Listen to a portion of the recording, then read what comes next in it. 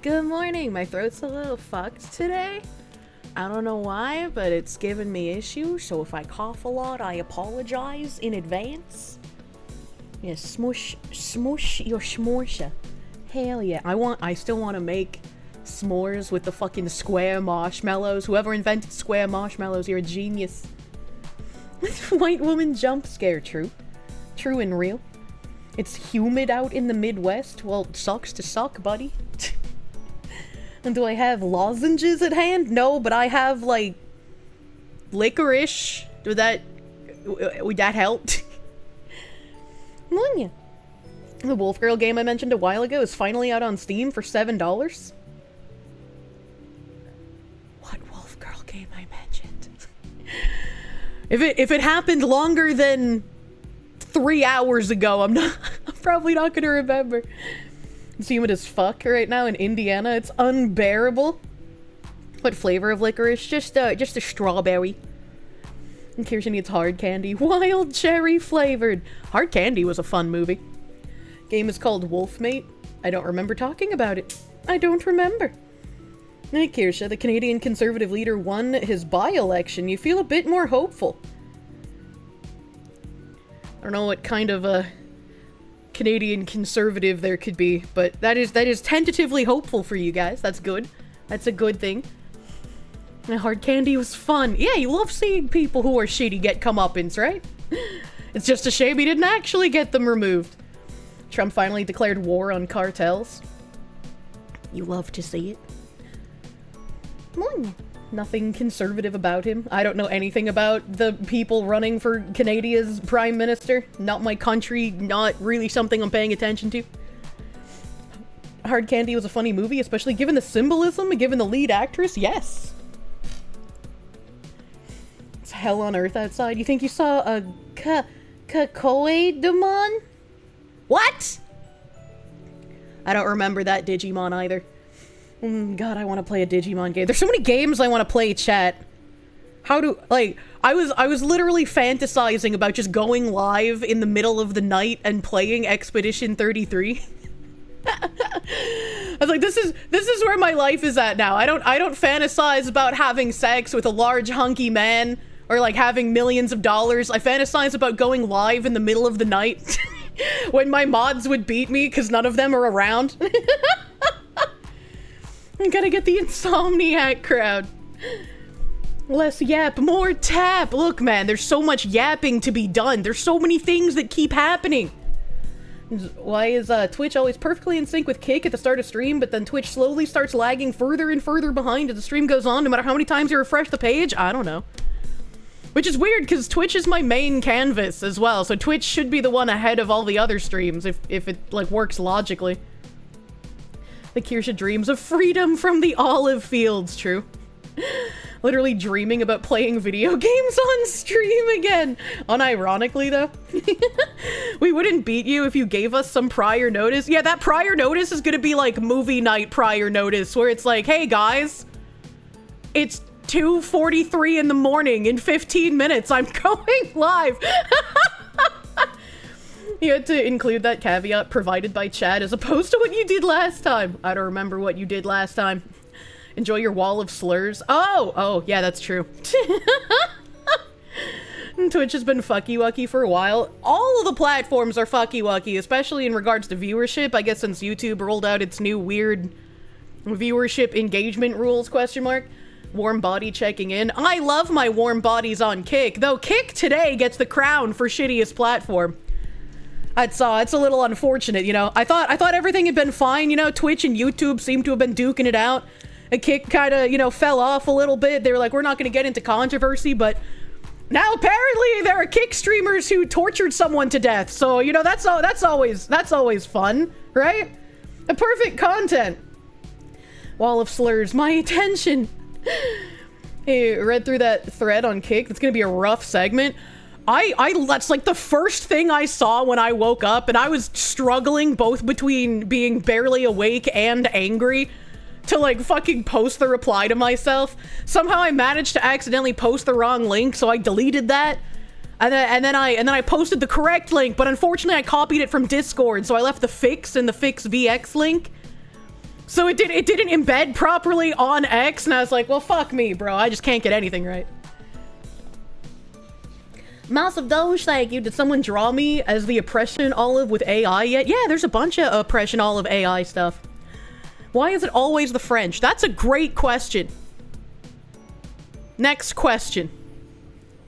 That's why Kick changed their app icon back. It was MrBeast's head in a targeting reticle for a while. Oh, fuck. What is Bunker Cat doing? I hear something, but I don't know what it's doing.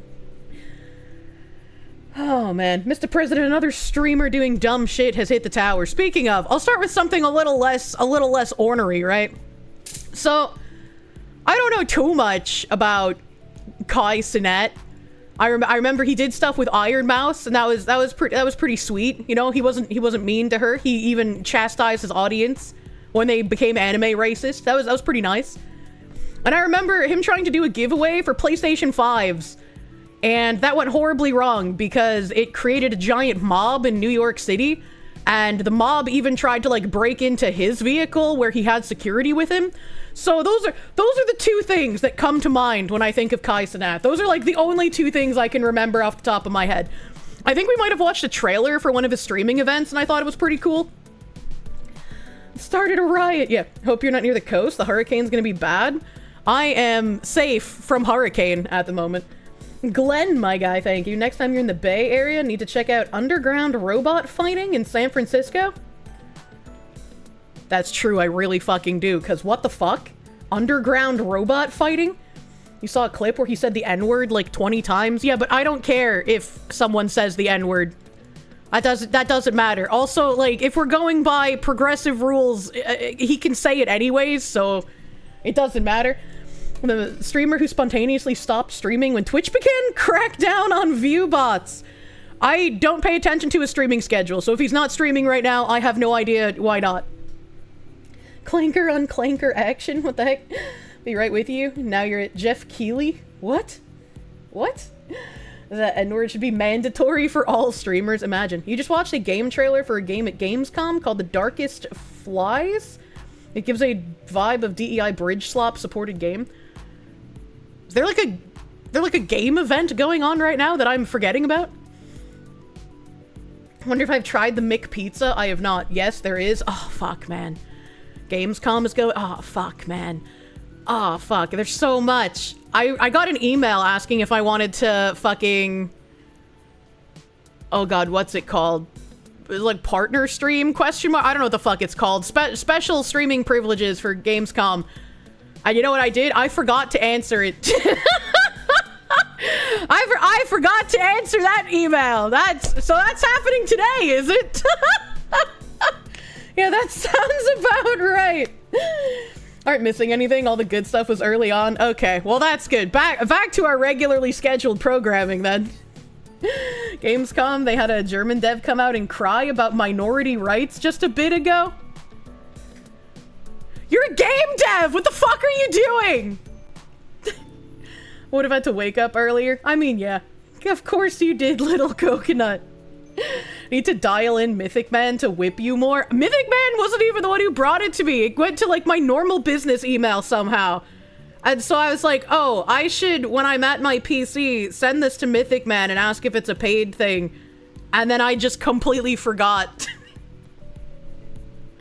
It was super cringe. Trigger Point, thank you for the fucking 36-month resub. Damn, that is 3 years. Holy fuck. Needs mods for her emails. I do. Oh my god.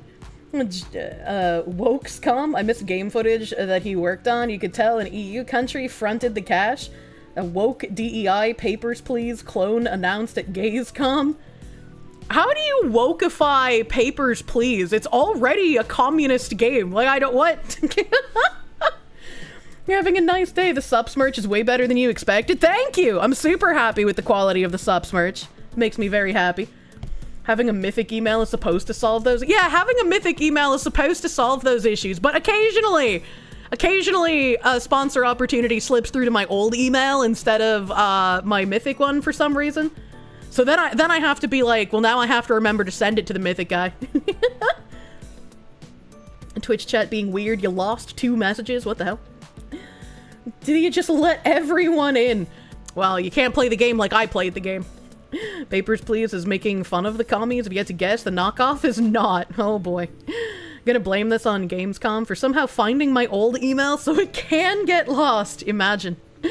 You're in a room run by a lib friend. The dick licking is pathetic. What the fuck are you talking about, sir? Me, Mari, and Silvervale should do a nail collab. We all have pretty nails. We could do nail salon streaming. That's where the Azure Lane sponsor went. Here, no, Mythic Man is working on that. Anyone else having trouble sending super chats in YouTube? If for some reason you're not able to send super chats, I feel like I have at least one person per stream mention that their super chats are not going through. If you're struggling with that, use my Stream Elements link. The Stream Elements link, YouTube doesn't get a cut, Twitch doesn't get a cut, so I keep everything and it still pops up on screen. You don't get the pretty little colorful box, but it does pop up on my stream. Rather have Taco Tuesday with you than mess with the live game reveals. I'll forgive Kirsche for the chicken steak debacle, considering another marriage proposal. Hello, good morning. Do not quit the nail salon, true. YouTube is very censorship happy on super chats. They're censorship happy fucking everywhere, man. Like, the way that some people have to word their comments so it doesn't get sent to the Shadow Realm is a little scary. If I get the Azure Lane sponsor, can I have a special hat while I'm playing? I don't know if I could get one made, but I could try. You've had them stopped by VPN and most blocked for saying a verboten word. Oh, man. If I don't use my old email for anything else, I should set it up for a forward copy everything to Mythic Man. I did set up a forward. I don't know how that works, though, so, I mean... Jimothy Stickle Pasty, thank you. Hello, this is a test. This is a test of the emergency broadcast system. YouTube chat is cancer. It really is. You have to specifically add yourself and KB to the whitelist so that our timestamp comments stop getting shadow deleted. True. Nix Utama, thank you for the 5 gift members over there on the YouTube. Thank you. Thank you. But, Cenat recently announced that he was going to be getting a skin in Fortnite, which I think is a pretty fucking exciting thing for a creator to get. And I guess as soon as he announced that he was getting a skin in Fortnite, everybody lost their fucking mind and decided that Cenat was the devil. And I was like, hold on, wait a minute. Well, other than like accidentally inciting a mob by trying to give out PS5s, what has this man done that deserves being called a devil? And all of the comments were just like, he's homophobic, he's transphobic, and it's like, okay, well, I don't care. Right, like, unless you can show me video evidence of him, like, trying to murder one of those kinds of people, I don't really care. So, give me something substantial. Because he's on Fortnite, imagine. Dr. Gold, thank you. Super Chat, don't like some words on it. YouTube, don't like some words at all. So this guy goes through... This isn't a hateful thread. This is a, for your information, these might be reasons why people are angry. So he lists an incident, number 1, the Nigerian school. Now, I had no idea that this was a thing, but apparently Cenat had planned to build a state-of-the-art school in Nigeria? I don't understand, right? Because, like, maybe he's got, like, Nigerian ancestry? I don't know. But, like, with this and with MrBeast, it's just like, well, why is everybody just doing Africa for charity once again? Like, I mean, that was like a celebrity's pet project, right? Celebrities would be like, I'm gonna go spend all this money in Africa. And now content creators are doing the same thing. But it's just like, is it just easier to do than to figure out how to do it in your own backyard? And like, I don't really understand. Because it's like, my goal is to move back to New England and then push money into my local economy and improve my local area. That just makes the most sense to me. The reverse Nigerian scam. For the same reason Wakanda fell through. I was like, I don't know. So it's like, immediately I'm just like, yeah, the school probably never happened, and that would make people angry, I guess. Cenat announces December 1st, 2024 that 20% of the revenue generated from his subathon will be going to building a school in Nigeria. But the process of me building this new school in Nigeria... Damn, he's so low. He's so low. Hold on. I gotta fucking pump the volume.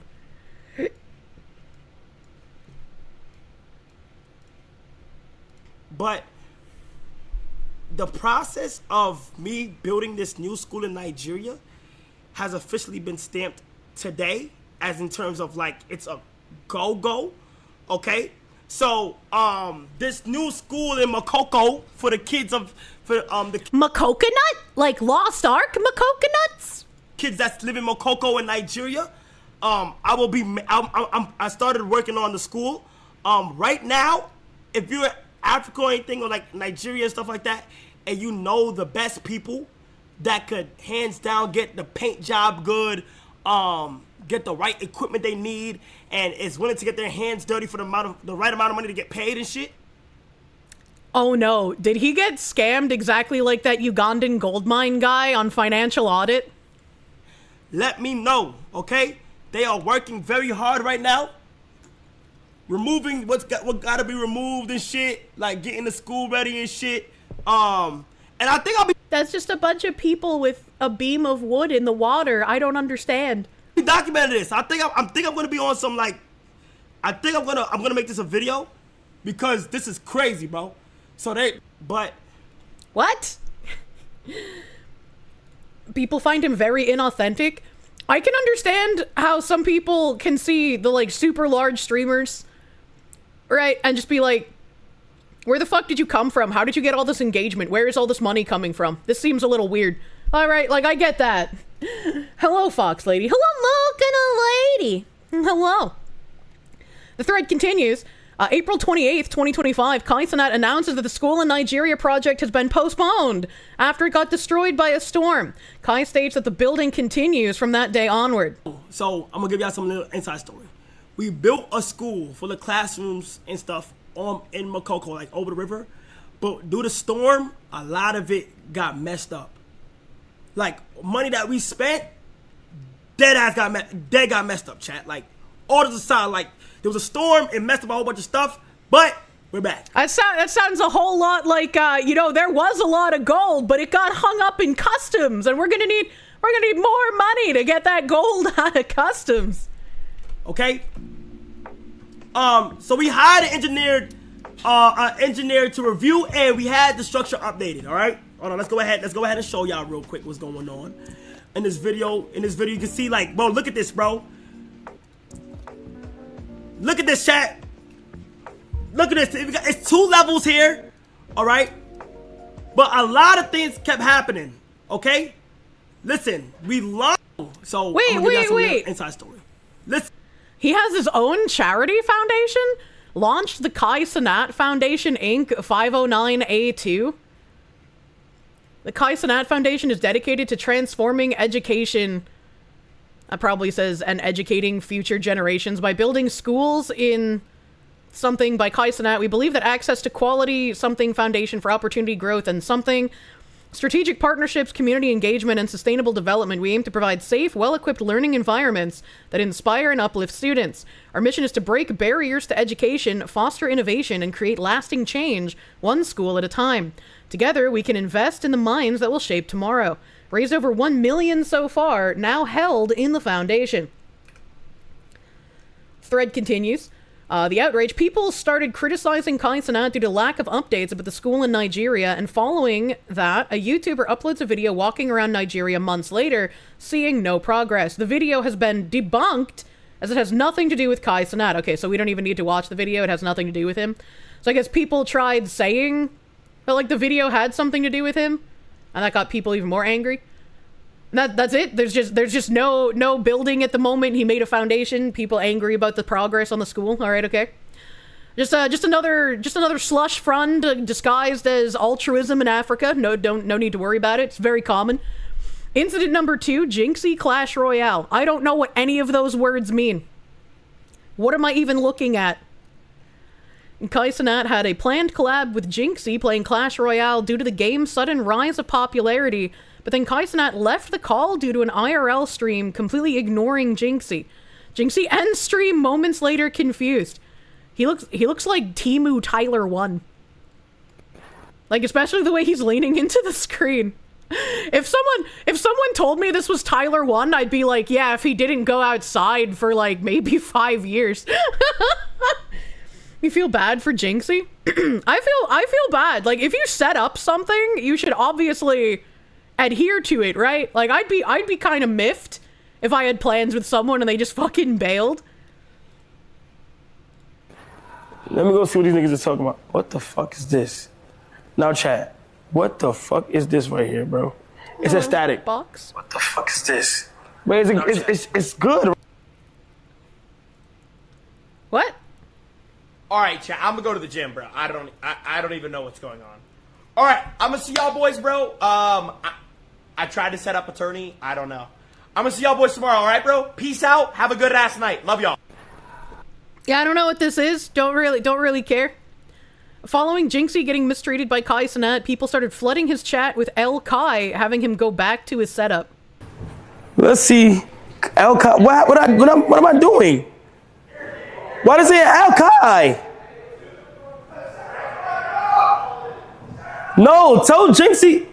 Matter of fact, no. Okay, yeah. I'm going to Jinxie, bro. I kinda want a vending machine in my house because I think it would be funny.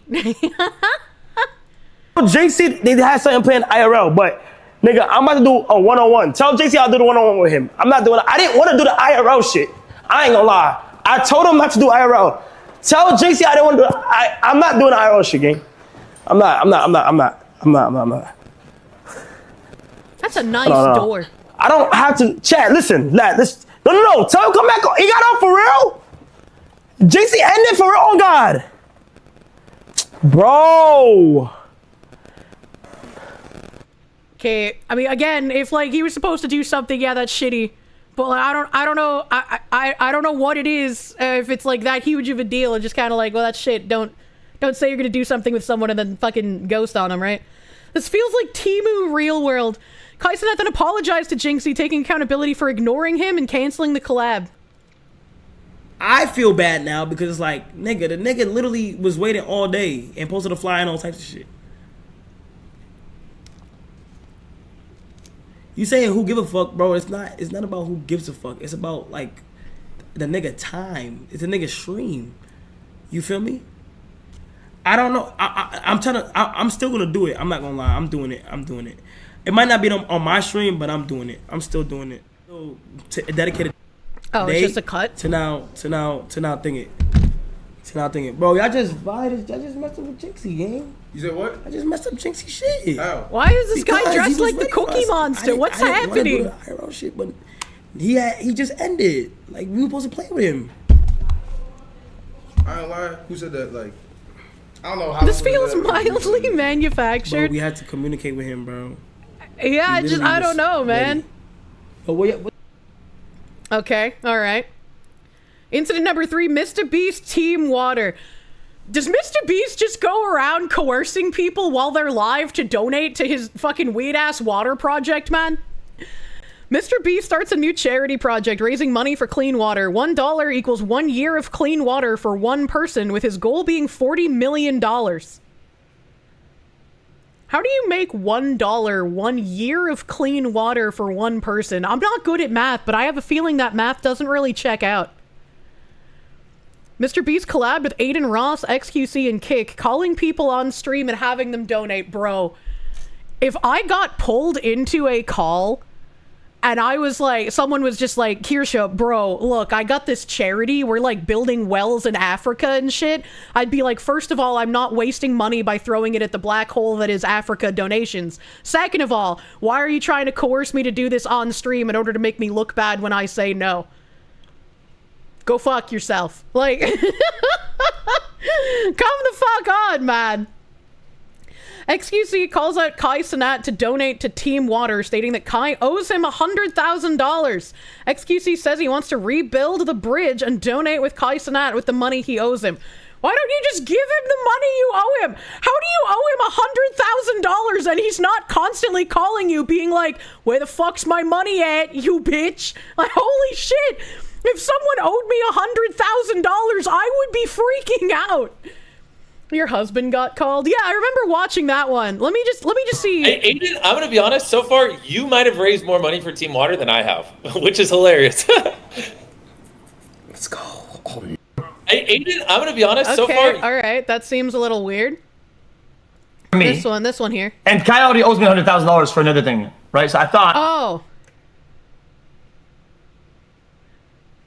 Oh, Kai owes XQC. Okay, I read that wrong. I thought that said that XQC owed Kai, so XQC was gonna put down $100,000 to the water thing. And I was like, why don't you just pay him instead? I mean, the same thing applies. If I was XQC, I'd be like, where's my money, bitch? Like, what the fuck? The thread creators really shit at providing context. The clips don't have context. And Kai already owes me $100,000 for another thing, right? So I thought we could just pool it all together, make a big donation together. How about that? We could all hold hands and just like the good old days. I mean, dude, like the good old days, actually. We could just rebuild the bridges. How about that? And make a nice, big, looped donation together. For a good cause. Okay. You and Kai. Go ahead. Yeah. Yes. okay. What about you, Aiden? How about, listen, if he owes me 100, and I put 100 on top, that's 200 for me, right? He puts whatever, you put whatever, he puts whatever. We're almost near like 600, 700K right there. True. Okay. And just to be clear, every dollar is 1 year of clean water for someone in need. So, like, I love how we're just casually talking about money that literally fund. I don't like how MrBeast is in a constant state of smile. I've seen tweets where people are like, if you cover his eyes and just look at his mouth, and then vice versa, you cover his mouth and just look at his eyes, it conveys like two completely different emotions, and that's why his smile is off-putting. But it's like he never drops it, and so the constant smiling makes me feel like I'm in a horror movie, you know, with like a fucking weird-ass demon that's trying to pass off as human. He's got that mask firmly attached. I'm also really distracted by where XQC lives, because the place that XQC is in, this looks like more of a bunker than the bunker that I'm in.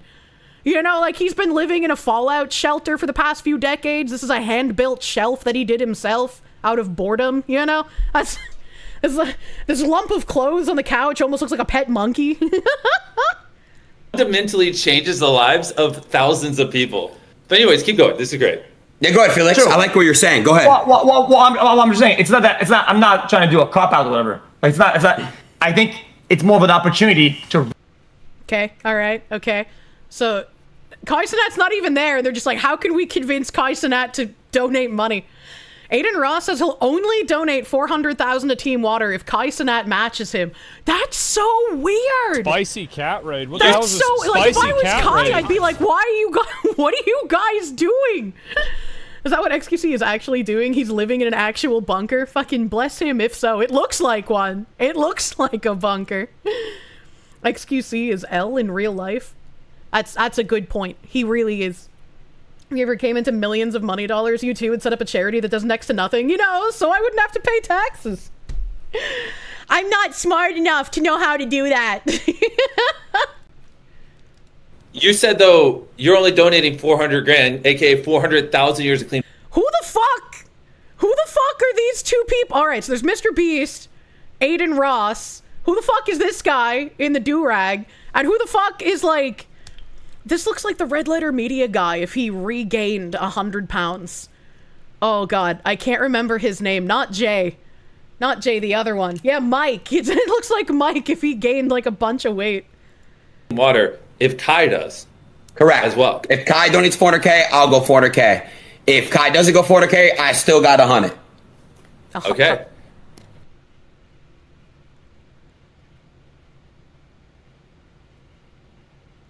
You've got a what? Kai! Bro, someone get Kai on this call. You said, though... Okay, so this is just getting weirder. Kick owner Eddie Craven asks Aiden Ross to stop trying to get Cenat to donate and focus on his own donation. Thank you, Edward. Thank you, Edward, for being the voice of reason. Do whatever works best for you. And I don't think you should tie it to what Kai does, man. Like, you know, let Kai do what he needs to do. And again, it'd be great to push him to do something. But you know, what you do should be like independent of others, right? But that's just my way of viewing it. But yo, bro. Hopefully, you know, everyone. Yo, bro, think of the content. If we try and coerce this guy into donating and then he doesn't, think of the content.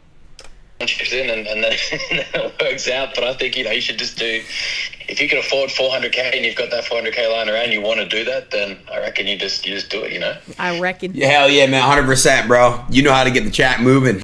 Just do it. Virtual made me, thank you. Just smile and wave. Yeah, right? Like, what the fuck? Following the stream, people started calling out Cenat for not answering the call and not donating to Team Water when he was asked. XQC went on to defend Kai, stating that pressuring someone into charity is odd behavior. Yes, it is, MrBeast. Why are you doing it? The internet is not happy with Cenat. And just recently, it only seemed to get worse. So recently, MrBeast was doing MrBeast things, and he recently launched this campaign called Team Water. And if they can help out poor countries... I'm gonna pre-disagree with this. I don't know what take this is gonna be. I think it's gonna be probably a bad take. I guess I didn't do chat. When it comes to the charity chat, I think people should just leave people alone. Dude. I'm kind of impressed that XQC can constantly talk at ×3 speed. I feel like I talk pretty fast sometimes, but I don't think I could keep it up 24/7. Like, it's genuinely impressive. I think if you're about to pressure or something to do something, his speech pattern is like broken cursive. I have never heard a more apt description of the way XQC speaks, and I'm glad I can understand it. ×3 speed gibberish. Are you guys saying you can't understand what he's saying? It sounds like Joe Pesci. He does. Want to do it? You stop there. It's enough. Like, if you ask somebody or whatever for somebody to be part of a charity and they either don't respond or I think you have to move on. Otherwise, it's just odd. Yeah, the internet is not happy. It is. Talking at 3 times speed to say nothing. XQC speaks in doctor's note. We need to get a Mari _EN collab with XQC. Just like 10 minutes of talking, because the juxtaposition would be fucking hilarious. What the fuck is he even saying? What do you mean? Incident number 4. Okay, here we go. The Fortnite skin. Cenat announces he'll be getting a Fortnite Icon Series skin. People flooding social media criticizing Fortnite for doing this, stating that Cenat is homophobic and transphobic.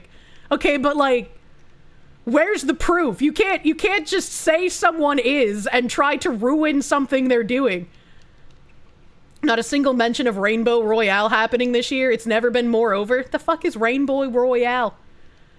Homophobic that said black Americans have no culture getting an icon skin? I mean, again, by your logic, since he is black, is he not allowed to say that? What the fuck is Rainbow Royale? I have no idea. The misgendering on purpose is so gross. She's a pedo. Attack that she's a pedo, not her identity. This one's probably a joke. This is probably making fun of people who like actually care about misgendering when someone's done something terrible, like molest a child or murder someone. This is like literally a meme. Cenat speaks on Chris Tyson sending inappropriate text to a minor. He's weird, bro. It's fucked up and it's weird. How do you know the age of someone knowing you're a grown-ass man and still move forward? I don't understand it. Interesting. Hate that you can't tell anymore if it's a joke, because people are so brain broken. Yeah, based Kai, right? Based Kai, so now I see nothing wrong here. The end disclaimer, purpose of the thread is not to bring hate on Kai, but rather to educate people on what happened before they jump on the hate train itself. People didn't even take the time to read the thread and assume it's a hate post. Yeah. I don't think it is. So literally it's just people seething for the sake of seething, and Kai hasn't really done anything except, bro, I don't know why you're dumping millions of dollars into an African money laundering scheme, like, they said you're transphobic and homophobic without proof. True. Their proof is jokes and talking about activists. Reading is not something they can do, only scream. It's like, look, it look like there's literally nothing wrong here. Literally no issues. I don't know if it's a joke because people did the same thing with Chris Chan. That's true. Not hard to start a charity. You just make the Kirsche Foundation for himbo-less foxes, and then you pay yourself a ridiculous salary. Designate your Victorian home as a himbo rehabilitation sanctuary. Hold on. I'm gonna copy your text, and I'll ask my CPA later if this is a feasible thing that I can do. Be like, hey, so sir, can I make a charity? Not giving money to MrBeast is a crime now, I guess. My CPA is cool as fuck, man. I got my CPA on a recommendation from Gundam, and the CPA dude like works with a bunch of content creators, and so he's a fucking riot to talk to. I absolutely love my CPA. If you are a content creator and you need a CPA, fucking let me hook you up, buddy. He is great. It's also good to get in touch with him before tax season starts, because he is literally tunnel visioned autism on doing everyone's forms once tax season hits. So he's very hard to get a hold of. Chat, what have we done? Gundam is a bro. Gundam is a bro, man. Did I see the 20 normal black people versus 1 black Reddit mod debate? I'm sorry, what? They were allowed to call it that? It's really funny to watch the Redditor think they have power IRL. No, I didn't see that. Can we get a link, man? Papa G with the hookup. Yeah, it was fucking great. I'm so happy Papa Gundam gave me the CPA's information. You gotta see it. Well, before we see that, if I can have a link, my mods can probably pass it to me later. But now that we know Cenat literally did nothing wrong and it's just a bunch of Twitter freaks crying, we're gonna go to the actual shitty content creators now. So I saw this when I woke up. Just some person saying, okay, sorry, it's not some person, it's the CEO of Black People. I'm sorry. I was not familiar with his game. He said, French kick streamers killed a guy live after abusing him physically and mentally for months. Did I read that right? And then that's where I got this other thread from. But there's also this short video clip. Said it had already been 45 minutes since John Pormanov stopped moving, and the donations were asking Owen to check if he was okay, and the first thing he did was throw a bottle at him. That's awful. Let justice be done. So the guy was already dead, so I'm not going to play that. And here's another video clip that says these guys need to go to jail. Allez, arrête, tu vas mourir. Arrête, Sarfine, arrête. Oui, oui. Arrête. Ah, il me prend, putain. Sarfine, arrête, tu vas mourir. Je l'ai. Arrête, tu vas mourir. Je suis enculé. Arrête, tu vas mourir. C'est bon. Arrêtez. Arrêtez. Tenez, ça compte pas. Ouais, mais tenez pas, c'est bon, tenez pas. Allez-y, tenez pas. Ça part de là. Pastèque, JP, pastèque. Prenez-moi là. Ah, mes couilles. Les couilles, JP. Voilà. Oh, it changed. Well, I wanted to pause it because, like, the room that they were all in looked like a fucking abomination. Like, it didn't look like it was a sanitary place to be at all. It didn't sound sanitary. What the fuck? French. Well, the guy that's dead is French. The other guys, really look too French. Is that Johnny Somali? Kick streamers try to be upstanding humans. Impossible. And so, like, this I think showcases something that is really awful, to put it in like very, very plain terms, because there are people who want to watch horrible things happen to other people, and they enjoy watching it for some reason. And it's like, when you watch horrible things that are historically happening, like in war crimes and whatnot, you shouldn't be enjoying it. But when you participate in watching streamers torture someone live, you're rewarding people for their shitty behavior, and you're participating in something that I feel is incredibly grotesque. You shouldn't encourage this kind of content, and the fact that these people were never banned is insane to me. Like, just actually insane. Shock content goes too far. Yeah. Unfortunately, there's an audience. And I just can't put myself in the mindset of someone who wants to see this happen, right? Like, this is just some random fucking French guy. He didn't do anything wrong. He's not a criminal. Like, why would you want to see this guy get tortured? It doesn't make sense. Et non les gars, c'est l'heure de la douche. Lâchez-le. Non, un peu d'esprit qui pue, un peu d'esprit qui pue. Pourquoi il peut comme ça? Un peu d'esprit qui pue, les gars. Arrête, il fait mal. Un peu d'esprit qui pue. Arrête.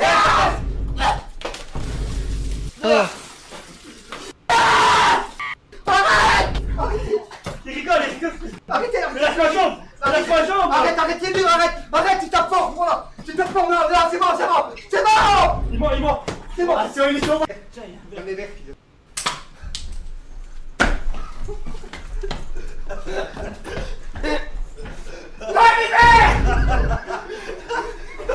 This just feels like a snuff film.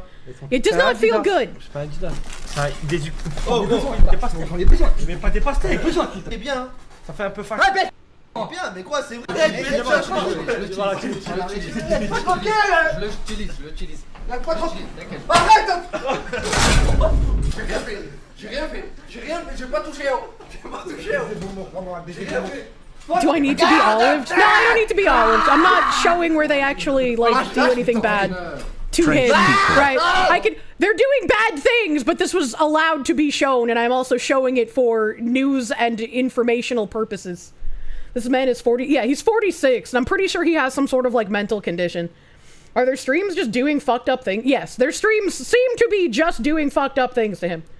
This is like if the people you went to school with as a kid grew up and kept behaving exactly the same way. Yeah, like it's grotesque. It's like Fish Tank, but the contestant was actually kidnapped and not allowed to leave. Yeah, it's like dark Fish Tank is a I guess nice way to put it.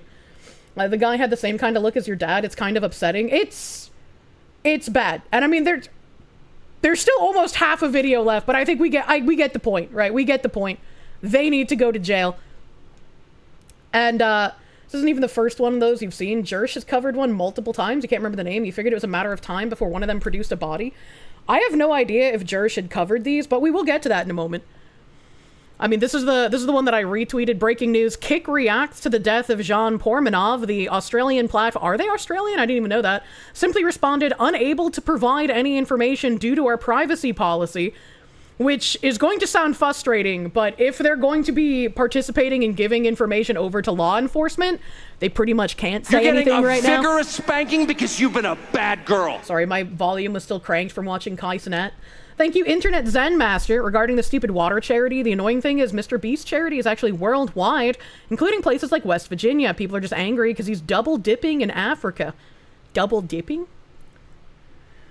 This is nuts. What kind of sane person enjoys watching those types of streams? They're not sane.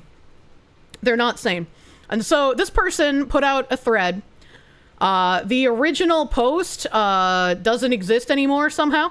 I don't know if the account got banned or if they just deleted it. Thread. The streamer Jean Pormanov is currently hospitalized in critical condition after 10 days of live streaming while being tortured.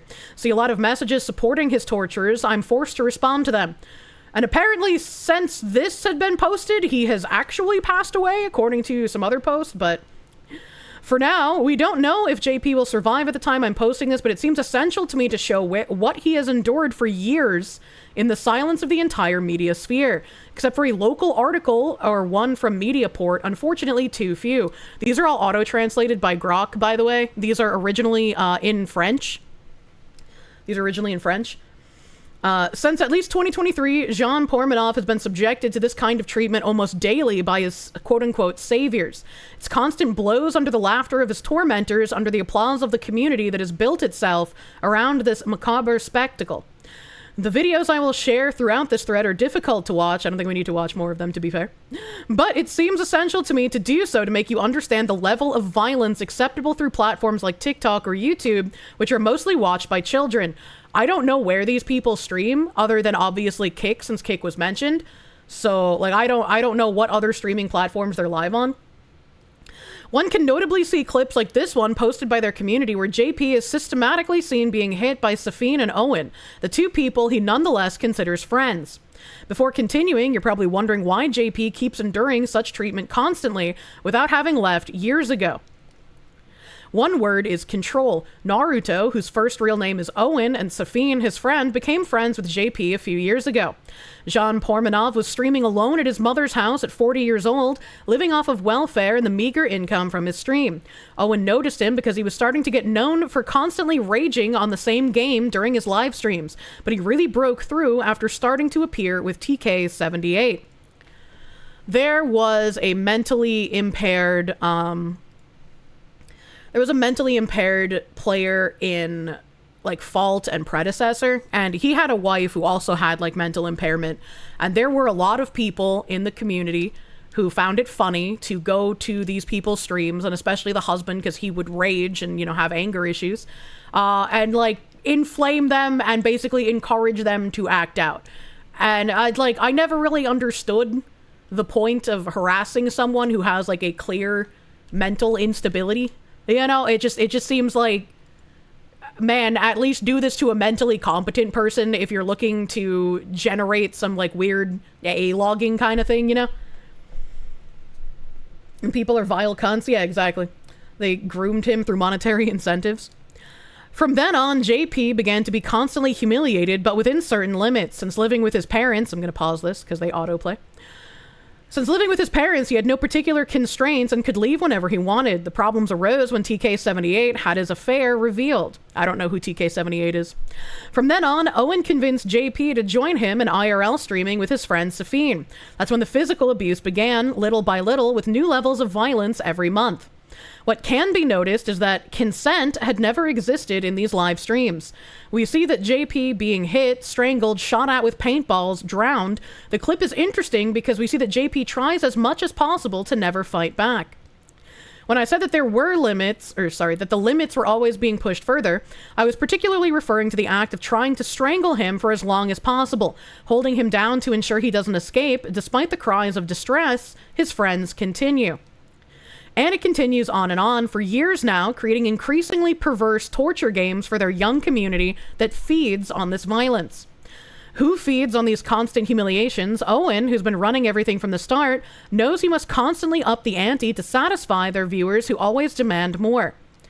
This will lead Jean Pomenov to have several moments of complete breakdown where his nerves give out, but he is aware that he can do nothing because if he responds with violence, the blows will be harder and he is not physically capable of responding to them. With friends like these, who needs enemies? And for good reason. What keeps him there is the state of mental and physical fragility accumulated initially from a life of profound loneliness. He reveals never having had a relationship or real friends before Owen and Safine. The latter does not hesitate to remind him of it. It is precisely this point that is essential. Why does Jean Pomenov stay despite enduring all of this? Because Owen constantly hammers into him that they are his only true friends, who pulled him out of loneliness and incidentally out of poverty, with JP representing a huge gain for them. As soon as they realized how much this macabre spectacle could bring in, they convinced him that without them, without the salary tied to stream, Jean Pomenov would never have a wife or child. All of this justified by a rhetoric of masculinist personal development. I don't know what that means. I don't know what the original means either, because I don't know French, but you know. These people actually committed a murder after false imprisonment. True and real, unfortunately. And I'm sure I won't be able to understand this video. It looks like just I'm talking. Moi je te le dis texto de toute façon devant la caméra. Oublie. Regarde-moi, regarde les yeux, je te parle. Oublie. Regarde, tu le dis direct. Hein. Oublie le fait de trouver une meuf. Oublie le fait de te marier. Oublie genre le seul pourcent de chance que t'avais d'avoir des enfants, oublie-le. Et puis au lieu de... Yeah, there's no subtitles. I can't understand it.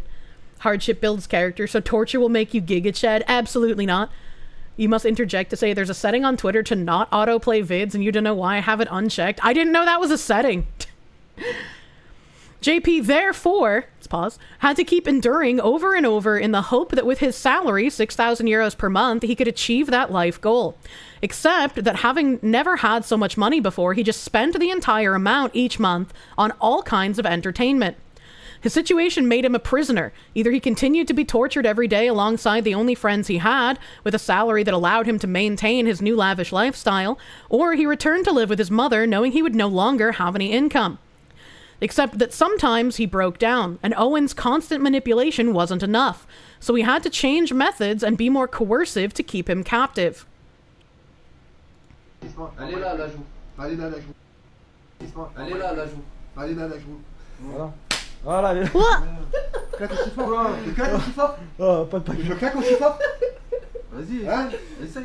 Tu claques aussi fort. Tu fais de malin, claquer aussi fort. De quoi? Parce que depuis tout à l'heure, t'arrêtes pas de tomber. Tu fais de malin. Ah bah oui, là, je suis en train de tomber. Ah, c'est toi. Mais depuis tout à l'heure, je suis en train de te rattraper pour pas que tu tombes, fils de pute.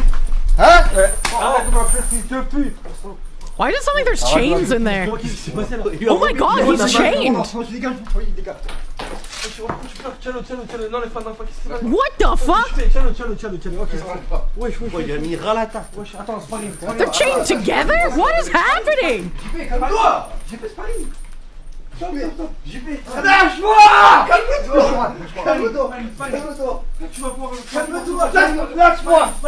I clicked this one because I was like, well, clearly they're just talking.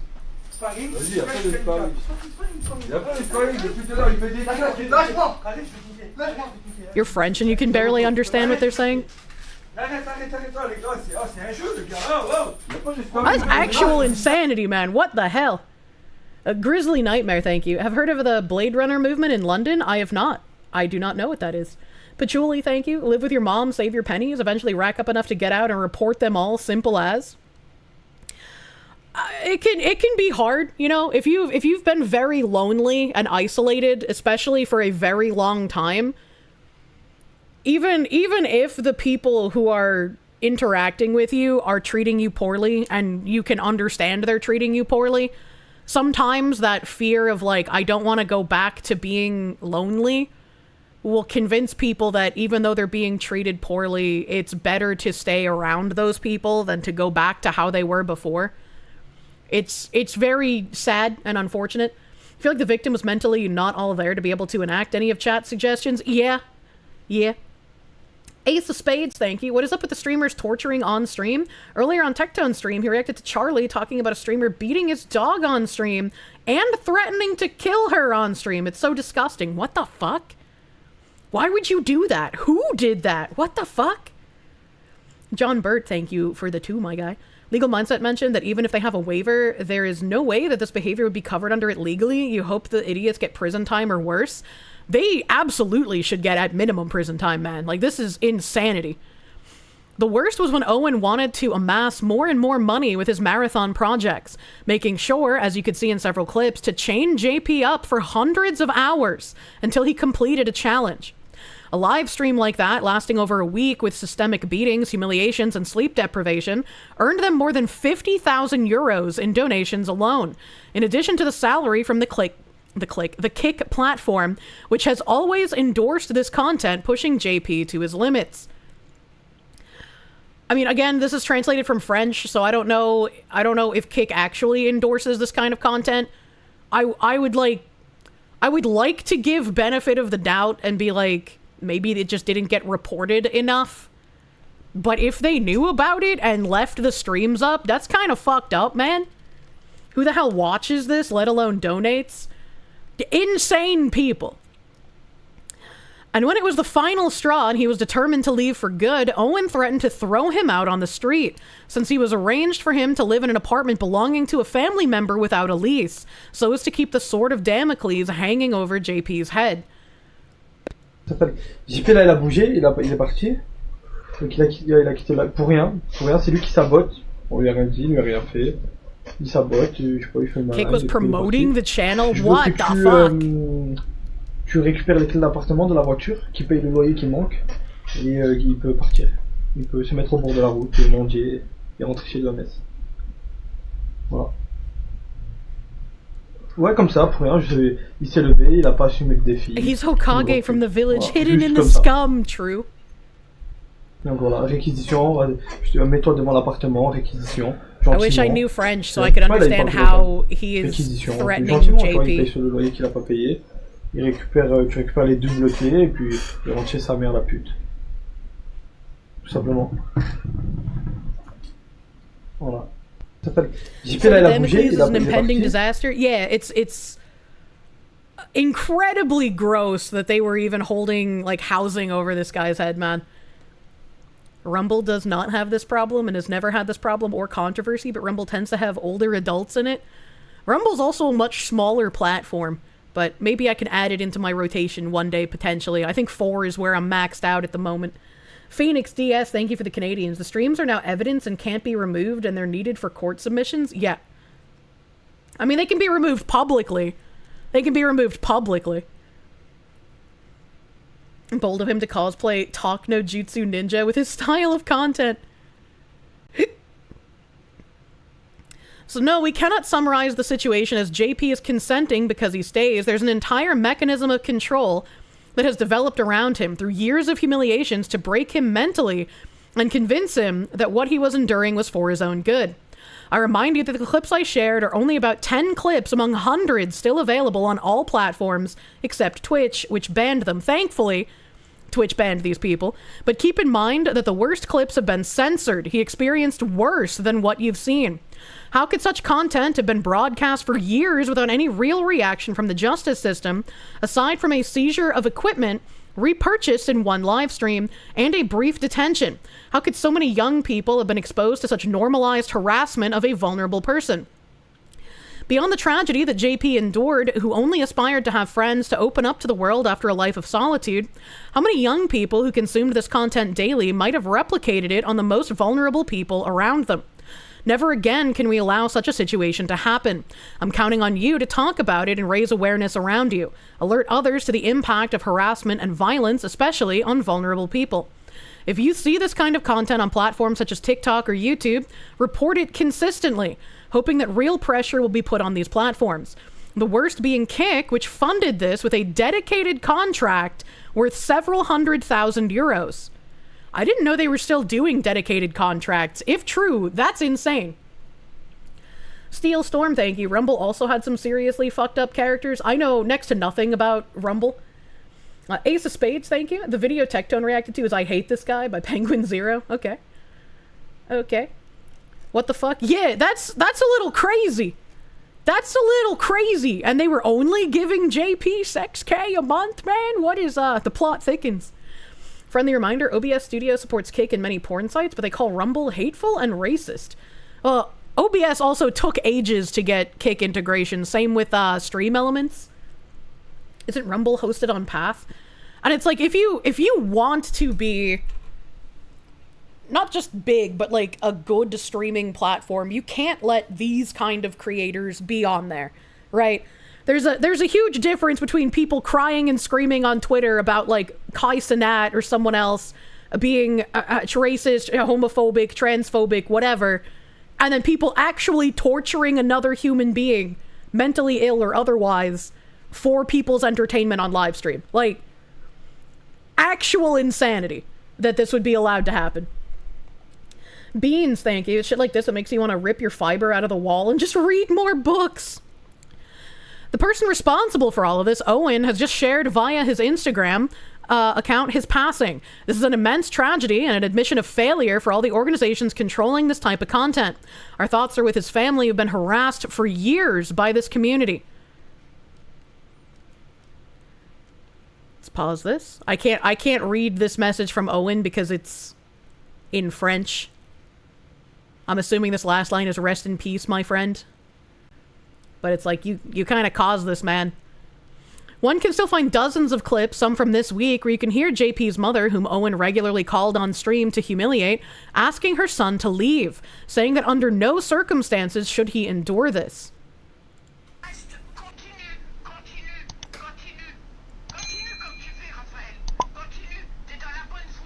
Mais qu'est-ce que j'ai fait?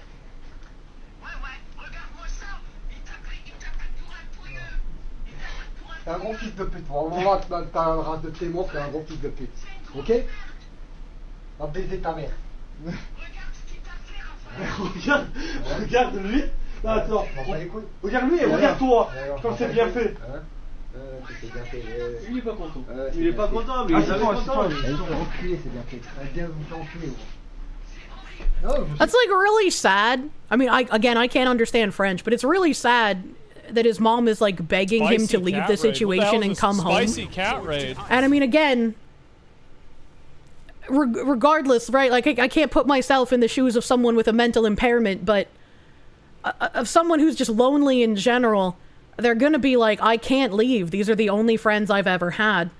Look at what he did to you, Raphael. Oh, man. Stop this. Look at what they're doing to you. But what should I do? It's very sad, man.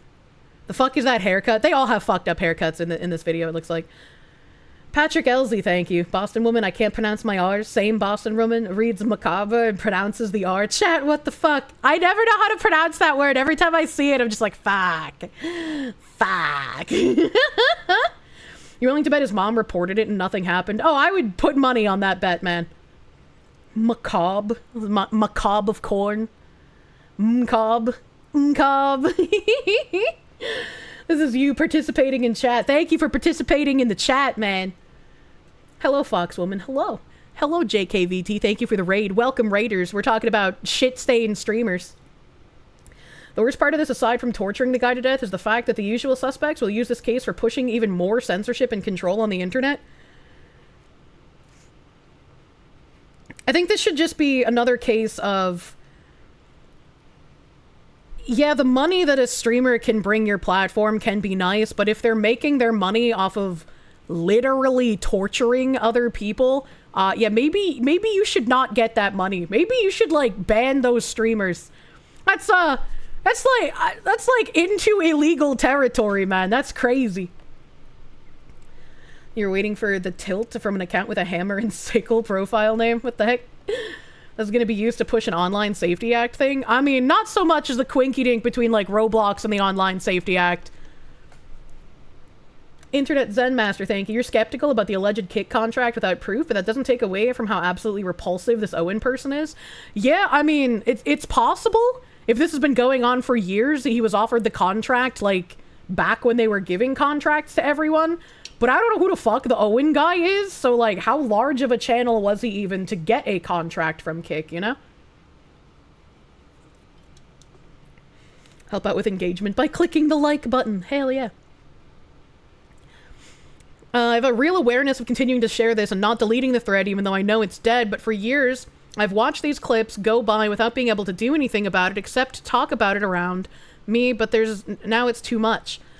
If people need to see what he endured, what thousands of young people watch while laughing and probably imitating, need to be outraged and finally do something collectively that will help stop it, then I take responsibility for it. In case some people are unaware, JP died after 300 hours of live streaming in a marathon devised by Owen, which involved... I'm gonna pause this. Which involved continuing to stream a game until they completed it with another person, recognized as disabled, who was enduring the same thing. What the fuck? It was after more than 10 days of constant mistreatment, consisting of pushing him to the limit, even at night, especially at night, that his body gave out. Especially at night, since he couldn't even rest properly, given that there were constant background noises. When it wasn't the sounds of subscriber donation alerts from the community, it was the team's antics around Owen, which involved waking him up in the most shocking way possible, often hitting him in the process. 300 hours without real rest, even though he was a fragile person. Constant little reminders from Owen explaining to JP that he couldn't give up, even if it meant Owen ending up in prison to force him to stay. The only escape offered was to kiss the other vulnerable person with tongue for 3 minutes.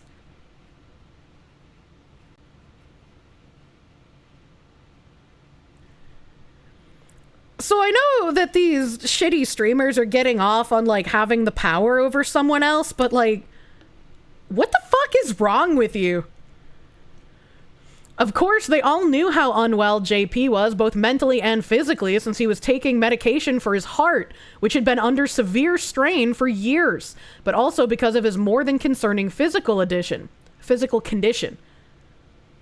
What is the more than concerning physical condition? Yet they continued. For obvious reasons, I won't share clips where death is shown live, but he remained unconscious for 50 minutes after what appears to be a cardiac arrest, all still live, before Owen slapped him without any reaction from JP. And chat's reaction to Owen slapping the body is a lot of laughing, apparently. This is actually disgusting behavior. Actually disgusting behavior. And, like, I don't even know if the people reacting to this can even understand how far gone from being a human they are. Basically humiliates the French police because it makes them and their family's whole justice system look useless. It does. There are still dozens of clips being sent to me, some dating back a month, where you can clearly see Owen and Safine anticipating JP's death, aware of his fragile health condition, but pushing him to the limit anyway. They want to cover themselves if he dies. So was this whole arc just them seeing if they can get away with murdering someone on live stream? Was that this entire exercise?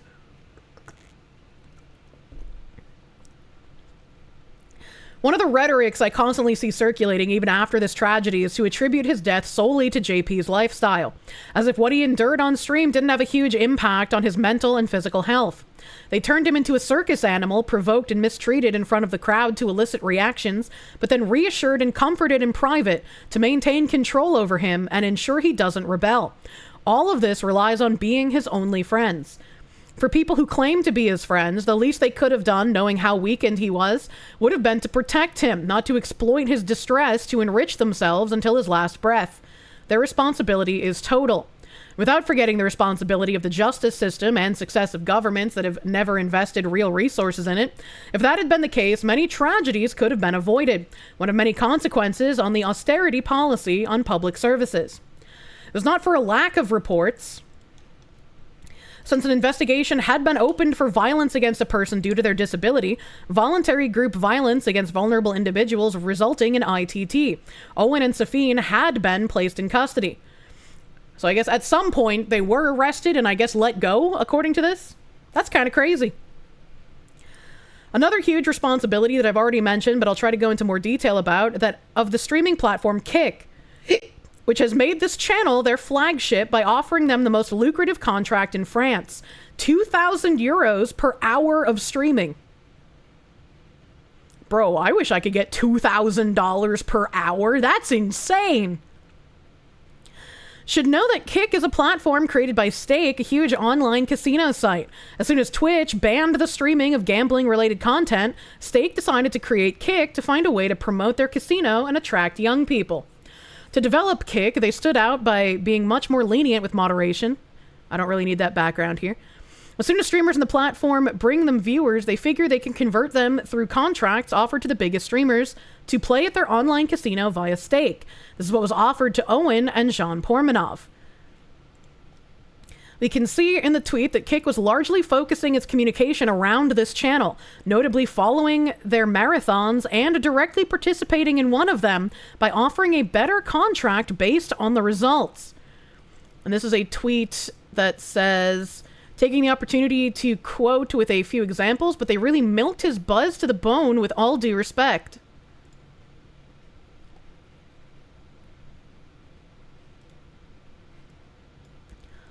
So this is, oh, it's the French Kick account. That explains why I've never seen it. So it's the French Kick account showing off stuff from the stream here with JP in it. I don't know. Yeah, this is adding Jean Pormanov there. There's another adding Jean there.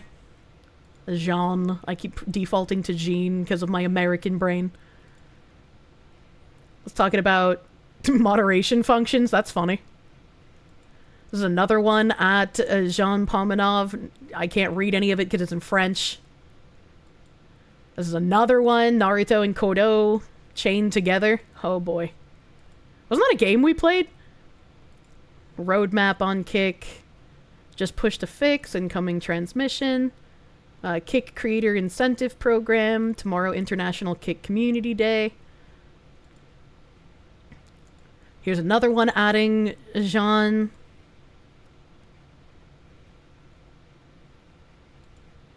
Nouveau t-shirt. I don't know who Tata Vartiga is. I don't know who that person is. Oh, there's another one. Oh, wait. Oh, God, he's wearing a Kick shirt. What the heck? Nouveau t-shirt. Manches lounges bientôt. I can't read that. Kick logo JP. 100 USD. What the heck? Patchouli, thank you. The meteor can't come soon enough. Yeah, this is a little wild. The new t-shirt soon on our shop. Thank you, translators. TLDR merch drop. Captain Jean Picard. No, Coop Man, thank you. Need to be in Asmund's daughter's life because he still isn't on Kick getting warm body pennies. I love the warm body pennies on Kick, but man, they gotta fucking do something about these weird-ass creators, man. Phoenix DS, thank you. The Mouse Utopia experience has been scaled up to humans. We're seeing the real-time events and ghoulish behavior of others. We really are, man. Hello! A GameStop, when you bought the physical version of Xenoblade Chronicles 2, gave you extra bonus code. You want to give the code to one of the viewers? Would my mods be able to organize a raffle? I don't know, maybe. I don't know, that would be a question for my mods. That would be a mod ticket question. And Johnny Somali was banned on Kick only after the South Korean police got involved multiple times. Yeah, which, again, is crazy, man. I would say what these people did is way worse than Johnny Somali. Johnny Somali was an obnoxious piece of shit in public, but these guys literally tortured someone to death. You know? You had to leave Kick because the moderation team never helped, and then you see this. I mean, I left Kick briefly as well because their staff was fucking around with my channel. I was like, I fucking came back a few months ago because my Mythic Man sorted things out and everything was fine, but it's like, fuck, man. I'm not gonna, like, leave a platform because of bad behavior of other streamers, because otherwise, you know, I wouldn't be able to stream on Kick or YouTube. They're about the same. Somali's really I'm not saying he's not shit, but I think actually killing someone is, like, a little worse, you know? The banality of evil laid bare. You'd endure 10 Somalis over one of this. Okay, well, 5. And after seeing this thread, my first question was, do any of these Kick streamers have threads on Kiwi Farms? Because if people are genuinely shit people, you can typically rely on the good old archivers to have as much information as humanly possible on them. And I was both sad and relieved to find that there were no threads on these Kick streamers, but someone did post something, like, new as of, like, the information dropping today. I was sad that there were no threads because I was hoping that the autistic archivers would have more information about how shitty these people were. Because, like, that's what I appreciate archivers for, when they actually document the shitty people and not just harass random streamers that they personally dislike. But I was also happy that there wasn't a thread, because I feel like if there was a thread, there possibly would have been a contingent of people who would have enjoyed watching it, and I would not have been very happy with that. There's already a new glorb of summer users on Kiwi Farms that are way more deranged than previous A-logs, so it's good that there's at least humanity left. You have to wonder where the French authorities were. So I haven't read the thread yet, so I have no idea if there's any new information, but it says, the French government demands answers over a streamer's death. Posts on social media and local reports claim that prior to his death, Raphael Graven, aka Jean Pormanov, was subjected to sleep deprivation and bouts of physical violence during lengthy streams on Kick. This is a WebP. I don't want to open any of these without testing them first, chat. The older Kiwi Farms users tend to be a bit more chill. Yeah, entirely so. Let me see. This is according to French media reports. Let's see if this opens an article. Please translate to English. Alright, so this is a French newspaper that was linked.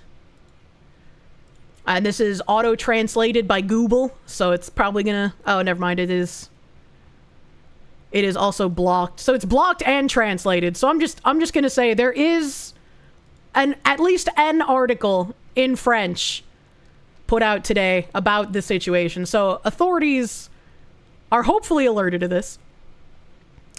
French government has launched an investigation into the death of online personality Raphael Graven, known as Jean Pormanov, who died in his sleep, age 46.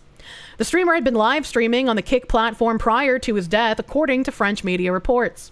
France's Digital Affairs and Artificial Intelligence Minister, Clara Chapez, wrote in a post on X on Tuesday. Pormanov had been humiliated and mistreated during streams on the platform for months, and said an inquiry into his death was underway. This is an English translation of the tweet. The death of Jean Pormanov and the violence he suffered are absolutely appalling. I extend my deepest condolences to his family and loved ones. Jean Pormanov was humiliated and abused for months live on the Kick platform. A judicial investigation is underway. I have contacted Arcom and filed a report on Pharos. I have also contacted the platform's managers for an explanation. Holding online platforms liable for the dissemination of illegal content is not an option, it's the law. This type of failure can lead to the worst, and it has no place in France, Europe, or anywhere else. And this has a community note on it. Minister Clara Chapez has been alerted by Mediapart about these practices on Kick as early as December 2024, but she did not respond. Arcom, for its part, explained its inaction by the absence of an official Kick representative in the European Union. This is another reason why I wanted to either join the creator caucus or when I move speak to a local legislator about e-commerce and what goes on online, because a lot of laws have not caught up to the internet age. And I'm not saying there's no laws that'll hold these streamers accountable for torture, because that was pretty fucking cut and dry, right? But it should have a much faster, what's the word I'm looking for? A much faster approach, right? It should be more urgent.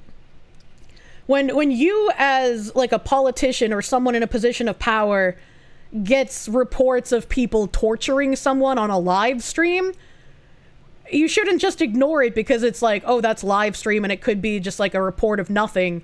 You should absolutely look into it. They'll censor the internet now, not for protection, but for control. We don't need censorship. We just need to hold people who actually commit crimes accountable and stop listening to crying freaks when they yell stuff with no proof, no evidence, you know? Speaking of the farms, apparently everyone's favorite German fish is... Oh, boy. Phoenix DS, thank you for the Canadians. Shitty person getting farmed, a deeply shittier person saying, hold my beer. Farms is going to get flooded by living manure at some point. I don't know, man. I'm worried about... I'm worried about people in general. Heathen from Texas, thank you. Hello, Foxy. Sorry you haven't caught streams recently. Been busy with college and work. How have I been? I've been pretty fucking good. I've been pretty fucking alright. A lot of stress, a lot of busy, but otherwise pretty great. Why does this sound less like an outcry for the loss of this French JP bloke and more like a hit piece on Kick? They said Twitch was the only one to ban Owen. That implies he was on other sites, no? Well, they have Kick prominently displayed in their background, on their wall, and they're constantly wearing, Kick shirts and shit. So it's very easy to just associate them with Kick. And, I mean, if we saw the Kick account also retweeting their streams and whatnot, so Kick was promoting this content, which is a little strange, right? I mean, as much as I don't like it, I could at least give politicians the, they're old and don't know what's going on excuse. Kick, it's this is literally your business, man. What are you doing?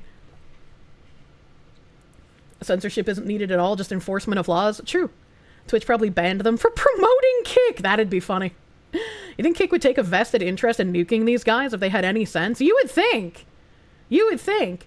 Plus, Kick was actively paying them. I'm wondering, again, they said that these people were given a contract, and I'm again wondering if they were actually given a contract or if they're merely talking about the creator incentive program. Because it's I get paid by you guys being warm bodies in my Kick chat, but I don't have, a contract, right?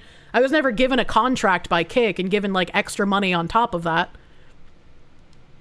Ammonia. Let me see here.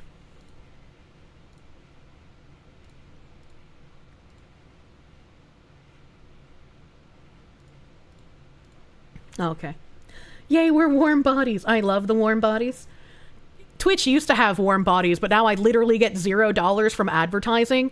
I'm pretty sure you guys still get hit with ads. I just don't get any money from it, which is really fucking weird, right? It's really fucking weird that Twitch will still play ads on my channel and get money from ads played on my channel, but I don't get any money from those ads because I've correctly labeled my stream as having sexual content, as having vulgar language, as having political context. So, a little strange cat alien that hasn't appeared and asked me to sign a contract yet? No. YouTube does that all the time. Ads, you're subbed. Hell yeah, true.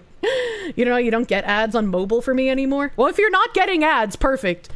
If there's no more pre-roll ads as well, we could just stop doing that 3 minutes at the beginning. There's no reason to play the 3 minutes to turn off pre-rolls if I'm not getting paid, right? It's the same on YouTube. When you aren't even monetized, your top 3 vids have ads enabled for YouTube to get money off of you. What the fuck? You love using the Bezos bucks? Hell yeah, Bezos bucks. You've never seen an ad on my stream. Oh, that's great if they're not playing them at all anymore. Use Purple TV for Android. It has a built-in ad blocker. You like the 3 minutes. You thought the 3 minutes was me getting food? No, we played 3 minutes of ads at the beginning of my stream because, you know, during the loading screen, there's nothing going on, right? You just jam out to the music waiting for my ass to wake the fuck up. So we used to play the 3 minutes because that would give us 1 hour of no pre-rolls. So anyone who wasn't subbed to my channel would be able to come in and check out the stream without getting hit by pre-roll ads. And especially because, you know, there are people who regularly watch me and they're not subbed for, you know, they might not be able to financially or whatever. I'm getting weird. I'm trying to say, fuck.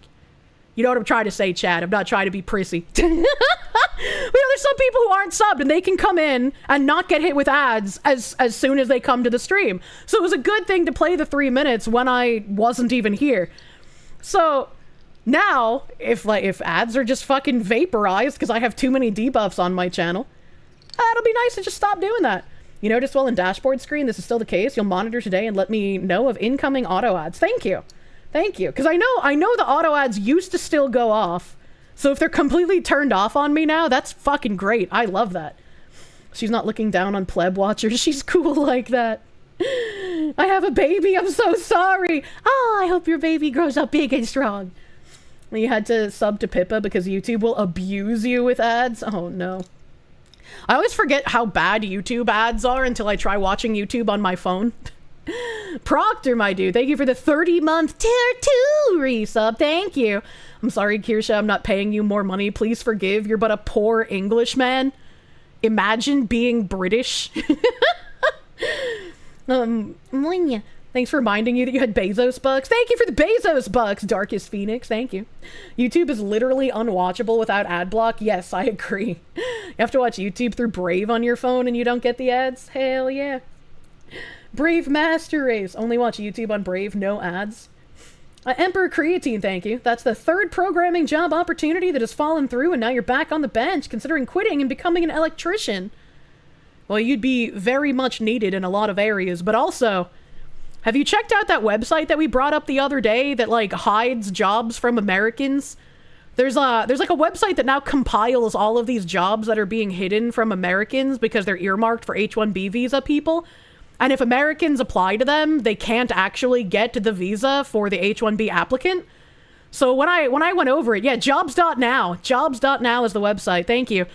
So I went over it the other day and it's just like, if you are qualified for any of those positions, you can apply, right? Like even if you're not planning on leaving your job, if you qualify, apply, because then you cuck the people who are trying to get around hiring Americans. You break their entire fucking disgusting racket. And Emperor Creatine, you might actually find something that you can get a job for there. You can just apply even if you aren't qualified, just lie. Well, I mean, yeah, you could, but I would want to do it on the up and up, right? If they have a whole swath of people who aren't qualified start applying, then they might make it even harder to find, you know? Generally 100,000 electricians are needed every year in the US. I wonder how fucked our electric grid is, man. But back to this. A Kick spokesperson said the company was urgently reviewing circumstances around the streamer's death and working with stakeholders to investigate it. We're deeply saddened by the loss of JP and extend our condolences to his family, friends, and the community, they told the BBC. The spokesperson said the platform's community guidelines were designed to protect creators and said Kick is committed to upholding these standards across our platform. Then why were you promoting this stream? Why are you promoting this kind of content on your social media? That's fucked up, man. Mr. Graven has amassed hundreds of thousands of followers across his various social media accounts. Reports say he was found dead on Monday in his home in Contes near is it pronounced Nice in France? Posts on social media and local reports claim that prior to his death, Mr. Graven was subjected to sleep deprivation and bouts of physical violence during lengthy streams on Kick. Ms. Chapez called his death an experience of violence an absolute horror.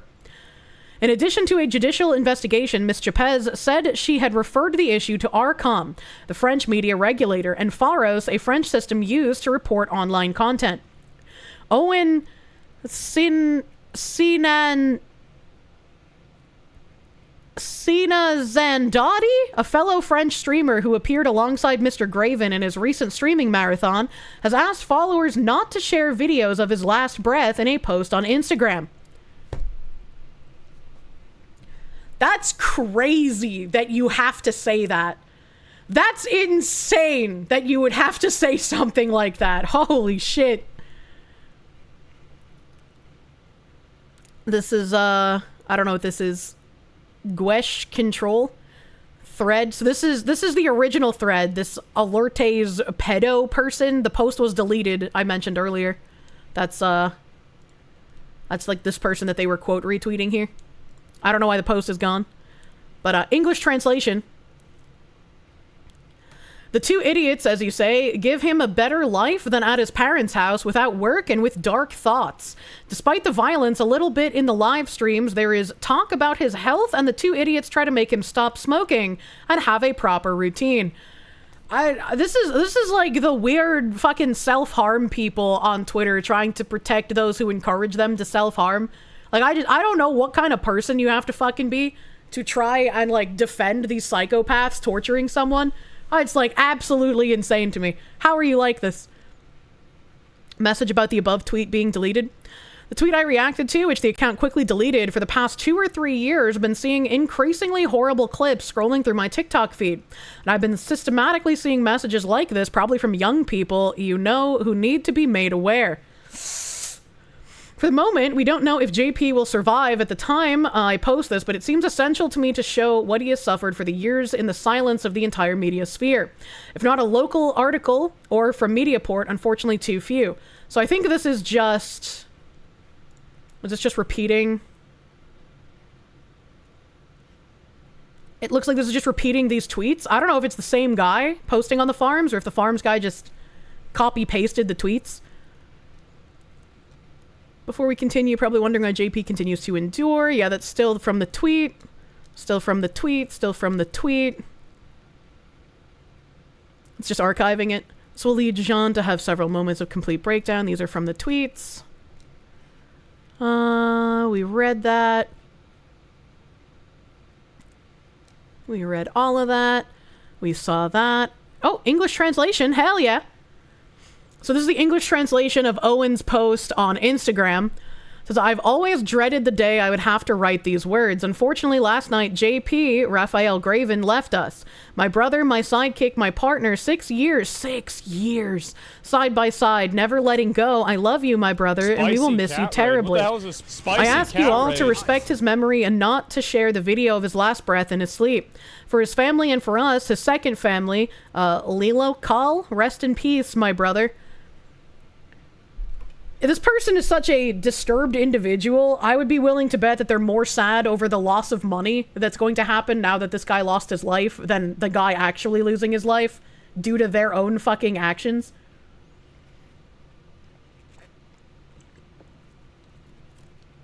Oh god. Nasky Holy Goddess, thank you for the raid. Welcome, Raiders. Welcome, Raiders. And the jail time he might see. That's about JP's mom. I already read this part of the tweet. And this is that tweet mentioned up there again. This is the tongue kissing thing. There are the chat images. We read through that. This was the kick thing. Alright. Alright. So, nothing else new here, it looks like. It was just archiving that one tweet thread. Very unfortunate. Mysterious Senor Hitler, thank you. Ladies and gentlemen, Kirsche and fellow Korsches, I would like you all to know that your homemade kimchi is coming along nicely. Nice and stinky. Ew. Ew, I don't like the stinky. Is the guy that contributed to this guy dying saying he dreaded the fact that he would have to write this, like he planned on the guy dying? Yeah, it does sound like that. And then in the tweet thread, where is it? Where is it? There was one where, like, the tweet person thought that they were doing it to, like, cover their asses because they knew how frail this guy was. I don't remember how they phrased it, so I don't know how I would, like, Control F to find it. But, oh yeah, here. There are still dozens of clips I'm being sent, including some from a month ago, where Owen and Safine are clearly seen anticipating JP's death, aware of his fragile health, but pushing him to the limit anyway. They want to cover their own costs if he dies, and I think that means to cover their own ass if he dies. They killed him. You wouldn't say it's murder first degree in the States, but it's clearly manslaughter. I mean, it's clearly the outcome that they wanted. Reluctant, thank you for the member. Thank you. I saw bits and pieces of this while working, but for it to be this blatant prison time, yeah, it's really fucked up. It is really, really fucked up. And this is, I am uneven sure what to say. I hope we get more information out of this. And that more information includes them being very much arrested and thrown in the fucking brig, man. You wonder what the official charge will be? I have no idea, but hopefully they get something, because merely being banned is not enough. It's not enough. Phoenix DS, thank you for the Canadians. Kick is going to need to do better. They need to ban this kind of ghoulish content. At least have standards to be upheld. No playing loose with the rules like they were the Geneva suggestions. Yeah? Yeah? It's really, really awful, man. And I don't think banning illegal content would be any sort of censorship issue. Like, man.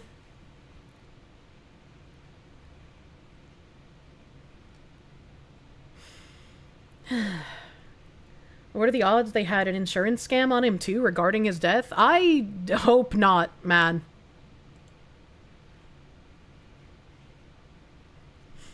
More info is sentenced to solitude confinement. They really need some kind of actual legal repercussions for this. I don't know how far gone you have to be as a person to do this to somebody for content and money.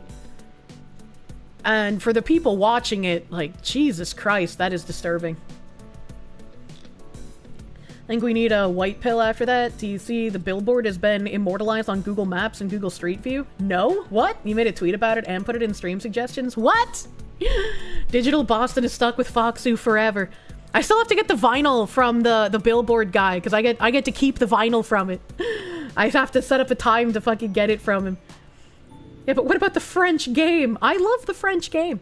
Banning the slow, torturous death of a man over 6 fucking years isn't wrong.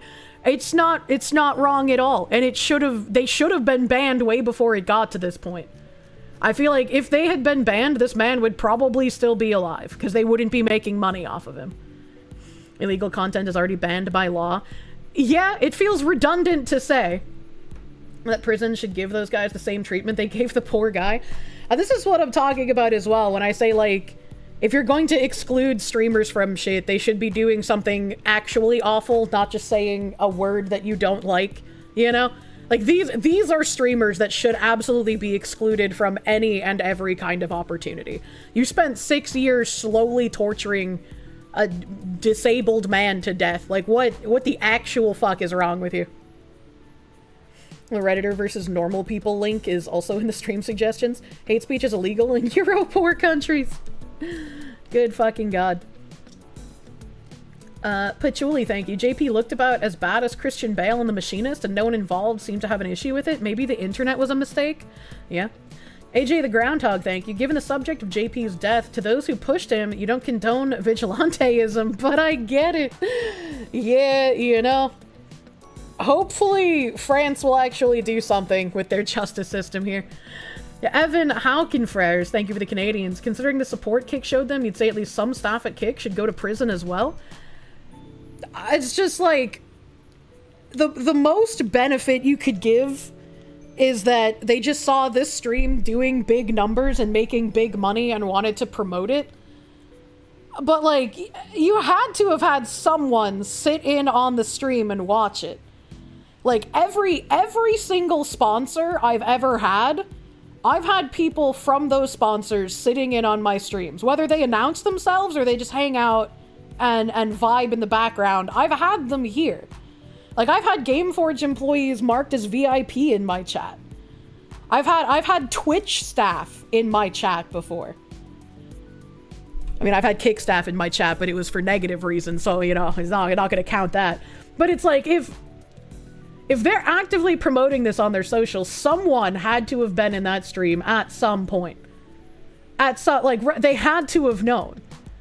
And once you find out what kind of content it is, you should stop promoting it and you should ban them for torturing a man. You said Gameforge are really cool. Yeah, they are cool. But I'm just saying, like, I'm a literal fucking who. And especially back when I was partnered with Gameforge, I was a literal fucking who. And I had people come to my chat. So it's hard for me to believe that someone literally being pushed by Kick wouldn't have Kick staff watching their stream.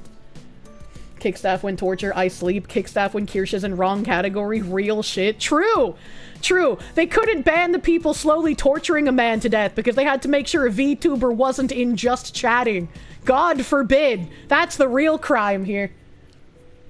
Mysterious Senor Hitler, thank you. Makes you sad that I'm uninterested in your the French kimchi. need to bring back the guillotine for these people to make an example. Why did the TTS pronounce it as guillotine? TTS, please. TTS, please. Thank you, Anthony. And I agree. I agree, unironically. Mysterious Senor Hitler, thank you, my guy.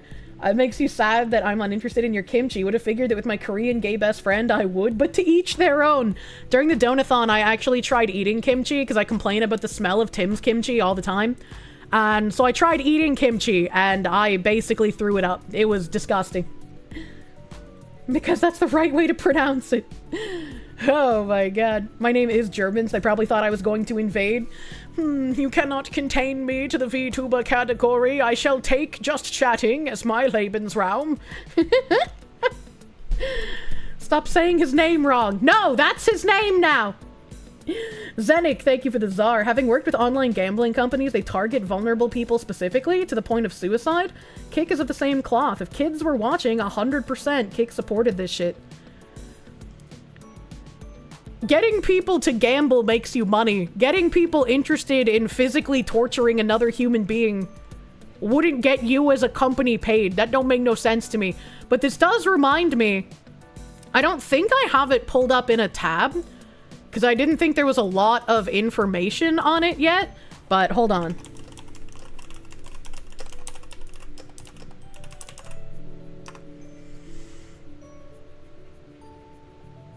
Yeah, let's see.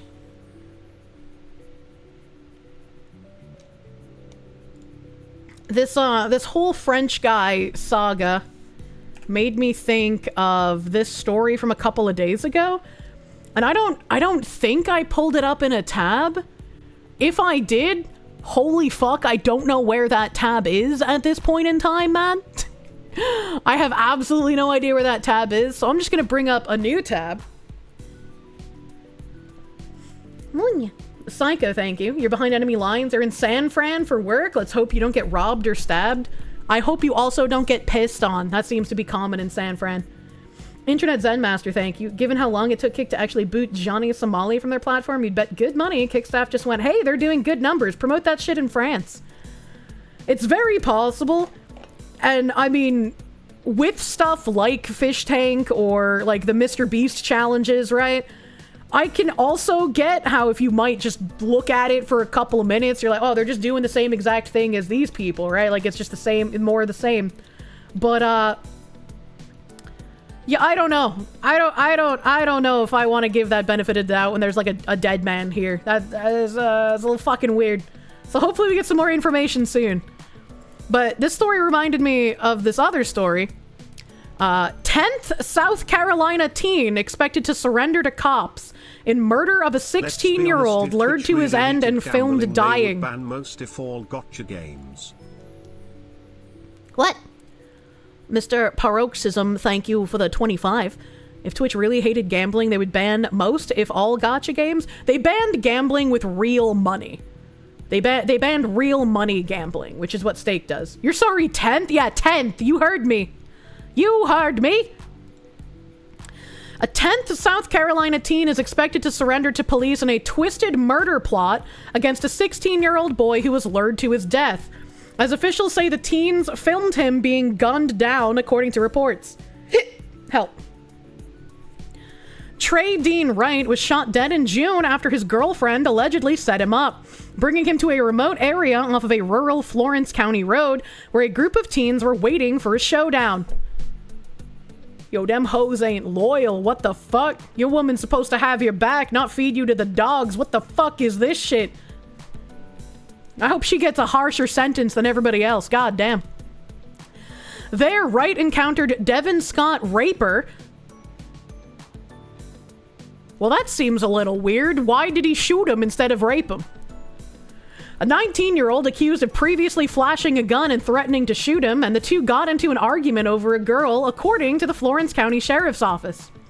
At least one teen in the crowd started filming as the pair argued, and was recording when Raper... I'm so fucking sorry. This is why I couldn't be like a real news announcer. I was just like, fuck it, that's such an unfortunate name, man. Imagine having one shot at life and you're named Raper. Back to business. And was recording when Raper allegedly pulled the trigger several times, striking and killing Wright, the cop said. Raper was arrested the day after Wright's body was found on June 24th, and in the following weeks, 8 other teens were hit with various charges for allegedly helping set up the murder. A 10th suspect is also expected to turn themselves in soon, News 13 reported. Raper is charged with homicide and possession of a weapon, while Wright's 17-year-old girlfriend, Gianna Kistenmacher, is charged with accessory before the fact.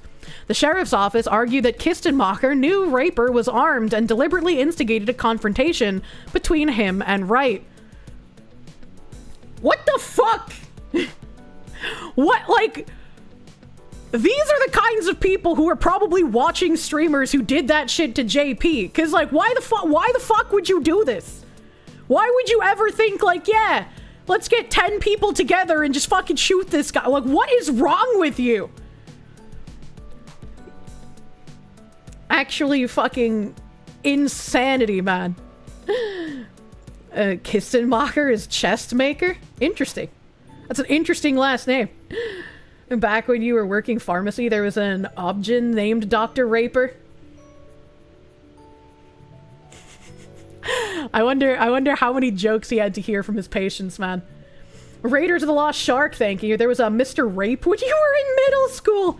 Well, you know, they used to give you a last name based on your profession, so it checks out, right? Who wants to bet they blame video games? I certainly fucking hope it doesn't get that dumb. Kistenmacher was released on bond to home confinement soon after her arrest.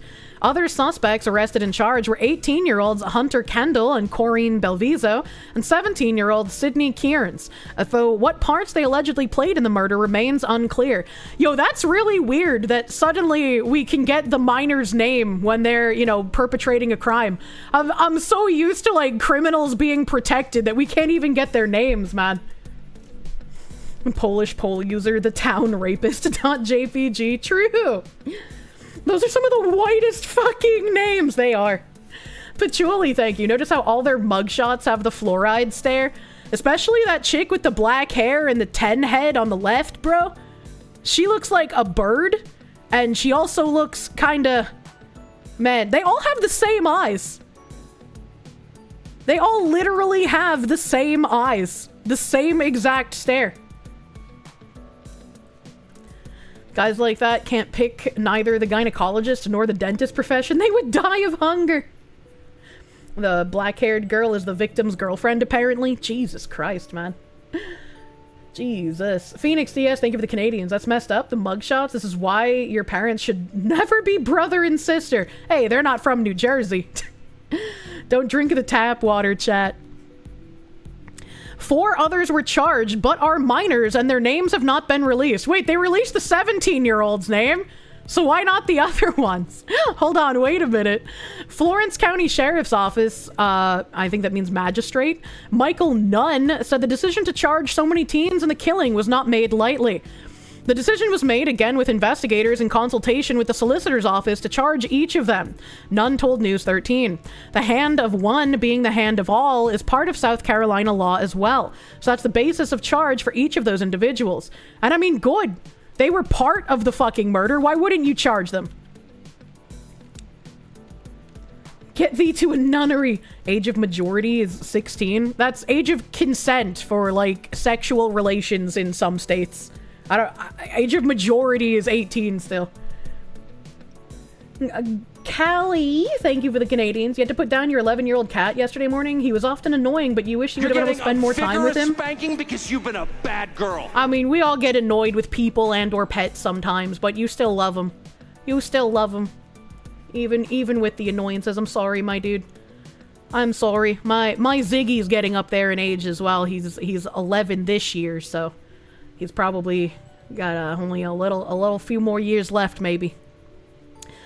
Eskill, thank you for the Canuck. Reminds you of the song from Rob Zombie called White Trash Freaks. True. The fucking Tucker Carlson timing, you know, it's a little, you know. It might just be you, but if a minor takes part in something like that, they should be permanently removed from society regardless of their age. I agree. I think there's too many bleeding heart rehabilitation believers, and I just don't think that you should allow that in certain cases. You don't know about American law, but in your country, 16-plus-year-olds are liable for crimes and can be tried. Maybe that is what they mean? Maybe?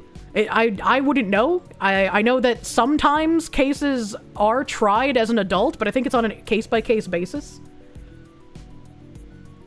Internet Zen Master, thank you. Raper, observation, that is a family last name. This is the sort of name your family was supposed to change when they went through Ellis Island. Holy shit. Maybe that's what they changed it to. Beans, thank you for the 5. South Carolina resident reporting in. They don't F around with releasing names around here. Used to have a newspaper devoted to releasing mugshots. Interesting. Interesting. They need Saturday night rehabilitation like an idiocracy. Graves, thank you for the euros, dude. Hey, boss lady, you had a great vacation at the sea. Hope I'm doing great and are in good health. It's pretty okay. I've had a bit of a cough recently. Maybe I've been eating too many carbs. I found that good pizza place and I just kind of went wild, you know? If someone does something this fucked up at such a young age, the punishment should be worse, not lighter. This isn't some dumb kid shit that got out of hand. This is evil. Criminals tend to get worse when they age. This is what they did at 16 to 18. Imagine what they'll do at 35. Yeah. You know about that paper? Your ex was on it a few years back? Hold on, wait a minute. Is New Jersey the Alabama of New England? Well, first of all, New Jersey's not part of New England, and second of all, we learned here together on stream that New Jersey has higher rates of incest than Alabama does. I was like, wait a minute, if New Jersey has higher rates of incest, why does Alabama have the stigma? Hold on, wait a minute. New Jersey is the south of the north, yet. New Jersey isn't New England, you crazy lad. And typically for major crimes, murder, grape, arson, minors are tried as adults. Typically. Sometimes they are not for some reason. Siri, start playing Cotton Eye Joe. The Alabama stigma's New Jersey propaganda. It must be. Alabamans must raise up and fight the stigma given to them. New Jersey deserves it. New Jersey also doesn't have an incest punishment from what you remember. Jesus Christ. New Jersey's the armpit of the United States. Oh my god. A psychotherapist with dashes between the O, T, E, and R. Psycho the rapist. I see. I see. Them kids just ain't right. And I turned off my BGM instead of my browser because I have brain damage. Don't mind me. That Washington had the highest rate of incest? Well, that's a different kind. Political incest, you know? It's likely because of the Hollywood tropes.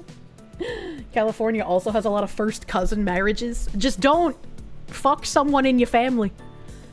In ham radio contests, New Jersey has split itself into northern New Jersey and southern New Jersey. It's absurd. What the fuck? Michigan doesn't have a high rate of incest because of the dash?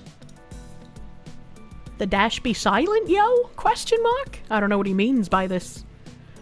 I don't know what he means by this. And while I guess we're on the subject of having the last name Raper, we have this Twitter article, which I did bring up in a real article. But this lady, Amy Meck, founder and editor-in-chief of the RAIR Foundation, I don't know what that is. Nashville horror, Muhammad rapes woman to death on church steps. In Nashville, firefighters stumbled onto a scene of pure horror on Nolensville Pike. Muhammad, 39, was caught in the act of raping an unconscious woman on the sidewalk outside of a church. As firefighters pulled up, he was trying to pull her pants back on, and they detained him on the spot. The victim, a 34-year-old Nashville woman believed to be homeless, was rushed to Vanderbilt University Medical Center but died shortly after arrival. She is being identified through fingerprints. Surveillance footage shows the woman barely able to stand before collapsing on the church steps. Muhammad sat beside her, groped her as she tried to push him away, and then dragged her to the ground and raped her repeatedly until her body gave out. Muhammad is charged with 4 counts of rape. His bond, $300,000. Under Tennessee law, even a predator caught in the act, a man who raped a dying woman to death on church steps, still gets a price tag for his freedom. Her last living moments were spent being brutalized outside a house of God. That's how broken our system is. And yeah, I can't disagree with how Amy wrote that. In the article, let's see if we get any additional information here.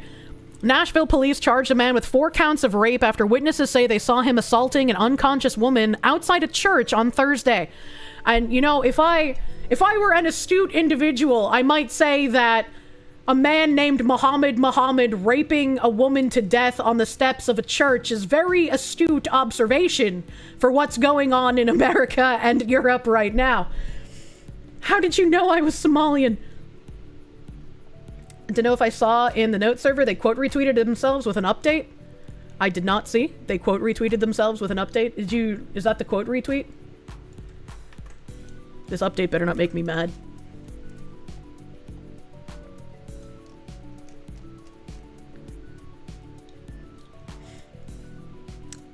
Update? Oh boy.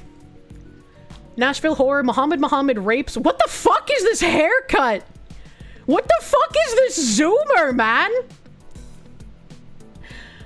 Listen up, leaders. No woman in America should ever be sacrificed to predators from cultures that see her as nothing more than property and easy meat. It's time to expel every last one who brings that barbarism here. All right, let's watch this video. Let's see what's in this video, man. A pretty troubling story. On the steps of a church in South Nashville, a woman died after being sexually assaulted while she was unconscious. Our Dryden Quigley talked to people who work just feet away from where this happened. It was actually the Nashville Fire Department that was driving by around 9:30 last night when they saw the sexual assault taking place right here on these church steps. Security video that they have captured everything that led up to it. Just before this, police say the church's cameras show a woman walking unsteadily towards the steps. A man who they say is 39-year-old Muhammad sits down beside her and tries to touch her as she pushes him away. Then they say she starts to go in and out of consciousness. That's when Muhammad picks her up, then repeatedly assaults her. The fire department stepped in and she was taken to the hospital where she died. Sad for her, obviously, and then just a little concerned for, you know, what might be going on in the neighborhood after hours. Paul Johnson has worked across the street for 10 years and says there's rarely police activity here, so this came as a shock. It's just kind of disturbing to hear something like that happened, you know, sometime at night after we're gone. He's thankful to work around the corner from a fire station and that those firefighters were on alert and stopped the assault, even if they couldn't save her life. They're the first ones to get here and to respond if someone's intoxicated or whatever, and they've come and helped, and they're very responsive, they're very quick. Muhammad is being held on a $300,000 bond. Police are still trying to determine the woman's cause of death. In South Nashville, Dryden Quigley, WSB. What do you mean they're still trying to determine the cause of death? Hold on, wait a minute.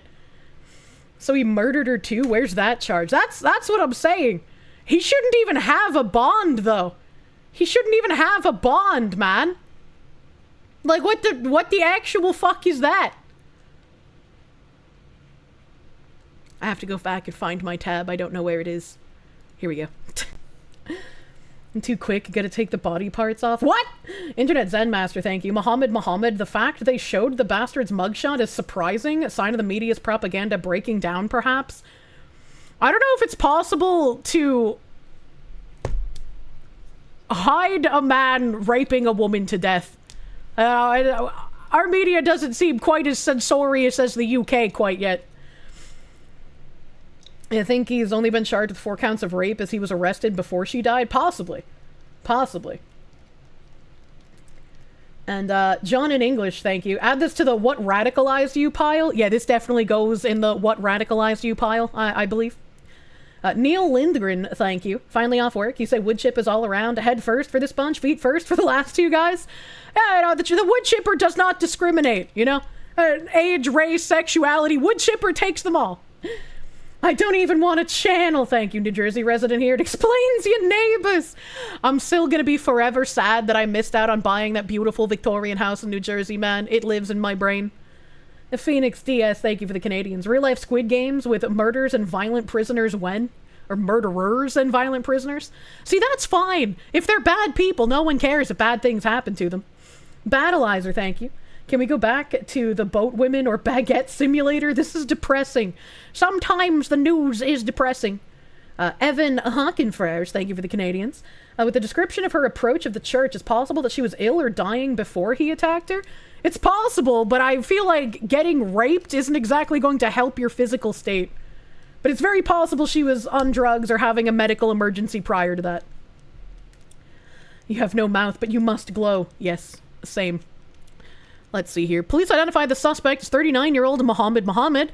Nashville Fire Department crew traveling on Nolensville Pike just after 9:30 p.m.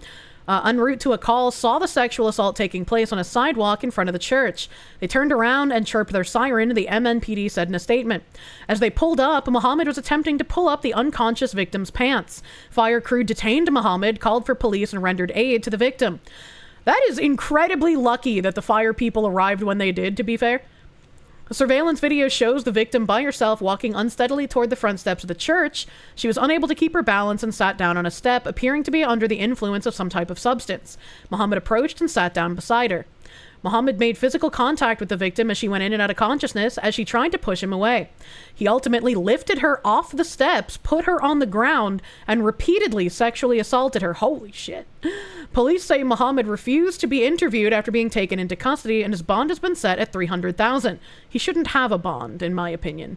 As of Friday, the medical examiner was still awaiting the results of toxicology testing in order to determine the victim's cause of death. Police have identified the victim as a 34-year-old woman who they believe was homeless. Her name has not been made public, as a police chaplain was still trying to find and notify her family. Zentetsu, thank you. It's also possible that he hit her off camera and followed. That's true. It is also possible that he did something before she came into view of that particular security camera. Patchouli, thank you. Fox, who got me looking at Victorian homes. You've been corrupted. They're so fucking nice, man. They're so fucking nice. He shouldn't have a head, to be honest. I agree. Can we just bring back, like, public executions, man? I mean, I know I don't trust the government to carry out executions in a nice manner, right? In a fair manner. But when we have pretty fucking cut and dry cases, can we just publicly execute them? The other prisoners will see his papers and then use them as a pincushion. They hate rapists. In prison, they share the same level on the totem pole as chomos. True. South Carolina brought back firing squads. Based? Just a bullet? You'd be okay displaying the corpse hanging from a tree outside City Hall. Alright, that might be a bit too far. They'll probably tack on 2nd or 3rd degree murder charges once they figure out her cause of death. They better. I hope they do. Because holy fuck, so much shit has been fucked up today. Do I have any more fucked up articles I can put in this specific range of fucked up stories here? Let's see. Let's see here. No. No, okay, that's great. That's wonderful. Koberger's supposedly being bullied in prison, and it's bothering him. That's funny. Kane's brain, thank you. Makes you regret we banned a cruel and unusual punishment. Waterboarding for everyone! Too far, maybe, but it sends a message. Some states still have the electric chair, and we need to use it. I'm fine with the firing squad, you know? It's cheap and effective. In my other tabs, though, I have, City Councilman Abu Musa, Democrat, Michigan, on tape stuffing ballots in the middle of the night from darkened truck. The second incident! He won last week by 76 votes. Wow, that's definitely the name of a person that I would assume is not cheating. New video obtained by Local 4 shows a black pickup truck pulling up outside Hamtramck City Hall in the middle of the night, just days before the primary election. All of a sudden, the lights turn on inside the truck. That's when you spot 3 men inside, including what appears to be council member Abu Musa in the back seat, the same council member who is seeking re-election right now. The video then shows the driver getting out and stuffing absentee ballots into the drop box. The only problem? They don't all fit. He then starts pushing them in before reaching for 2 more stacks. The whole time looking around to see if anyone is watching. After about 2 minutes, the group drives away. And get this, Local 4 found that it happened again, only 4 days later. This time, a different car pulling up, with what appears to be the same council member in the passenger seat. He then starts handing bundles of ballots to the driver, dropping off 3 large stacks. City election results show Musa received 1,129 votes during... Hey, so this election seems kind of weird to me. They said this was in Michigan, man? Didn't we talk about something in Hamtramck before? Because I struggled to pronounce that fucking name. Chat, what was the other thing that we talked about that happened in Hamtramck? I remember that fucking name for some reason. But these are your choices on the city council ballot for a Michigan town, Hamtramck. Abu Musa, Naeem Chowdhury, Yusuf Saeed, Motohar Fadhil, Abdul Malik Qasim, Luqman Saleh. We get a Diane Elizabeth Furqan. And then one of the names is covered up by the news ticker. And then a Rezaul Chowdhury. Hamtramck. Wasn't that the city where the liberal LGBTQ folk were whining? Was that the city where the lady was like, oh, I was a former city council member and now they're getting rid of all our pride shit? Was that them? Was that the Hamtramck? Hamtramck, a city inside of Detroit. All of those sound like red-blooded American names. I think it was where they were I can't read that as you wrote it, Riss. Let me see. Let me see if I type Hamtramck CK. Hamtramck CK.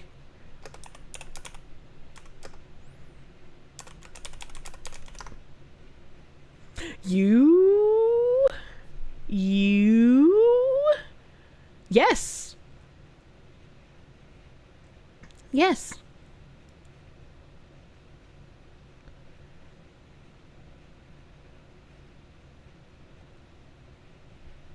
What the fuck?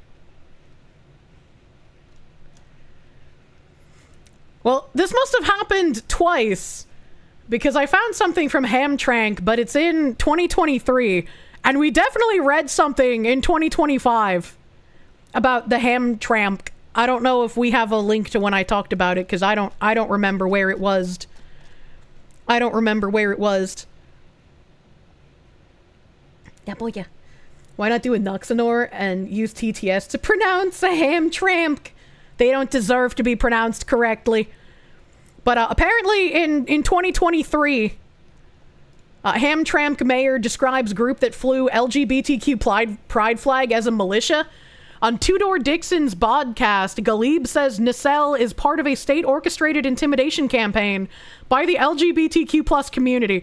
That's fucking funny. That is so fucking funny, man.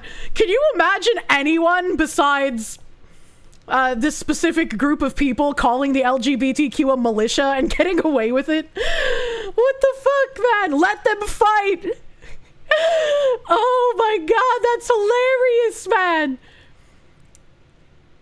The day after a vote by the Hamtramck City Council to remove 2 officials who flew a pride flag on city property, the city's mayor alleged that Attorney General Dana Nessel was part of an intimidation campaign by the LGBTQ plus community. Bro, the Hamtramcks are removing people from city council if they fly pride flags on city property? Inshallah, brother. I, for one, welcome our new Islamic overlords. But when I do, yeah, right? If you want to know how bad Michigan is, you almost got a ticket for squealing tires. Holy shit. LGB intimidation. No, Kirsche, not even as a joke. Let me make my jokes, all right? It's extra funny for me because, again, I made a joke back in like 2018, 2019, and it's just been coming true. I joked that the Muslims are going to come in, they're going to take over the US, we're going to have Sharia law, they're going to get rid of all the gays, and then the Chinese are going to come in. They're very efficient at removing kebabs, so they're going to do that. And then finally, once it's just the Chinese, we can retake the country again. That's the joke cycle that I made up in like 2018 or 2019, but it seems to unironically be happening. Chat, I'm sorry. It's all my fault. You gotta learn to speak Mandarin if you want to go to space. Oh God, kebab's your uncle. Is this girl math? No, it's American math. On Tuesday, the city council unanimously voted to remove Russ Gordon and Kathy Stackpool. Wow! I wonder why they removed these people from the Hamtramck Human Relations Commission after they flew a pride flag over a public sidewalk. The action came in response to the All-Muslim Council's vote in June, which is Pride Month, to prohibit certain flags, including the pride flag, from being displayed on city-owned property. How come they're the only ones that have the balls to do this, man? Because the only flags that should be flown on city property are the US flag, the representative state flag, and the representative county or city flag if they have Alabama one. of New England is in fact Rhode Island, which like New Jersey decriminalized incest. Population difference is probably the only reason why it doesn't come up in these discussions as much as NJ. What the fuck? I don't know anything about Rhode Island except that's where Family Guy is supposedly from. I was right, there was a 2025 link too. God damn. See, this makes me even more confused, right? Why was there outrage about banning pride parades in 2025 if they had banned pride flags in 2023? Isn't just the natural succession? Like, if 2 years ago your city council banned pride flags, why are you surprised that they're now banning the parades? Why is this surprising? Thank you, Riz. They're not Christian and they're an oppressed minority. Samuel M. Mohidmid can't keep getting away with this. True. Can we wall off hand crank or whatever the fuck it is? I just want to know, is it going to be Michigan or Minnesota that get their caliphate off the ground first? And like, if Michigan and Minnesota are going to be two caliphates, if they eventually start working together, man, that's you know. So a Christian cake is national news, but this isn't? Yeah. Yeah, of course not. Why would this be national news? The council believes in fairness and neutrality towards our residents and the rule of law, among other things for this community. Council member Khalil Rafai told right-wing Fox News, "We passed a resolution recently to do just that. And two of our sworn commissioners outright defied it and did what they wanted." Once again, why can't we do this to more politicians? Like, all of the fucking city mayors and fucking governors who are just like, we're going to be sanctuary. We're going to not deal with federal law enforcement, and we're not going to give you our illegal immigrants because they are a viable part of our community, and we value them. Why can't we just fucking get rid of them? You know, like, Why don't we just take a page out of their book, man? They don't give a shit if you call them bigoted. As a Minnesotan, we've been trying to change our cover out, but the risk can't overcome the train cities. I can't understand what you wrote. Michigan started importing them back in the 1970s when the Shah fell. Won't have Sharia law. We will have Chaldean Christian versus Muslim Middle Eastern war in Detroit metro region. What is even fucking happening, man? Your brakes, you threw it out. Need Foxo advice for spinal correction? What? If you have somebody in your house, you should get a percussion gun and you should have them percussion gun your back. It's so fucking good, man. Michigan's further ahead. They have 4 cities. Minnesota's in the process of only getting there first. Oh boy. Don't worry, it gets worse. A lot of the police departments close roads and force people to get into one-lane turn and then get surprised when it causes a backup. What? On Wednesday, the Hamtramck mayor, Mayor Galib, appeared on the podcast of former GOP gubernatorial nominee Tudor Dixon, who lost to Governor Gretchen Whitmer last year. He described the group that put up a flag as a militia. I was passing by and I saw people videotaping and taking pictures and some militia gathering around the flagpole, and I took action, he told Dixon. The city took it down within a couple of hours, but come to find out who led this process, it was the chair of the Human Relations Commission, the former mayor, Karen Majewski, a group of politicians that one day they used to lead the city and now they're acting like a militia. No responsibility, very irresponsible action, no respect for law and order. That's funny. That is fucking funny. This guy is just like, we're the ones in power now. We are the rule of law and we make the rules. And if you don't adhere to them, well, you're going to get kicked the fuck out because we don't operate like you retards do. Look at me. I'm the American now. That is so fucking funny. It's also additionally funny watching someone from a militant religion calling a cult a militia. I just like he's acting like it's the crime of the century. How dare you put that rainbow in front of me? I can't blame him. Flawless logic. Galib and Dixon then discussed the city council's unanimous vote to remove the LGBTQ+ flag from flying on city property. Labeled as a neutrality flag resolution, it also prohibited the display of religious, ethnic, racial, and political flags, and states that the city won't provide special treatment to any group. Fucking based. Fucking based. That's how it should be. The only flags that should be flown are those that represent the country, the state, and possibly the city or the county if they have that additional flag. There's something here about them opening the gates. Oh yeah, BGM, true. Massive Doge, thank you. Are you thirsty from yelling to the skies about the current events? Use code Kirsche to get 10% off your Gamer Subs order. True and real. True and real. Kier, you know they're flying non-American... I know they're flying non-American flags, but the way that they have worded it means that they are actually practicing within the word of the law in our country. You're getting a vigorous spanking because you've been a bad girl. Marmalin, thank you. Michigan is far ahead of most other places. You have Dearbornistan. They play the call to prayer out there in Sanskrit everywhere. Oh my god. How are the Muslims more patriotic than leftists? I don't think they are. I think they're just very good at playing the political game to get more of them in power so that they can then institute actual Sharia law. That's just what happens, man. Phoenix DS, thank you for the Canadians. So they've evolved from Rainbow Mafia to Rainbow Militia. Who'd have thunk it? There was a theme Galib went back to repeatedly on Dixon's podcast. The city thought that we just need to be neutral and to represent everyone equally, because all these groups in this city belong, he said. There are minorities and they need support in one way or the other, and some of them are subject to discrimination in one way or the other as well. So I need to treat people equally. Everyone is equally important to me, and therefore we passed the resolution to confirm the neutrality of the city towards its residents.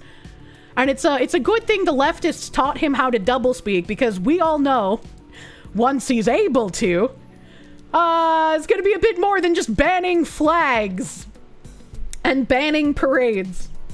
When I'm weaker than you, I ask you for freedom because that is according to your principles. When I'm stronger than you, I take away your freedom because that is according to my principles. Yeah, like, as much as I'm laughing about how this is a deeply ironic scenario, it's very dangerous as well, unfortunately. banning uncovered heads of women. Look, we're just doing it for their safety. It's for the greater good. In January, Ghalib was sworn in as the first Muslim mayor of Hamtramck, as well as the first all-Muslim council. Wow, I wonder how that managed to happen. Making the Detroit suburb the only one in the country in which all elected officials are Muslim. Dixon, who lost to Whitmer in November by nearly 11 points, then turned the conversation to GOP efforts at courting the Muslim community over their joint opposition to LGBTQ rights. During her campaign, Dixon ran on a platform of banning books, barring trans athletes from competing in school sports, and enacting a Florida-style Don't Say Gay law for schools. Except the Florida bill wasn't Don't Say Gay, it was parents and education, and it had to do with teaching kids about sexual shit way too young, not about not saying the word gay. And in addition, this is a very... I would not trust this kind of... enemy of my enemy is my friend kind of nonsense. Because, like, they're not going to adhere to anything the GOP wants either. The article's very biased, yes. They actually could be Don't Say Gay, though.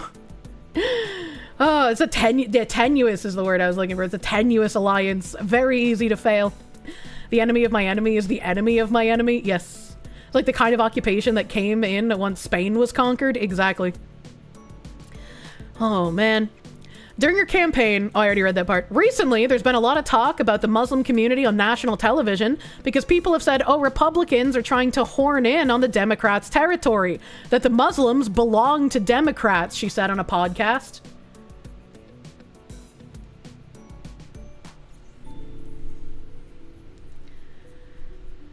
So what's happening here is that the Democrats treating all of these minorities as their cute little pets are getting some of the comeuppance of realizing that, oh, this cute little pet is actually diametrically opposed to everything I believe in. How could this have happened? And it's like, well, that's what happens when you're unironically racist and you just kind of lump everyone with the same skin color in together. And I think it's very naive, right? Because we all know that a lot of these people who usher in the like, oh, all of these different people who believe in very different things can all live together in harmony somehow. It's just gonna work. Trust me, bro. A lot of us are just like, you're fucking crazy. That's never gonna work. And now, LGBTQ people who wanted this here are realizing they were just a useful idiot in a different way, right? Just because they're useful idiots for Marxism doesn't mean they can't be useful idiots elsewhere. These Muslims saw gullible retards willing to bend over backwards to do everything for them, and were like, this is our easy way into power. We can get Sharia law here. So anyone on the like right who's like, okay, we can use this to our advantage, doesn't realize that it's the Muslim community using the useful idiot leftists to get themselves into power. Like, I don't, what, how is this difficult to see? The real question is, are they gonna learn from this experience, or is the Kool-Aid too strong? Oh, you know the Kool-Aid's too strong, man. Girugamesh, King of Heroes, thank you. Are they the pit bulls of the Democrat Party? What the fuck? It's like using a fully loaded gun and knowing nothing about gun safety, true and real. They'll just blame Trump, probably. Because the left is used to diversity of skin color and not diversity of thought or ideology, so when faced with it, they're completely dumbfounded. And it's also interesting because since they're not used to having actual diversity of thought, and if anybody believes differently than them, they just shout them down and get them ostracized. It's interesting when they come up against a brick wall of people who are just like, yeah, I don't give a shit what you believe. Get the fuck out, unbeliever. You know? Like, intersectionality in real life would be like, you're not happy this happened, but you're glad you get to watch it happen. It was interesting from my perspective because running for office, I had a lot of people who said to me, you know, you're a Christian American and you're going to be able to win over the Muslim community. And then as the campaign went on, we started to connect with our friends in the Muslim community, and they were like, look, we believe in policies. I mean, we're obviously putting our faith aside, but it's our conservative values that we agree on. Ghalib agreed. This is literally just going to bite them in the same exact way that it did the LGBTQ people. What the fuck? The right-wing normies will think we can get them on our side and then are surprised when they shoot or stab us. Just look at fucking England, man! Unironically! It's like it's already happened! You've seen the blueprint, man! Conservative values, like raping women to death outside of churches. Yeah, exactly. And Christian, we can make a peace with the Muslims. They were called the Crusades! Girugamesh, thank you again, I already read that. Brother, are they really thinking the Muslims will always be on their side? I don't fucking know, man. Bears in chest, thank you, man. Thank you, my guy. The TTS gonna say that. Kool-Aid isn't too strong. I have friends who come to me from the left after experiencing these lessons firsthand. Thank you. I mean, I'm glad when the lesson does fucking work. But it seems like to some people that just does, like, it doesn't register in their brains. Right, like whenever I think, surely they will learn their lesson from this, my brain forces me to remember that fucking leftist politician in some European country that got raped by an illegal migrant and then cried for his rapist because he didn't want them to get deported.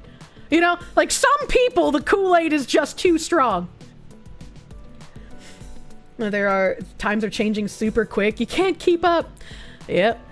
Muslims are conservative, he said. They give high value to their faith and their families and their freedoms. The 3 Fs. But I will say that they put faith and family first. And some people will sacrifice some of their freedoms in order to protect their faith and family structure. Some people will sacrifice some of their freedoms in order to protect their faith and family structure. Man's literally telling you up front, like, yeah, we believe in their freedoms, but sometimes we'll take those freedoms away if deemed necessary. Literally just point blank telling you. Ghalib did not address how displaying a pride flag would endanger his faith and family structure, nor is he ever gonna have to explain it. However, before she launched her campaign, Dixon had been critical of Muslims. Speaking on the February 22nd, 2018, Rush to Reason podcast, Dixon called hijabs oppressive help garments and suggested Iranian women are being murdered by their own family for marrying without their consent. That's not wrong. We almost had an honor killing like 2 weeks ago, man. What, in like Washington or some shit? Many Muslim women say they're happy to wear a hijab as it is a symbol of their faith. Thank you, MichiganAdvance.com, for writing that. And during her campaign in October 2022, Dixon was featured at a fundraiser hosted by Carly Higbee, a disgraced right-wing activist who resigned from the Trump administration after making racist, anti-Muslim, and anti-LGBTQ+ statements. I don't know who Carly Higbee is. That's the first time I've heard that name. But that's interesting that they resigned after making both racist, anti-Muslim, and anti-LGBTQ statements. Wouldn't this Muslim city council guy, mayor, whatever the fuck he is, pulling down both pride flags and pride parades be anti-LGBTQ? Like an unironic anti-them kind of thing? So why did this Carly Higbee person get in trouble, but this mayor's perfectly fine and kosher? And she went left. During her campaign, Dixon also pushed to ban what she called pornographic books in school, aimed at material that mostly dealt with LGBTQ+ issues and characters. When that issue embroiled the Dearborn Public Schools in October, Dixon was quick to join in. She held a campaign rally in the city alongside former U.S. Rep. Tulsi Gabbard about a week before the November election. We got some pretty sketchy books in schools, and Whitmer made it clear that she thinks it's funny to make a mockery of this, that these parents' concerns don't matter. I also remember covering when Muslim families were marching against LGBTQ stuff being taught in UK schools, and I was like, damn, that's crazy. They're the only ones willing to stand up against that there. This is the same mistake the communists made in Iran during the 1979 revolution. You cannot ally with a totalitarian religion and expect a long-term and fair alliance. As an ideology, domination is the eventuality. Of course, not every Muslim, or even most, may think that way, but slow displacement has been modus operandi for 1,000 years. Just takes a few to take a few steps at a time. Yeah, exactly. It's wild, man. You love when they read excerpts of their children's homework in school board meetings and the board freaks out and tell them to stop reading pornography. Same. Those are my favorite city council meetings. When the parents are like, let's read an excerpt of these books we want banned from our children's schools. And the city councilors are like, you can't read that here. And it's like, okay, well then why are they allowed in the schools? Hello? Happened with Canada. You remember class recordings of teachers trying to scold them, but the students didn't care. Yeah. Phoenix DS, thank you for the Canadians. Never add a notwithstanding clause into the Bill of Rights like the Canadian government has in the Charter of Rights to override your rights whenever they see fit. Unlucky, bro. Dearborn Public Schools, Michigan's third largest district, has a large Muslim population, and the attempts by Dixon and other Republicans to divide the community were condemned by Abdullah Hammoud, Dearborn's first Arab American and Muslim mayor. What? People can disagree on ideas without letting bad faith actors tear our community apart. The same dangerous ideology that once considered people like me a problem in Dearborn is now being revised under the guise of preserving liberty. Once again, that's really funny. That's really funny that he's attacking the conservative people for saying we have to get these sketchy books out of schools, because he's for the exact same thing. Getting those sketchy books out of schools. He's for that. He's just going to use the leftist language in order to continue getting votes in the interim until there's enough Muslims on the board that he doesn't need to worry about pandering to those crazy people anymore. It's a different person. Yeah. It's a different person from earlier, but he's Dearborn's first Arab American and Muslim mayor. Dearborn has literal calls to prayer being played in the city. Do you really think that this mayor wants LGBTQ stuff in schools? Are you going to sit here and tell me with a straight face that this Muslim American is going to want LGBTQ books in schools? Wait, this violates the First Amendment. What do you mean? Your country is getting conquered and you guys are doing nothing about it? Yep. Yep. For Carl Higbee, basic proposed creating a register like the Japanese during World War II on Fox News. That's a little strange. Also, Carl, I thought it was Carly. Oh, it was a woman. You know, wrecking balls are a nice thing. Totally unrelated topic, though. There's a bit amongst their faith where it's expected to lie to unbelievers. Yeah, Takia. Separation of church and state. It's a very common misconception. Where people think that the separation of church and state was supposed to keep the church out of the state. It was actually the opposite. It was to keep the state out of the church. The more you know.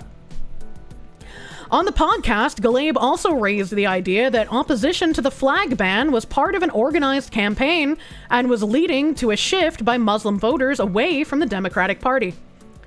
So since I took my office, I only see one obstacle in my way, and it's created by some radical groups in the left wing here, led basically by the former mayor and the former power structure in my city, supported by high elected officials in the state and other places.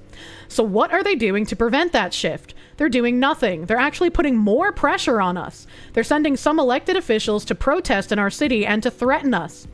Galeb was referring to a June 24th protest when Michigan Attorney General Dana Nessel joined over 200 pro-LGBTQ+ people gathered outside of Hamtramck City Hall to express dissent at the flag ban.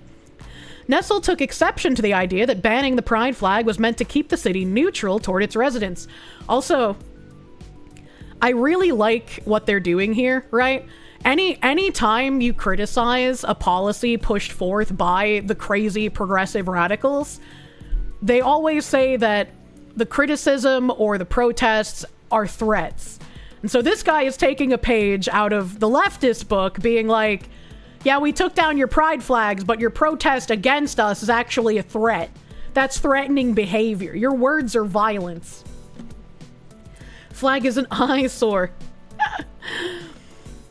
Respectfully, I disagree, she said. Banning the pride flag is meant to send the very opposite message, a message of intolerance, hatred, and bigotry. As it said, in situations of injustice, neutrality always favors the oppressor, never the oppressed. And as Martin Luther King Jr. so aptly observed, the hottest place in hell is reserved for those who remain neutral in times of great moral conflict. Anyone who accepts evil without protesting against it is one who cooperates with it. So when are we gonna start getting lawsuits against doctors who performed those mutilation surgeries on children? When are we gonna get that? The only people who fucking said that are leftists. Pot meat kettle. Yeah. That's a little funny. Make no mistake, homophobia, transphobia are indeed forms of evil just as much as Islamophobia is, Nessel continued. Dixon said Nessel's appearance at the protest was an attack on the Muslim community. I know the Attorney General, Dana Nessel, was there, and she said that she wasn't there to intimidate. However, if you're there protesting, I mean, that seems as though you're there to intimidate a religious group. Really, this is going after a group of people for their faith, which is truly protected in this country, said Dixon. It's really fucking funny to me watching both of these groups of people fight. Just like knowing all of the shit that they're saying is a lie to cover up what they're actually trying to do, and watch them try to like smarmy smile. We're doing it for the greater good. We're doing it for equality. This is true equality with no isms and no phobias. We're doing the good thing. It's so fucking funny, man. Nessel spokesperson Danny Wimmer said in an emailed statement to the Advance on Friday, the Attorney General had no discussions with other state officials in making the decision to attend the event on June 24th. That was a spicy cat raid. Katsudan, thank you for the raid. Welcome, Raiders! Welcome, Raiders. We're doing the work, TM! Yeah, right? The Attorney General partook in a protest against a regressive municipal policy she finds offensive to the values of inclusion, equity, and equal protection under the law, Wimmer said. Attorney General Nessel has participated in countless events protesting policies she finds antithetical to the rights and interests of the constituents she serves. And she can be expected to continue her vocal support of the LGBTQ+ Michiganders throughout the remainder of her term in office. Wimmer also said that Nessel had no role in fiscal year 2024 budget negotiations. The Department of the Attorney General is only engaged in the state budget process in relation to advocating for the needs of the department. She has never spoken to any state or local officials in regard to Hamtramck budget requests. For any inquiries regarding funding requests by the city of Hamtramck, we'd suggest contacting Representative Abraham Ayash, D. Dearborn, and Senator Stephanie Chang, D. Detroit, who represent Hamtramck in the legislature and would have information on what occurred during budget negotiations. Too much Flint tap water. I just want to know what's gonna happen when they finally start arresting people for being gay.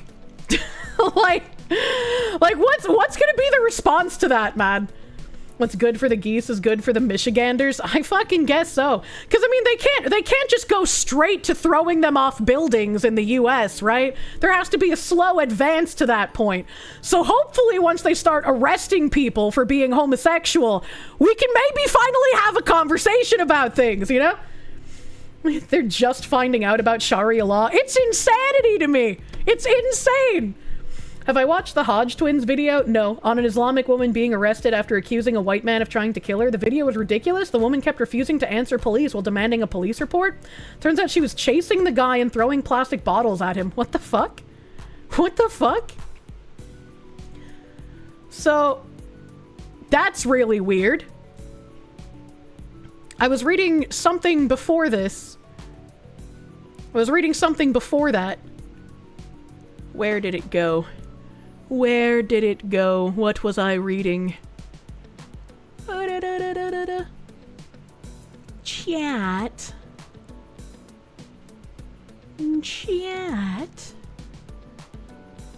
Oh, did I actually finish both of the articles? Okay. Well, I didn't think I did. Fucked. Saw that body cam. It was pretty funny. If they had enough time, the gay and trans niches would get at each other's throats too. I mean, there have been people in the LGB who have been saying to remove the T for years now, so, you know. There won't be any prison. You're getting a vigorous spanking because you've been a bad girl. Internet Zen Master, thank you. One of these days, people are going to collectively snap, and a lot of the smarmy politicians, be it Muslim or LGBT, are going to start learning what Mike Tyson meant. I feel like a lot of politicians are probably not really understanding there's a limit to how much lying you can do. You know? Patchouli, thank you. Her goddamn 5-head is sending you. Evil Mandrake, thank you. Quick White Pill, the English are rising, flying, hanging, and painting St. George's crosses all across England. From lampposts to potholes to sheep. Oh, that's cute. They're even including the sheep. She wanted a Muslim officer, and the cop was like, there isn't one! Gays Against Groomers seems like a pretty cool group. There's Gays Against Groomers, and then there's also LGB... I think it was Remove the T? I can't remember. But there's like an LGB group that was like shadow banned on Twitter for the longest fucking time. A lot of politicians like Islam due to Muhammad's wife. What? Why are they painting their wives? Look, you know, the sheep wives have rights in the UK. I could have sworn I was reading some other kind of article, but I don't remember what I was reading, because then I opened those two articles, one from 2023 and then the recent one. But what article was I reading before that? Chad, do you remember what article I was reading? Because I fucking don't. And I don't remember if I finished the first one. It's rare that I get this lost on one of my, like, rabbit holes, but, you know? The Muhammad. Oh, okay, so I did finish reading the Muhammad. Okay. No, not the Times of India one. Or ballot stuff. Oh yeah, the ballot stuffing. The ballot stuffing. You are correct. I was looking at the ballot stuffing. There was 19 seconds left. Thank you. Thank you, Chatter. You're wonderful. The primary, making him the top contender for city council in November. Michigan State Police confirmed the videos are part of an ongoing investigation. It all comes just days after 2 Hamtramck City Council members were charged with election fraud in connection to the 20... So I wonder how many of those city councilors have done election fraud. If 2 have already been charged, and now this guy was caught stuffing ballots on multiple occasions. Oh, somebody already collected the candidate names. What state is this? Afghanistan? The left's main strength is election fraud. Hamtramck, Michigan used to be a totally Polish neighborhood. It was showcased in the 1998 movie Polish Wedding. Why is it always the Polish? Why are they always getting fucking short-sticked, man? Not even in the US are they safe. Holy shit. With Claire Danes and Gabriel Byrne, now Muslims have taken over. The city council became 100% Muslim. People said a few years ago they were cheating, but nothing came of it. They banned the LGBTQ flag. Once they get in anywhere, they're not tolerant. Hamtramck now has the call to prayer. It is a Muslim city. It's really sad when you know the origins. Beating up on Poland is fun and easy. That's rude. They're always drunk. Don't do that. They're God's strongest Catholics, so they have the hardest struggles. Think about the mayor. Do you think he legit won as well? Absolutely fucking not. Absolutely fucking not, man. Thank you guys once again for reminding me where the fuck I was. Chat being screen cucked. I didn't realize that until just now. You were being screen cucked. I read this post.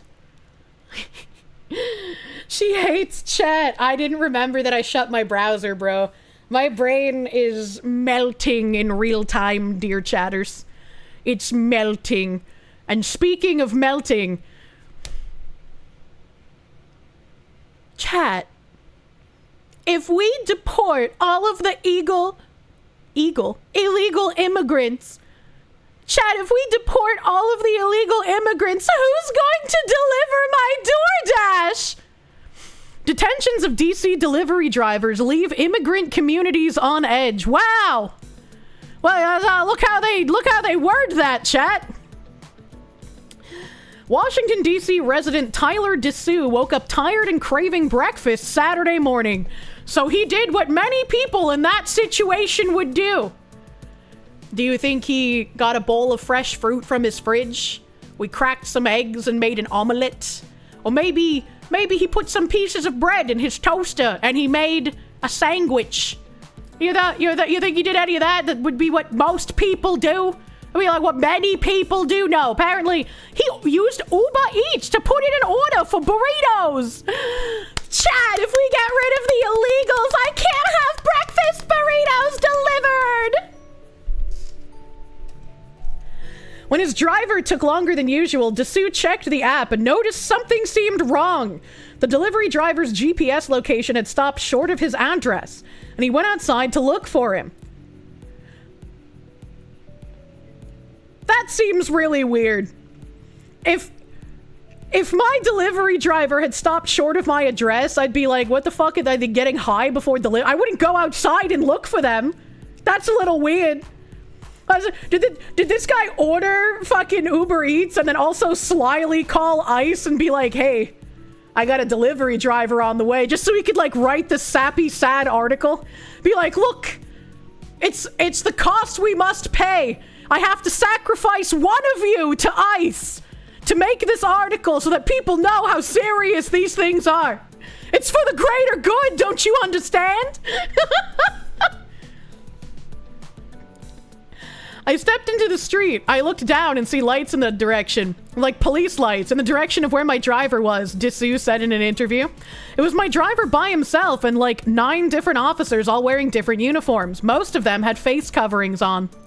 When Dessous went to investigate, the driver, whose name appeared on the food app as Seedy, was being questioned, first about his vehicle's registration, and then about his immigration status. You're gonna come with us. You're gonna come with us today. A masked agent can be heard telling Seedy in the video that Dessous recorded and provided to NBC News. Can you tell me in Arabic, please? Seedy says, adding that he did not understand what was being said and that he was nervous. One of the agents wearing a vest emblazoned Police, HSI, short for Homeland Security Investigations, a part of Immigration and Customs Enforcement, replies that they do not have an Arabic translator. The men then cuff Seedy's hands, waist, and feet before they put him in an unmarked car. Dessous said he has since reported the incident to Uber. For what? Uber's not gonna save an illegal migrant from getting arrested by ICE? What the fuck? What am I reading right now? Crazy Fox Lady VTuber Kirsche. Hi. Isn't this bitch a Nazi? Frankly, the entire Uber Eats / DoorDash model is a bane on society, and only encouraging unhealthy eating. I wonder if we can hit Uber with fines for hiring illegals in DC. Then again, DC allows non-citizens to vote, so none of this is surprising to me. It's not very surprising. Internet Zen Master, thank you for the 88, brother. Thank you, my guy.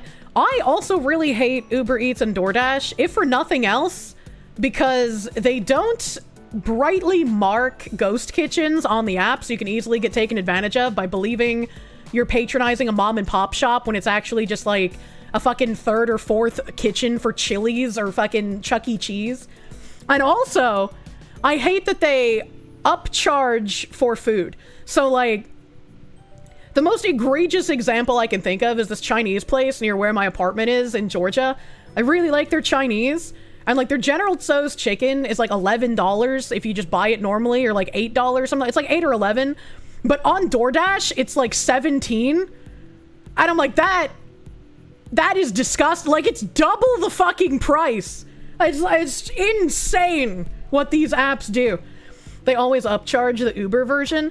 And so it's like, I know it takes a bit of extra effort, and a majority of people probably aren't going to bother with it because convenience matters more than anything.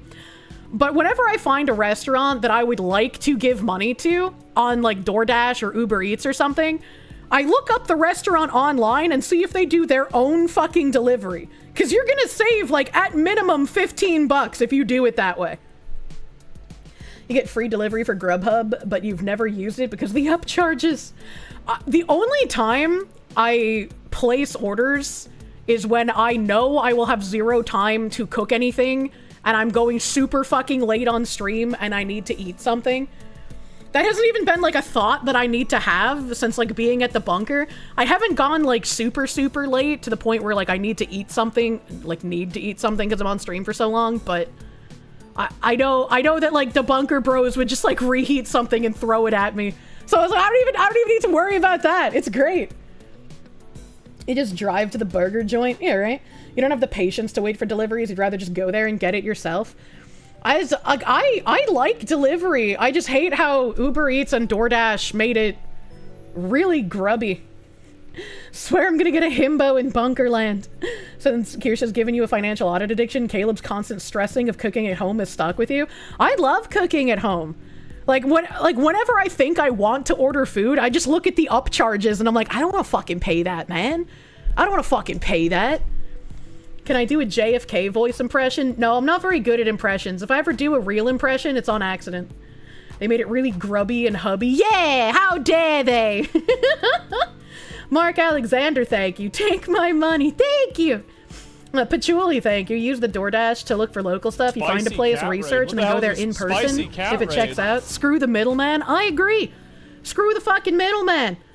And like, one great thing that DoorDash and Uber Eats and those kinds of things have done is a lot of places that didn't have delivery before started doing their own delivery, because I'm sure restaurants don't like the extra charges that the Grubhub places give them either. You hate cooking at home, you're very good, but you hate cooking for yourself. It's always better when you have someone to cook for who like appreciates your cooking, you know? It's pretty great. Someone needs to teach VTubers to stop buying from Uber Eats. Like when they give you like a 50% off coupon and it isn't like hard capped at like $5 off, because I've seen those before. They'll be like, oh, here's a coupon for 50% off your next order. It caps at $5, by the way. And it's like, well, then that's not 50% off. That's not a very good coupon, my man. But if you get the coupons that like cap out at 20 or don't have a cap at all, I will use those coupons to place my order on Uber Eats if the upcharge on the food isn't crazy. So like this is the effort I go through to save money, chat. Let's say I'm gonna order from somewhere like Papa Gino's, all right? I'm gonna go to Papa Gino's website and I'm gonna make up my order on their website with whatever specials they have available, and I'm gonna go to my cart and see what my total price is. And then with that 50% off coupon on like Uber Eats or DoorDash, I'm gonna make that exact same order on Uber Eats or DoorDash with that 50% off coupon. And if that coupon actually gives me a lower price for pickup than I would have gotten through the Papa Gino's official website, then I'll place my order through one of those shitty apps. That's the only time I do it, is if it actually allows me to save money.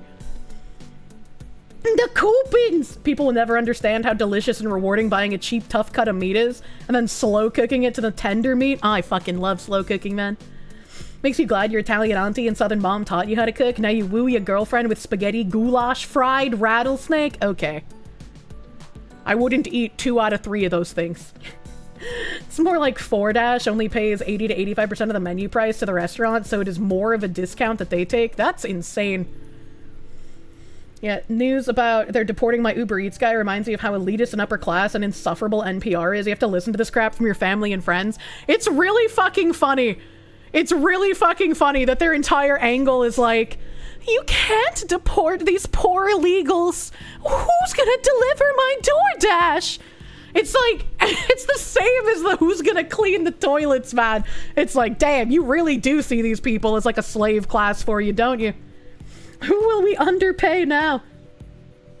Sergeant Buck, thank you. Leaving a 1-star review because your Dasher couldn't wait to get deported until after fulfilling my order. Some people are so inconsiderate.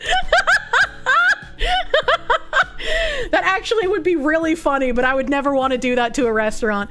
I feel really fucking bad.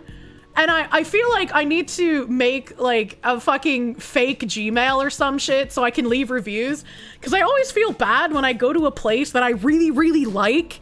And they're just like, oh, you can leave a review online. And it's like, well, actually, I can't because there's crazy stalkers online who would find every review I leave and then use it to stalk me. And I don't want to have to deal with that. Who's going to pick my weed now? Looks like you better start having your own kids to pick your own weed. Brits literally had some politicians say, who would serve me coffee? Oh my god. I saw a Flork comic, and in the comic he said, you know, we sometimes see people's buttholes before we see their handwriting. That's so true. That's actually not true. I posted my handwriting on Twitter years ago in response to something Pippa said, but I don't remember what it was. How long do you think the legacy medias have till they're completely collapsed? I mean, I don't think they'll ever completely collapse, right? They're legacy for a reason. Unfortunately, the pizza place said 30 minutes are free. Me watching the driver talking to ICE for 20 minutes. Oh, no. Dr. Gold, thank you for streaming, Benti. Thanks for the fun times. Thanks for being here, buddy. Agent Strawman, thank you. The only time you use Uber Eats or whatever is when you're drunk and you have no soup. Why do you need soup when you're drunk? Beans, thank you. You've been avoiding DoorDash for the last little bit. Cooking dude slop like donut operator makes. Focusing on them gains. What's dude slop? What is dude slop? Looney Lenny, thank you. You did DoorDash for 3 months this year. The base pay is crap. You're relying on tips. That's also... It's scary when you rely on tips. Quoted by someone who relies on tips. Handwriting was before or after my butthole mouse pad? Before. Like way, but like years before. Years before. John Burt, thank you. White guy who cleans toilets here. Keep the bills paid, even if you have to clean blood off the seat from a junkie. TGF, disposable rubber gloves. There's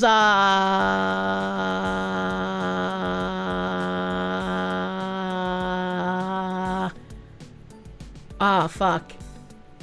I recognize his name and he's been here for fucking years, but I haven't read him in chat in ages, so I can't remember his name. I would recognize it if I saw it, but I can't think of it off the top of my head because it's been too long. It's been too long, my brain. But he did janitorial stuff and he would post pictures of the fucking Janny bot at his supermarket. I had never seen a Janny bot in person, so it was really exciting whenever he would post pictures of it. Riss knows his name, probably. I can't. Zek Jala, thank you, Skewky. Fucking Zek Jala, thank you. I was like, fuck, I know this name, but for some reason, I can't remember it. QT had a Janny bot. I wanna get a Roomba. I wanna get a Roomba and a Claymore for my Roomba. It's John Burt, thank you again. Internet Zen Master, thank you. You look at all those idiots and go, just do what we did in the old days, underpay teenagers to do it? Yeah, right? Oh shit, yeah, it's like Jala. Spider Bro, thank you. You've turned off Eats because the pay is crap. You worked 2 hours, drove across 2 cities, and made $17. Never again. Oh my god, how the fuck did you guys find my handwriting? This was fucking a million years ago. Patchouli, thank you. Wise man say patience is a virtue, but never pay full price for late pizza. I wish that was an option. I wish that was an option. Yeah. Yeah, she mentioned having bad handwriting, so... Bro, my handwriting is incredibly bad. I have literal chicken scratch handwriting. I was like, who needs to fucking write by hand when you have keyboards, you know? Look at the 2022. 7 likes. I was so tiny. It's not even cursive. Yeah, cursive would be completely illegible. Handwriting of a doctor. Oh god, do I even cursive? Fun fact, when I was learning cursive in like the 3rd grade, we had an exercise where we had to transcribe some text onto note cards, and the text was in print and we had to write it in cursive. And when I turned mine in, the teacher was just like, yeah, your handwriting is so bad, just do this again in print.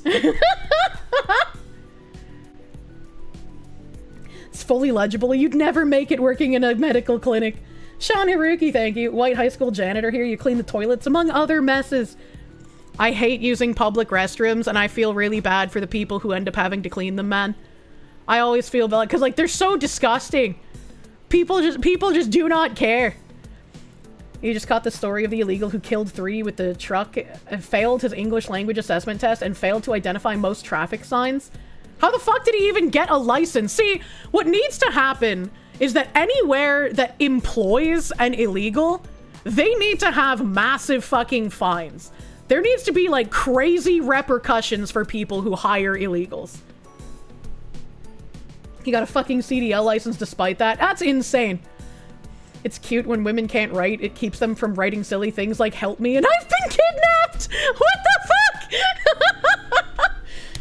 Dr. Professor Kirsche gives you an incoherent scribbles out of 10. True? NBC News has not been able to verify the driver's full name, nationality, or location, and Uber did not immediately respond to a request for comment. The incident is one of several arrests of delivery drivers recorded by eyewitnesses across the Washington area that have gone viral since the Trump administration took over law enforcement in the nation's capital last week. The videos, scattered across social media and shared among DC delivery driver chat groups, are having a chilling effect on the drivers themselves. Some have chosen to stop making deliveries in the city. Well, then that's an easy list for ICE to go pick them up outside of the city, right? If we know that people aren't making deliveries because they're afraid ICE might arrest them because they're here illegally, that's a very easy list of like grocery shopping. Just pick them up and take them. It's that easy. The illegals will just put themselves on a list for you. It has been 5 days since working, looking at what to do, and well, closed down here waiting for things to pass, because I don't know what to do. A DC area delivery driver who did not want to be named told NBC News in a voice message in Spanish! He's not even speaking English! Get him out! Arrest now! This article is not making me feel sad for the loss of delivery drivers. It's igniting my flame harder. Deport them all! On Sunday afternoon, Dessous said an area where 15 to 20 delivery drivers typically would be parked out front of his home looking at their phones for their next orders was an empty lot. I haven't seen a driver anywhere in the last 2 days. Well, it looks like there's some job openings for some actual Americans then, eh? Some other DC residents have noticed the dwindling presence of delivery drivers as well. The number of people who come to pick up orders has diminished, said Clarissa Vasquez, who works at a restaurant in the Columbia Heights neighborhood. We are at 4% of the people who come to pick up food. That's a lot of illegal delivery drivers. So you're saying you're not feeling bonito? Last Thursday, Vasquez witnessed and recorded the arrest of a delivery driver named Jose Mercedes Franco Ceros, who said she would often come by the restaurant to pick up deliveries.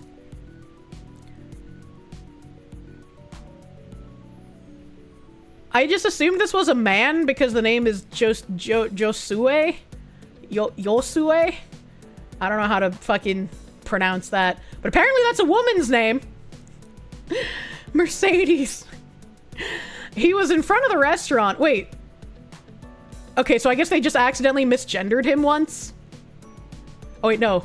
Who she said would often. Okay, it's just weird grammar affecting my dumb, soupy brain. Just kidding. Josue, it's Spanish for Joshua? Okay. Josie typo, no. My first job was a CC for a grocery store. Men's restrooms were consistently dirtier, women's big messes were worse, so much blood. Bro, sometimes the blood get real bad, okay? What's a CC? Because I know CC is content creator. So I don't know what a CC means in what sentence you said, Mr. Firecracker. Thank you! Get the world's tiniest violin. A courtesy clerk? What is a courtesy clerk? I've never even heard of that job before. In 6 or 7 years' time, women's bathrooms be nasty. Is it true women's restrooms are worse? You worked at a family fun center. Or it is true. I was surprised. I was surprised Mr. Firecracker here said men's restrooms were consistently dirtier, but women's big messes were worse. Because, like, I don't know how often it happens in the men's room, but in the women's room, there are some real retarded people that try putting things down the toilet that just do not go there. Spider bro, thank you. The irony of the same people that say white people are evil because of slavery arguing for people to work under slave labor and wages. It's because if they weren't hypocrites, they wouldn't have anything to talk about at all. In the corpo office you go to now, your wife informed you that the women's bathrooms are nasty as hell. Just a couple of days ago, she said loose stool with a used pad on top was just left in a toilet. I think the only time I've ever left a public toilet unflushed is when I literally could not flush it. And it's always those fucking automatic flushing toilets, right? So, like, I'll pee, and then I'll stand up, and then I'll, like, go to wipe, and then the toilet will just... and I'll get jump scared out of my fucking mind, because I wasn't expecting that to happen. And then I just stand there, like, completely frozen. Like, well, what do I do now? So then I put my toilet paper that I used to wipe myself in the toilet, and I start waving frantically in front of the sensor, and it doesn't do anything. And so, like, I put my foot in front of the sensor for a few seconds, and then move it to, like, simulate someone sitting there, and nothing happens. And so I jump up and down, and nothing happens. And so I leave the cubicle, and I close the door, and then I open the door, and I pretend I sit down again, and then I stand up and turn around and look at it, and nothing happens. And I'm just like, what the fuck, man? Why did you jump scare flush me, and then now I literally can't get you to flush? I fucking hate those toilets. I hate them so fucking much. Your vague rituals mean nothing. Bring back the handles. At least give me a fucking button, man. Why are there no buttons? There's usually a black override button. I know, usually, but sometimes no. They're fully fucking automatic, and like they don't have a button. They might have like a small one somewhere, but I'm not gonna start groping the underside of a public toilet. That's a step too far, okay? Toilets have an override button in case the electricity goes out. I actually never thought of that. Right, like when the power went out here the other week, I was just like, can I still flush the toilet? And that's when I learned that, like, yeah, usually there's a pump somewhere under there that like needs electricity, but you can usually get a few flushes without it. And I was like, damn, that's crazy. Same thing happened to you after dropping a log. You told the Vietnamese lady about it and she pressed the button and it flushed. You were never welcome at that restaurant again. What the fuck? If a public toilet has a handle, you use your foot to flush. Same. I think the worst part about public restrooms, even if it's like pristinely clean, is that they all have those like weird fucking toilet lids. And there's never a lid that like actually covers the toilet. Which I understand, right? People are disgusting, so that lid would probably just get really fucking gross, right? But I hate flushing toilets with no lid on top. The correct answer is to get rid of buttons. Just add foot pedals. Yes, please. Give them voice and face recognition so it can charge you for the water to your citizen carbon and water bill. You stop it! You stop giving them ideas! Kirsche, toilets don't need electricity to flush. Yeah, no, there's a fucking pump that I was told that like the pump needs electricity, but the toilet itself does not. So you can freely flush your toilet a couple of times if your power is out, but after that, it's going to stop being like as flushy, question mark. I'm not like a plumber. I just know what I was told by people who know better than I do. Is the bunker on its own well? To my knowledge, yes. Regular tank toilets are all on water pressure. I don't know what that means. You have to manually fill the tank to keep it going. Septic system. Yeah. The pump fills the tank. You get one flush. Yeah. That's the well to pump all water into the bunker. Yeah. In the UK, you made them so it doesn't use electricity. It uses water pressure. If you're on a well, then yes, the pump needs power. If you're on city water, you're good. There's a difference. I didn't know that. Duly noted. Speaking of awful ideas, yes, I do have that in a tab somewhere. Someone mentioned that last stream and I had that in a tab and then we just never got to it. Steel Storm, thank you. They're everywhere here. None of them know how to drive. One of them crossed all 4 lanes from a complete stop to make her exit off the highway.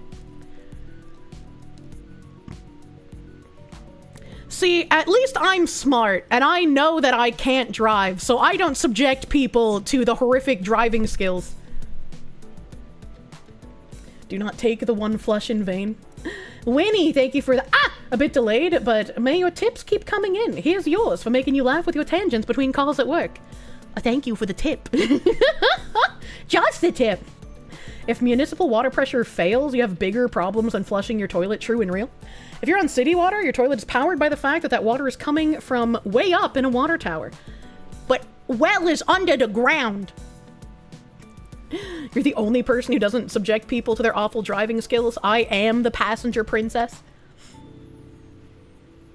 Well, you can't drive. Being smart. Well, hey. I'm letting you. Beans, thank you. Remember, friends, when someone tries to tell you communism could work, remind them about public toilets.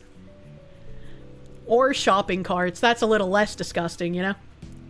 Mysterious Senor Hitler, thank you. You really hate the Chinese restaurants that say don't flush paper because the owners are used to crummy Chinese pipes? So there's a basket in the stall? I have never been to one of those Chinese restaurants. Not a single time. That's gross. Internet Zen Master, thank you. Let's be honest, people would sit on closed toilet lids and then piss and crap all over them in public restrooms. People are amazingly dumb. Yeah, that's why it's like, I understand, you know, not having a lid on a public toilet is one less thing for the unfortunate employees to have to clean. But that's why I don't like flushing the toilets in them. Like, the toilets I used at that really nice fucking hotel in California, I was, like, not the one in my hotel room, but, like, I was at a different hotel, and I used that hotel's, like, public bathrooms on their observation deck floor, And even though those were clean as fuck, they still had in the woman's room the one toilet that was stuffed with too much toilet paper. Someone probably tried flushing her pad or tampon, so it was backed up. And they also had no lids. And I was just like, man, now I have to do the fucking weird Skittles dance in front of the toilet and hope it double flushes. Because it's gonna jump scare me as soon as I stand up. Why does it do that? Heathen from Texas, thank you. You have a robot at the hospital that delivers mail to different departments? That's really fucking cool. That's really cool. Why are women like this? That's a great question. Next question. Back to talking about Vasquez and delivery drivers getting arrested. He was in front of the restaurant when I see that there are 2 policemen and they have him, Vasquez said. They didn't give a single explanation. The police would tell him to lift up his hair because they wanted to take a photo. The guy was nervous. He was in shock, crying, of course, because he was working. And for the police to arrive all of a sudden, anyone would get nervous. Good.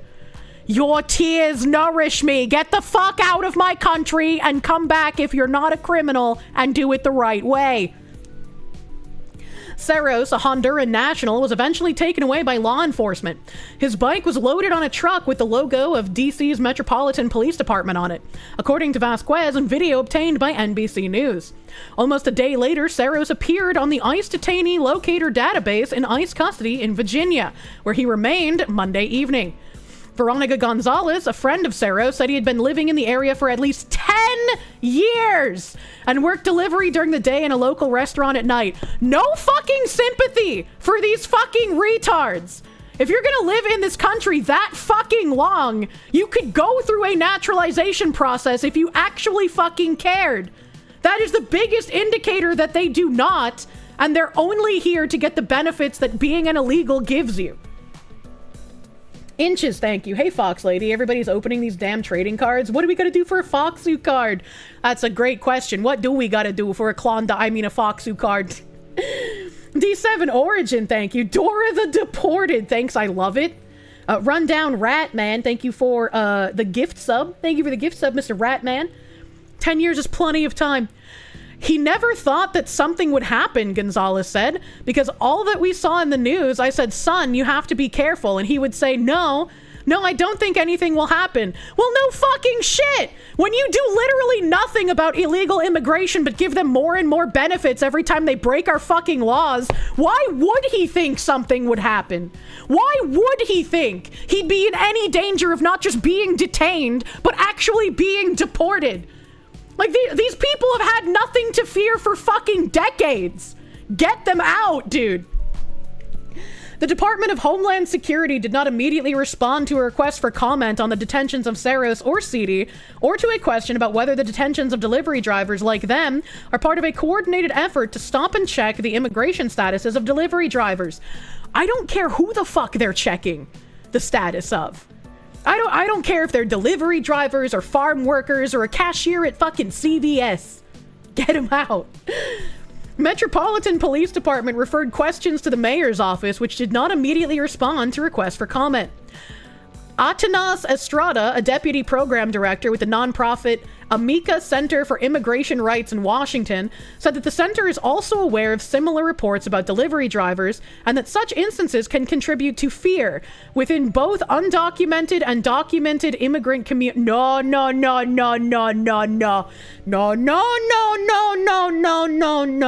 You don't go and conflate those fucking two. The only reason a documented immigrant would have any concern is if they have a warrant out for their arrest because they've committed other crimes. What the fuck do you mean? What I am seeing personally is widespread fear amongst community members. People, making decisions or avoiding places that they perhaps would not otherwise avoid or leave. How about if you're here illegally, you just avoid my entire fucking country? You avoid it so hard, you just end up back in your country of origin. How about that? How about them things? You can go back to Colombia or Morocco or France, wherever the fuck you're from. I don't care. If you're here illegally, get out.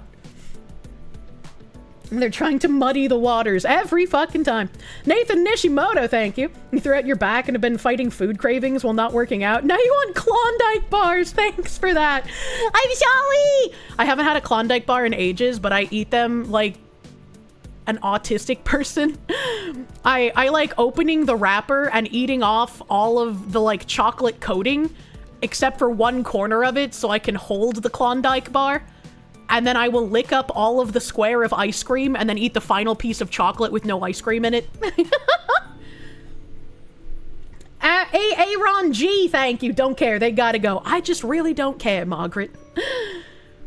As for Tyler Dessou, who has since made a series of TikTok videos about City's arrest, he has decided to temporarily stop using delivery apps out of concern for the drivers.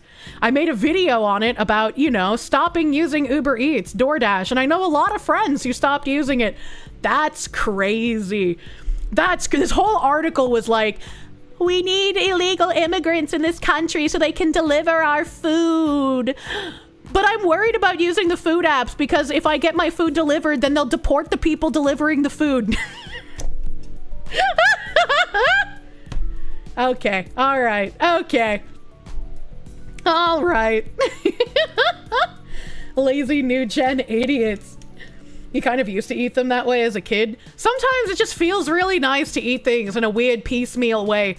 I did the same with Twix bars, where I would like eat off the top chocolate and caramel before eating the bottom cookie. Well, just throw the entire article in the trash with that last line. It's a very funny article. It's a very funny article. Linguistic subversion and altering of terms is the work of the weak and incapable to get what they want in order to survive. Natural selection avoidance measures.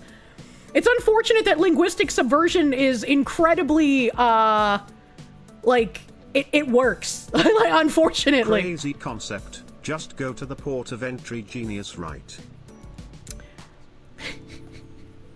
Crazy concept. It's actually insane. But if they go to the port of entry and they come here normally with correct documentation, how are they supposed to get free housing, free healthcare, a job with someone else's social security number so they don't actually have to pay taxes? How are they going to get all of that?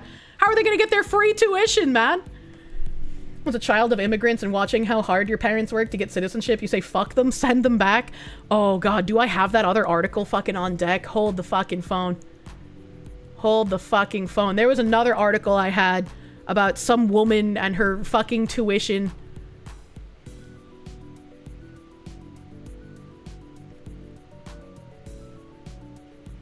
Was it this one? Yes. Yes. Oh, God.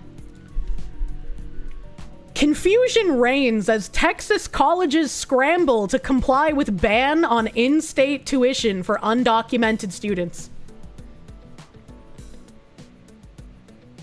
If you're here illegally, you shouldn't be getting in-state tuition. You shouldn't be getting any tuition. That money should be going to an American college student. You can get the fuck out. Katarin felt her whole body flush when she opened her fall tuition bill from the University of Houston. It had nearly doubled to $7,900. And you know what's great about this?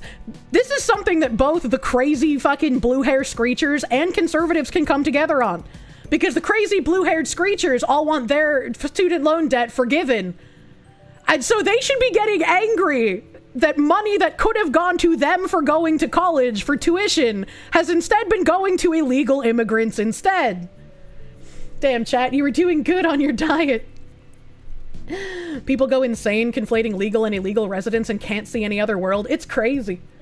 Mega Killers, thank you for the sex. This year's Gamescom was so ass, it got you reinstalling Deus Ex. I haven't played that yet, but I've heard that I should. I wanted to. I saw like 10 minutes of PewDiePie playing it when it came out, and I was like, damn, that's a lot of choices, brother! So, blue hair's too dumb to see it that way. Error 404, thank you. Sold you on Uber Eats, got food and a deportation. Yeah, it's simple. People still watch Pewds. I don't know if they still do. I don't know if he still streams. When that one Deus Ex game came out, that he showed off like the entire choice tree, and it was fucking massive, and I was like, damn, I should play that. And then I just never got around to it. I just never got around to it. Kane's Brain, thank you. Can I use the dono to defund NPR more? I wish, but I don't know how to do that. Pippa struggled with it. I don't watch games that I do intend to play because I don't want things ruined for me. I have a bad memory, but my brain remembers the damnedest things. She got choice unlocked? I do too, man. The 24-year-old has lived in Texas since her parents brought her to the U.S. from Mexico when she was 2. Thanks to the 2001 Texas DREAM Act, she's always qualified for in-state tuition as she worked towards a master's degree in social work. Get her the fuck out. She has had years to become a legal citizen if she wanted to. She has had years. There shouldn't be a Texas DREAM Act. She is here illegally. Her parents brought her here illegally. They're probably here illegally. Get her the fuck out. Get her out. Why is she being given money to go to college? A federal court ruling swiftly gutted the law in June. Good! Ending the benefit for thousands of illegal students. But Katerin is in the country legally. As a recipient of the Federal Deferred Action for Childhood Arrivals, or DACA, which never should have been passed, which protects certain immigrants from deportation and allows them to work legally. Just saying a whole bunch of people who were brought here illegally are now magically legal does not work. No thank you. Get them out. DACA needs to be canceled. Absolutely. You could say the DREAM Act became a nightmare. Thank you. I'll be here all week. Emperor Creatine, thank you. Highly recommend the original Deus Ex. It came out in 2000, so the graphics are a little dated, but it essentially predicted COVID 24 years before. Well, I mean, it probably has proper graphics for 2000. Doesn't matter if they're dated. Catapults fire. Deferring deportation does not make them any more legal. That's probably where they can get that gray area of undocumented, but not technically illegal because of DACA. I don't care. Get them out. Students like Katerin, who asked that her last name not be used over concerns about a relative's undocumented status. Well, that's fun. She can get deported with her relative. They can get deported together. We're keeping families close. Should still qualify for in-state tuition, attorneys for Texas said in a court filing. But advocates say some Texas universities are misinterpreting the court ruling, leaving students like Katerin with confusing messages and sky-high tuition bills, just as classes are about to begin. I just really don't care, Margaret, honestly. She shouldn't qualify for shit. It's insane, man. Just deport the whole family. Yeah, Patchouli, thank you. She came here at 2 and was likely alerted of her status at 18. She can either become legal or leave, right? Advocates call it an urgent and widespread problem fueled by the lack of state guidance on how to implement the ruling. They worry hundreds of students are being sent incorrect tuition bills and will not have the time, guidance, resources, or support to challenge them. What, you mean they're worried they're gonna get the same exact bill as an American citizen attending college there? They should have to pay back everything that was given to them by the taxpayer upon deportation. Be like, here's what you owe if you ever step foot back into this country again. This is like calling criminals the unarrested. Yeah, exactly. This is like infuriating to read. Like, oh, you should feel bad for these people that shouldn't be here. They're gonna have to pay money just like you. Why the fuck would I feel bad about that?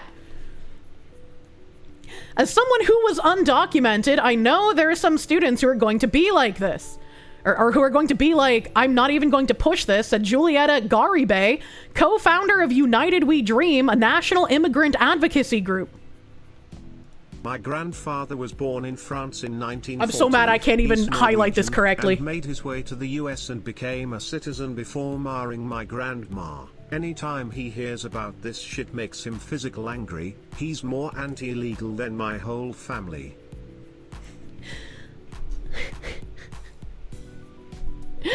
Mr. Paraxosim, thank you. Your grandfather, that's kind of crazy. I'm glad that he is anti-illegal. Thank you. Fucking yes, streamer, you are right on everything. I am right on everything, and I'm sorry to hear that you're gay and have AIDS. That's really unfortunate, and it's also unfortunate that we can't pay for your AIDS treatment. You have less than 5 months to live. It's a great thing that the streamer's always right, isn't it? Just look at the political rallies in the United States compared to other countries. Pride in America and its flag are shunned. Exactly. Exactly. Kier going for the throat. I mean, yeah, it's a fucking first-time chatter. Come the fuck on, bro. Gonna pay for your tuition now? Well, tough shit. Welcome to the rest of the world.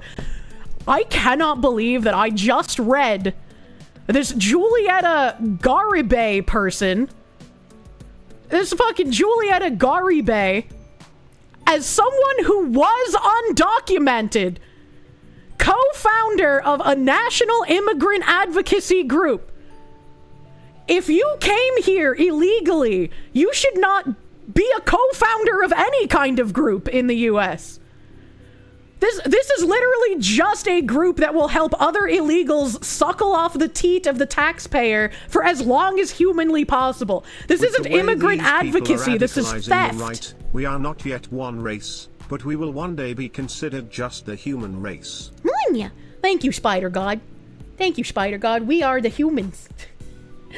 It's always the women. That is I feel like I call everything insane, but like, what the fuck else are you supposed to say about this?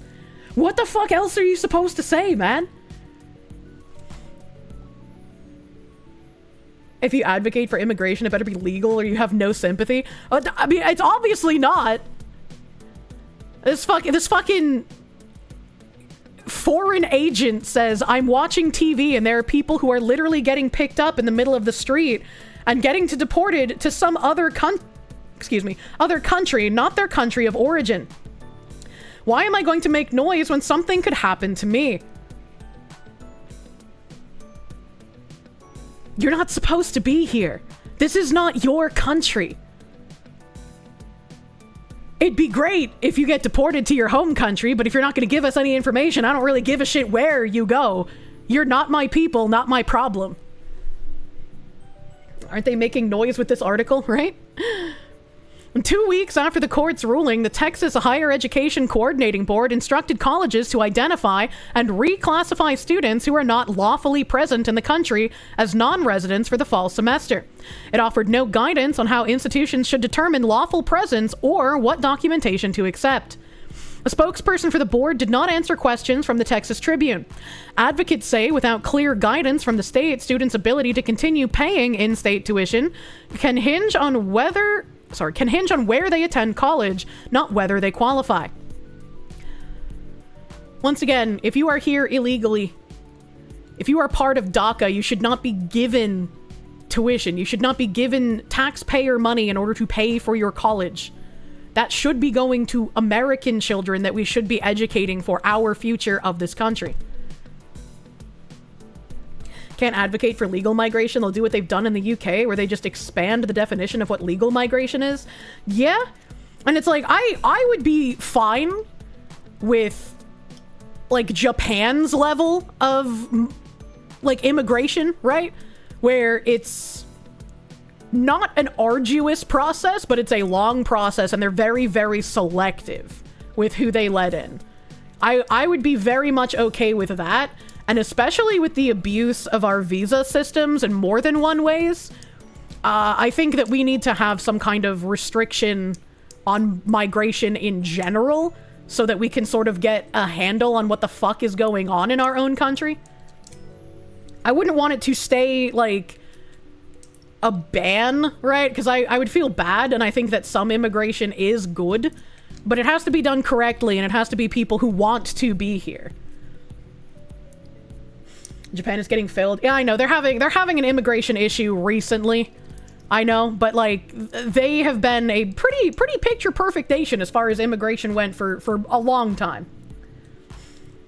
Japan's conservative governor are unfortunately importing non-Japanese because of their aging population. I don't know why. I know it's probably just lying to the population, because trying to say that you have an aging population and the birth rate is not above replacement levels, so we need to import people in order to take care of our aging population, that doesn't make sense to me. Because you're importing people who either have no attachment to your country and no attachment to your population, so they're not incentivized to actually give a shit about the aging population that they're caring for, or they're people that diametrically oppose the rights of your country, they hate your people, and they're going to commit crimes against the elderly when you put them in their care. So it's like you're left with, why would you want people who don't give a shit about your nation and your nation's people taking care of a vulnerable part of the population of your nation? It doesn't make sense. It doesn't make any sense.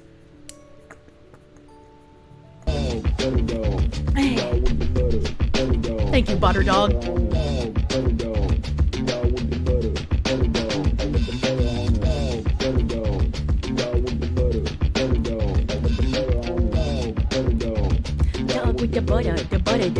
Put the butter on the dog. Butter dog. Wait, she co-founded an immigrant advocacy group. When she made zero attempt to become a US citizen / get a green card after turning 18, before turning 21. And she expects us to be sympathetic about her college debt. The audacity of this bitch. Yeah, that's what I'm saying. Like, why the fuck would you, like, anyone feel bad for this person? And it's framed in such a way where they're obviously trying to make you feel bad for her, but if you put even a single second of thought into it, they're literally saying this woman is being forced to pay the same as you, American citizen. Feel bad for her because she deserves more than you do. It's like anyone who thinks about this would realize that this is just retarded. Also, are you guys still engaging that fucking retard? Did mods not ban him? Sorry, I'll get on that. Do not feed the trolls, dear chatters. Steelstorm, thank you. Would international arbitrage be an accurate term for what illegals are doing? I mean, it's just easier to call it an invasion. Like, it's just that much easier. Internet Zen Master, thank you for that. Butted doggo! She co-founded an immigrant advocacy group when she made zero attempt to become a US citizen and get a green card after turning 18 before turning 21. No. So, this is a different person. The person who made the group is Julieta Garibay, not the college student. Julieta Garibay is advocating on behalf of the illegal college student who's protected under DACA, saying that as someone who was undocumented, so Julieta Garibay, I don't know if they're still undocumented or if they ever became a citizen, but the fact that she was an undocumented person, it'd be interesting to know how she managed to become a citizen after being here undocumented. If she is a citizen, great. But I don't trust someone who came here undocumented with a national immigrant advocacy group, especially when they're advocating for someone who shouldn't be here. We really have a pretty shit population, but sometimes you just have to let population die down a bit until it picks back up again with time. I think we should be focusing on seeing what incentives we can give to families to have more children. That would make the most sense. Government means they need more workers to pay taxes to support the older population. You're talking about Japan and not our stupidity here in the US. Even if you want more workers to pay taxes, importing people who have been a net drain on European and US countries isn't going to help that. Like, it doesn't make any sense. So, like, whatever they say, you can just count on it probably being a lie. DHS announced it'll penalize people applying for immigration applications, green cards, etc. for anti-American rhetoric and posts, as they'll be fully screened all social media accounts and refuse admittance via Newsweek. That's great, actually. The DACA protections need to be retroactively revoked. Same with birthright citizenship. Birthright citizenship, I don't think should be a thing in the US in current year. It made sense when it was first put out, You're getting a but it's no longer fulfilling that been a purpose, bad obviously. girl. Mr. Peroxim, thank you. No more borders. Time to lock them down like Poland. Alpha Omega, thank you. Because the Keiretsu want cheap labor and the LDP are globalists now that Abe is dead, Suga, Kishida, and Ishiba have increasingly turned the LDP globalist since they control the party and have sidelined or fired dissenters. Man, why they gotta fuck up Japan? It held out for so long. Ayla, thank you for the 2-month member. We should be like Poland. That would be great. I don't think we can burn rainbows in the US. An executive order revoked that temporarily. Yeah, temporarily. It needs to be permanent, though. Incentives for children is great, but remember... I mean, that's why you need to be specific about the incentives, right? If you just give incentives for having children, it'll become more of a welfare state than single motherhood already is. So I think, and correct me if I'm wrong, I think in Hungary, they gave incentives for, like, married couples to have children, and I think adding that caveat in there could be helpful, because yes, people can still take advantage of it and just get married for the sake of, you know, legality reasons to get the benefits from it, but hopefully that will just bring more people together. A nation can survive its fools and their ambitions, but it cannot survive their traitors. True and real. True and real. You know, a few flags. What a weird donut. didn't work in Hungary, you're way down in birth rates. I'm pretty sure that was a recent thing, so I'm sure the birth rates being down have been there for a lot longer than the policy has. I want to say that policy was either last year or 2023. You had a 7-son policy in the 90s, $700 per head. God damn, where's here? I don't know where here is. No qualified taxpayers are brought in. Welfare recipients are settled in order to justify high taxes and contributions for the welfare system. You're stacking cash. What the heck? Where was I reading though? What we've seen is a chaotic, haphazard, and inconsistent implementation across the state with grave emotional consequences for students, but more importantly, with dire consequences, said Barbara Hines, who helped write the Texas DREAM Act 24 years ago and founded the Immigration Clinic at the University of Texas School of Law. Ah, so we know whose fault it is, and surprise, it's a woman. Hines said the coordinating board should be doing more to help schools implement the ruling. At a minimum, she said, the agency should issue clear guidance that aligns with the Texas Department of Public Safety's categories of lawful presence, lists acceptable proof documents, and sets reasonable timelines for schools to process students' paperwork. She also urged the agency to ensure that universities have trained staff to handle residency reclassifications and communicate accurate information to students. What the fuck does residency reclassification even mean? There's 2 classifications, citizen and illegal. That's all you need to know. I guess you could have the 3rd classification of people here on a visa, but still. Why is it always the women? Box, look up the Afghanistan nation that already happened, the result. They insane? I can't parse what you just said. I have no, just several comments today where the English, I'm sorry, I can't understand it. Society tricked women into not having kids, but it resulted in women treating illegals as their own children. Unfortunately, yes. How schools are responding to the change. To qualify for in-state tuition under the 2001 Texas DREAM Act, students were required to sign an affidavit stating that they would apply for permanent U.S. residency as soon as they were eligible. In 2024, 18,593 Texas college students signed that affidavit. How many of them actually became citizens after? How many of them? Because even under this ridiculous Texas DREAM Act here, to qualify for in-state tuition under it, they were required to sign an affidavit stating they would apply for permanent U.S. residency as soon as they were eligible. Yeah, that woman, she doesn't have that, so... The Tribune contacted the 9 public colleges with the largest number of students who signed that affidavit to learn how they're implementing the court's ruling.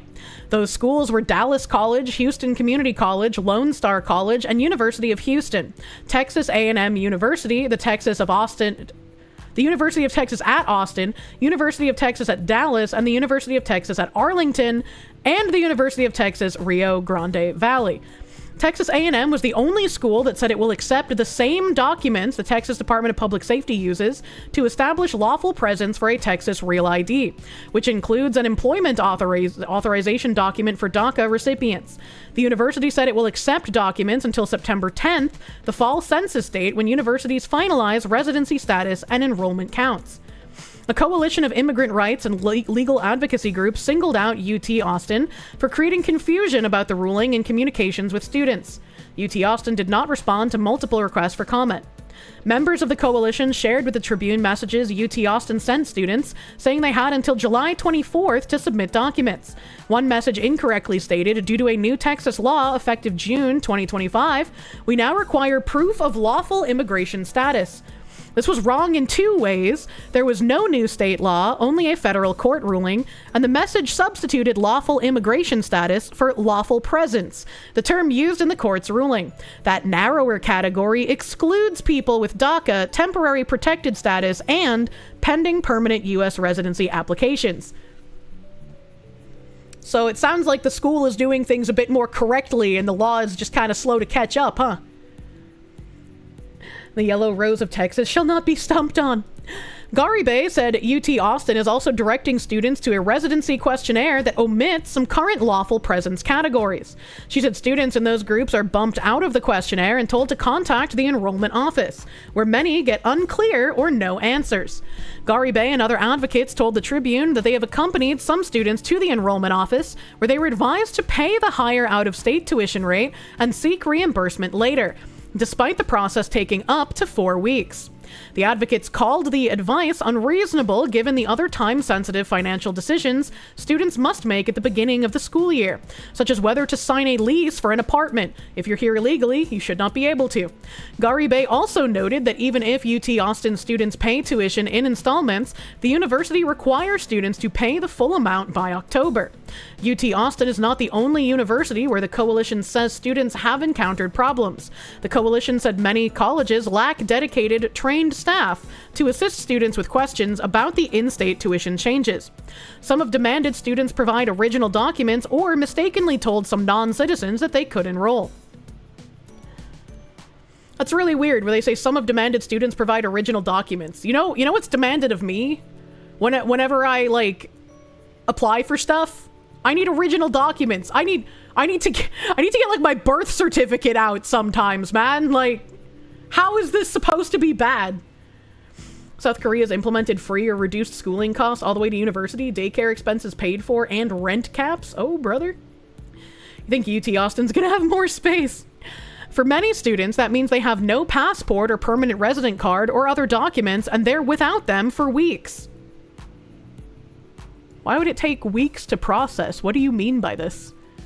Said Barbara Hines, former clinical professor of law and founder of the immigration clinic at the University of Texas School of Law. Well, now I'm just confused. Because, like, if I give my identification shit to somebody, usually in front of me, they take a photocopy of it, and then they give it back to me. Like, what kind of racket are they running where they take your identification and hold on to it for weeks? That doesn't seem correct. They take a photo. This is fiction. Yeah, it's like, what? Maybe if they're really that fucking bad at their jobs, but then, like, where did they hire them from? U.S. citizens can't get into the school if they don't have ID, so why should they? Well, no. I'm not saying they shouldn't ask for ID. I'm saying it seems weird if the school is holding on to the ID for weeks, right? Like, that doesn't make sense to me. I've never seen that happen anywhere where I've been required to give my ID or my birth certificate or anything like that for signing up and applying for something. Applying for a passport, they keep it for weeks, but the school is wild. I never lost my ID when I applied for a passport. Even a cop had to drive back to your place because he forgot to give your ID back. The racket where the journalist lies to spurn public sympathy? I fucking guess so. I was like, if they have an employee holding on to IDs for weeks, I'd like to see who that employee is.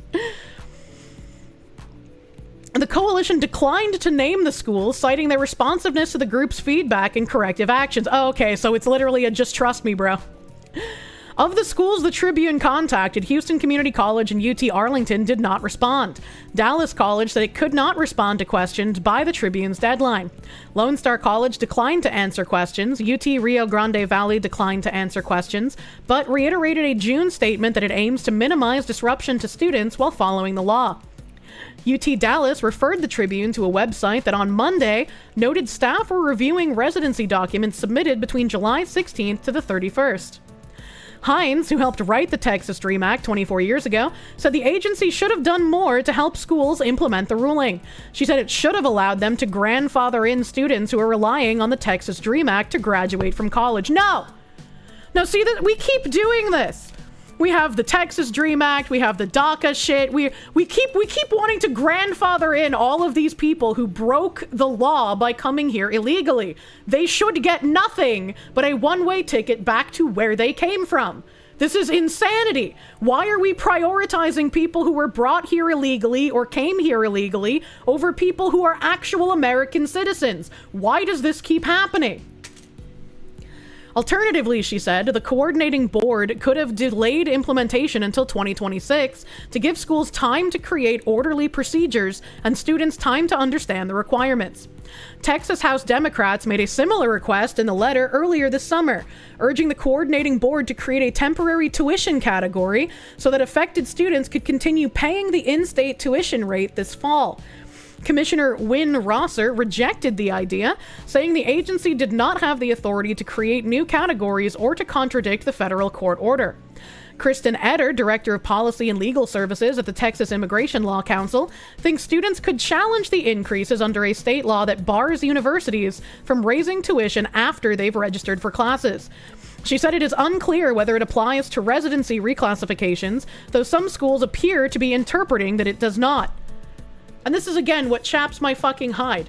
They didn't respect the rule of the law when they came here illegally, or when they spent decades here illegally and never even tried to apply for citizenship. So why the fuck are we trying to figure out what laws in our country protect these ungrateful things and give them more of our money? Why are we doing this? Why is this even something you're trying to figure out how to do? It's actually infuriating, man. You'd say if you want illegals here, your taxes should be doubled or tripled. It's like if you're one of these people who's in favor of illegals being given all this shit, instead of using tax dollars, how about we have these people contribute to a fund? If you're for illegals being in this country, if you want them here for some reason, how about you pay for them? How about that? Say if you want illegals, yeah, I agree. You actually studied that law in your recent master's course. Interesting, it's being used so recently. Interesting. They borrowed the money, they can pay it back just like everyone else, or they can get the fuck out. I don't think this is gonna be paid back. just a hunch. And Katerin is one of the 6 children and entered the DACA, or is one of 6 children. Holy shit. Katerin is one of 6 children and entered the DACA program when she was 16. She has never received financial aid or taken out loans, she said, instead paying for her education by working full-time at a non-profit child-placing agency that licenses foster homes and conducts monthly check-ins on the well-being of foster children. She earned an associate's degree from Houston Community College, a bachelor's degree from the University of Houston downtown, and was admitted to UH's Graduate College of Social Work last year. Her long-term goal is to become a social work professor. And why has she not become a citizen? Why has she not become a citizen? What is preventing her from doing so if she's being given all of these opportunities by staying here? Wow, just like everyone else. Imagine! The half-off tuition is financial aid. I know, they don't quite understand that. They don't quite understand what financial aid is. That's okay. Oh, when you were out of work last year with cancer, you couldn't get jack shit out of unemployment or social security while illegals were getting college tuition and hotel stays. You despise these ungrateful shit stains and the politicians who enable them? 1,000% Social work professor out! Well, obviously she's too busy doing the work. Imagine. On July 22nd, UH emailed Katerin saying it had changed her status to non-resident because of the ruling. UH gave her until August 8th to prove lawful presence. The message listed documents she could submit as evidence, including a work authorization card issued to DACA recipients, but didn't explicitly say DACA recipients still qualified for in-state tuition. The university's online student portal created confusion too. Her emails to the registrar's office went unanswered. When she called, she was told to wait more than a week to see if she qualified for in-state tuition. DACA students don't qualify for federal aid, such as the Pell Grants that go to families making less than $50,000 a year. Well, at least there's one fucking thing that they don't get. Frustrated by the lack of progress, Katerin reached out to one of her professors who connected her with an immigrant rights group. With their guidance, she resubmitted documents showing she is a DACA recipient, along with a new Texas DREAM Act affidavit the coordinating board had revised. On July 31st, UH restored her in-state tuition, reducing her bill to $4,349.32. That's unfortunate. I feel like if it wasn't for me moving and if it wasn't for me speaking up, the university, they wouldn't care, Katerin said. In a statement, the University of Houston said it is complying with the court ruling but did not answer questions about how the changes affect DACA recipients or how it is preventing misclassifications. She expects to graduate in the spring and has saved enough money in case DACA recipients lose in-state tuition eligibility before then. But she believes many students in her situation will be forced to take on debt or drop out if it does. Wow, take on debt like everyone else who has to go to college? The experience, she said, eroded the pride she once felt in being a UH cougar. Now I'm like, let's get through it. Let's graduate already. And I guess another question I have, it says that she works at, where did it say it?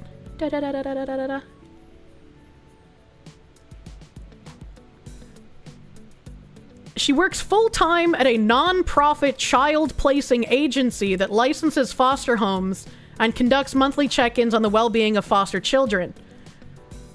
I wonder how much money she's making doing this, because the majority of people who aren't from well-off families that I know who go to college and accrue student debt with which to pay for college, how is she doing this and also saving enough money in case DACA recipients lose their in-state tuition eligibility before then? How much money is she making that she's able to pay her tuition after it's lowered to the in-state cost, as well as save a fuck ton of money?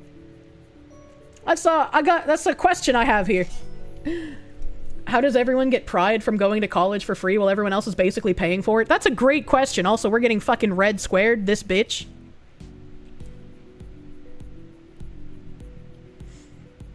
Is this the bitch that made it so a daughter went to her birth mother and her pedo boyfriend instead of the father? Probably not. I don't remember what state that case was from. Requiring males to be castrated to get into college doesn't seem like such a far-off fantasy at this point. What the fuck? Kick seems fine, though. It looks like we're getting green squares back here. Looks like we're getting green squares back here. Also, now that we've reached the end of the infuriating immigration articles, I did get a link to an update on the truck guy. Federal investigators administered an English language proficiency assessment to the driver of the semi who killed 3 people in Florida. He provided correct responses to just 2 of 12 verbal questions and only accurately identified 1 through 4 highway traffic signs.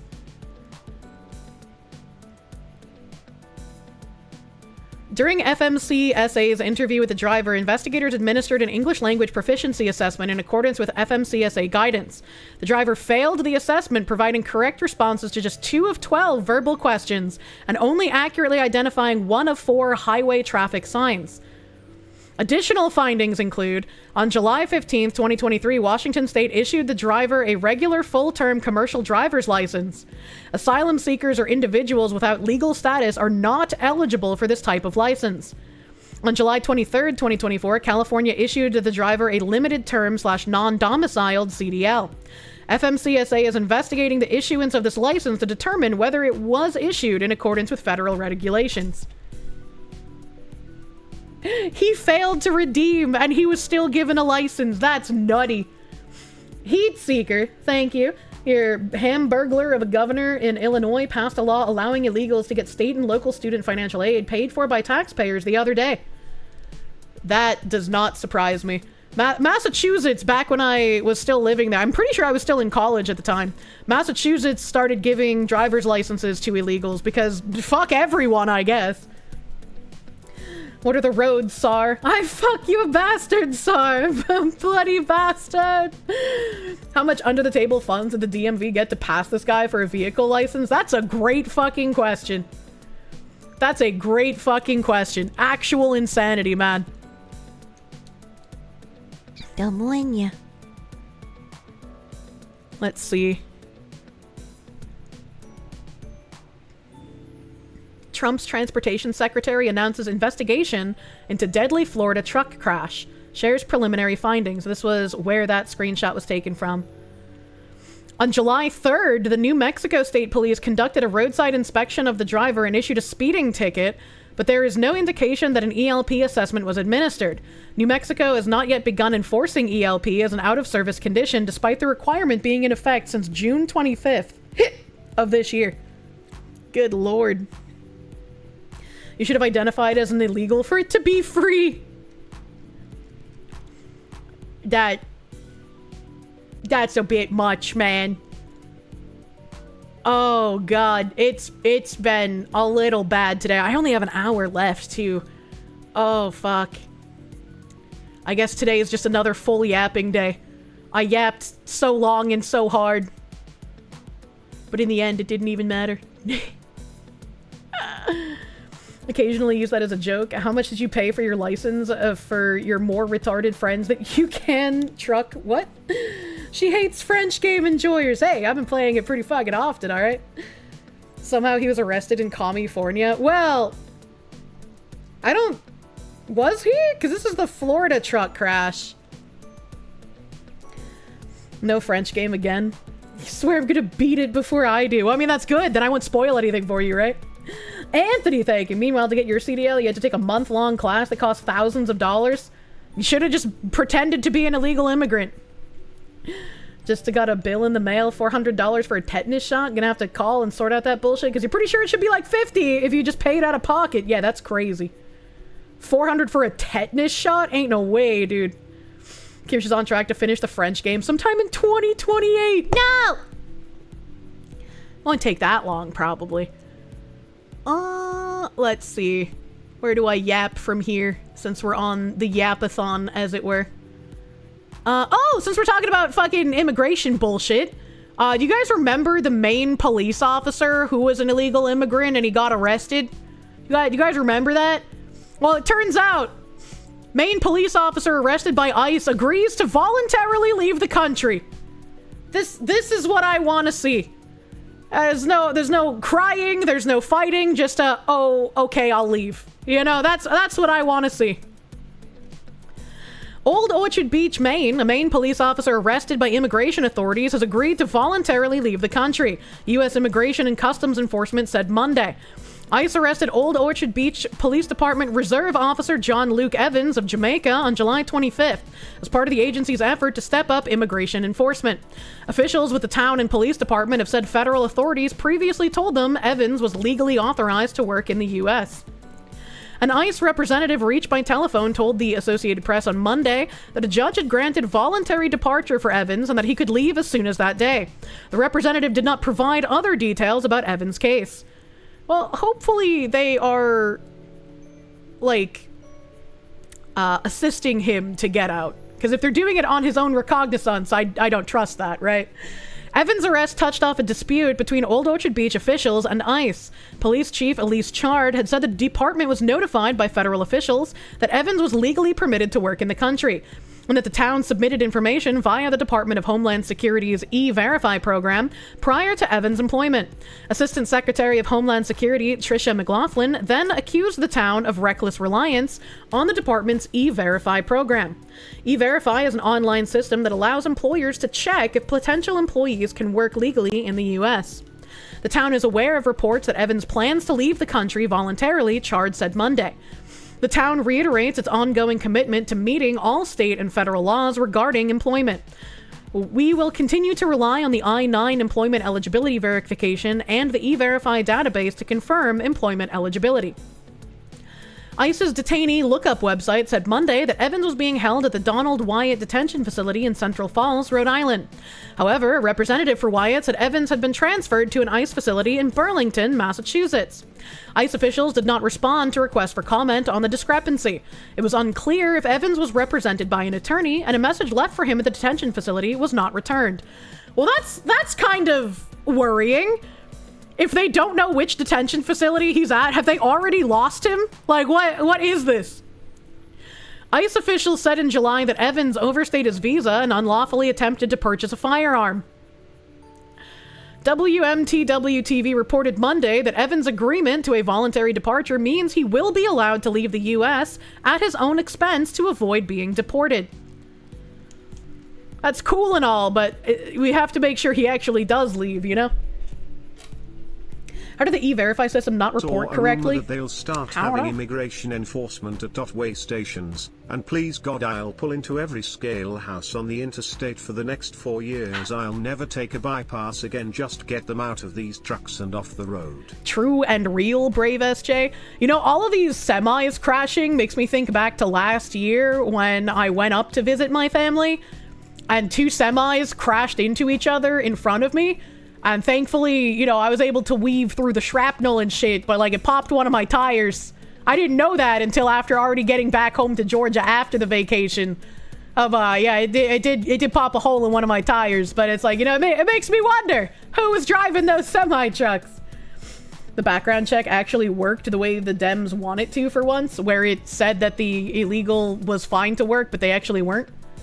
High-powered, thank you. Curious how payment processors are not pulling services for Roblox with a lawsuit going on. Really makes you activate your almonds. Yeah, it's almost like it has nothing to do with the children. It's just a way to exert control. Foxy lady living in an action movie. It was not a fun time. It was actually horrifying. It was terrifying to be behind those semis, man. And let's see here. For more horrific news, BlackRock CEO Larry Fink appointed as the WEF interim co-chair.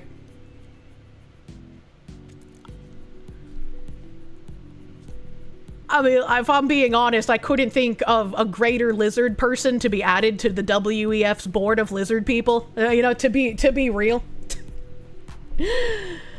The World Economic Forum, the influential global convening force for policymakers and industry leaders, has appointed BlackRock CEO Larry Fink as interim co-chair.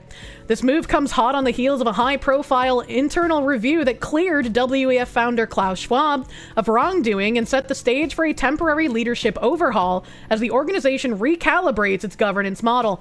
I'm going to be real with you.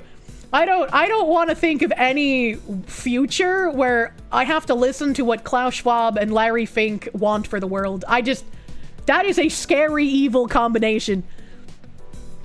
With trillions of assets, or trillions in assets under management, BlackRock commands outsized influence across financial markets, ESG policy, and the investment strategies of governments and corporations.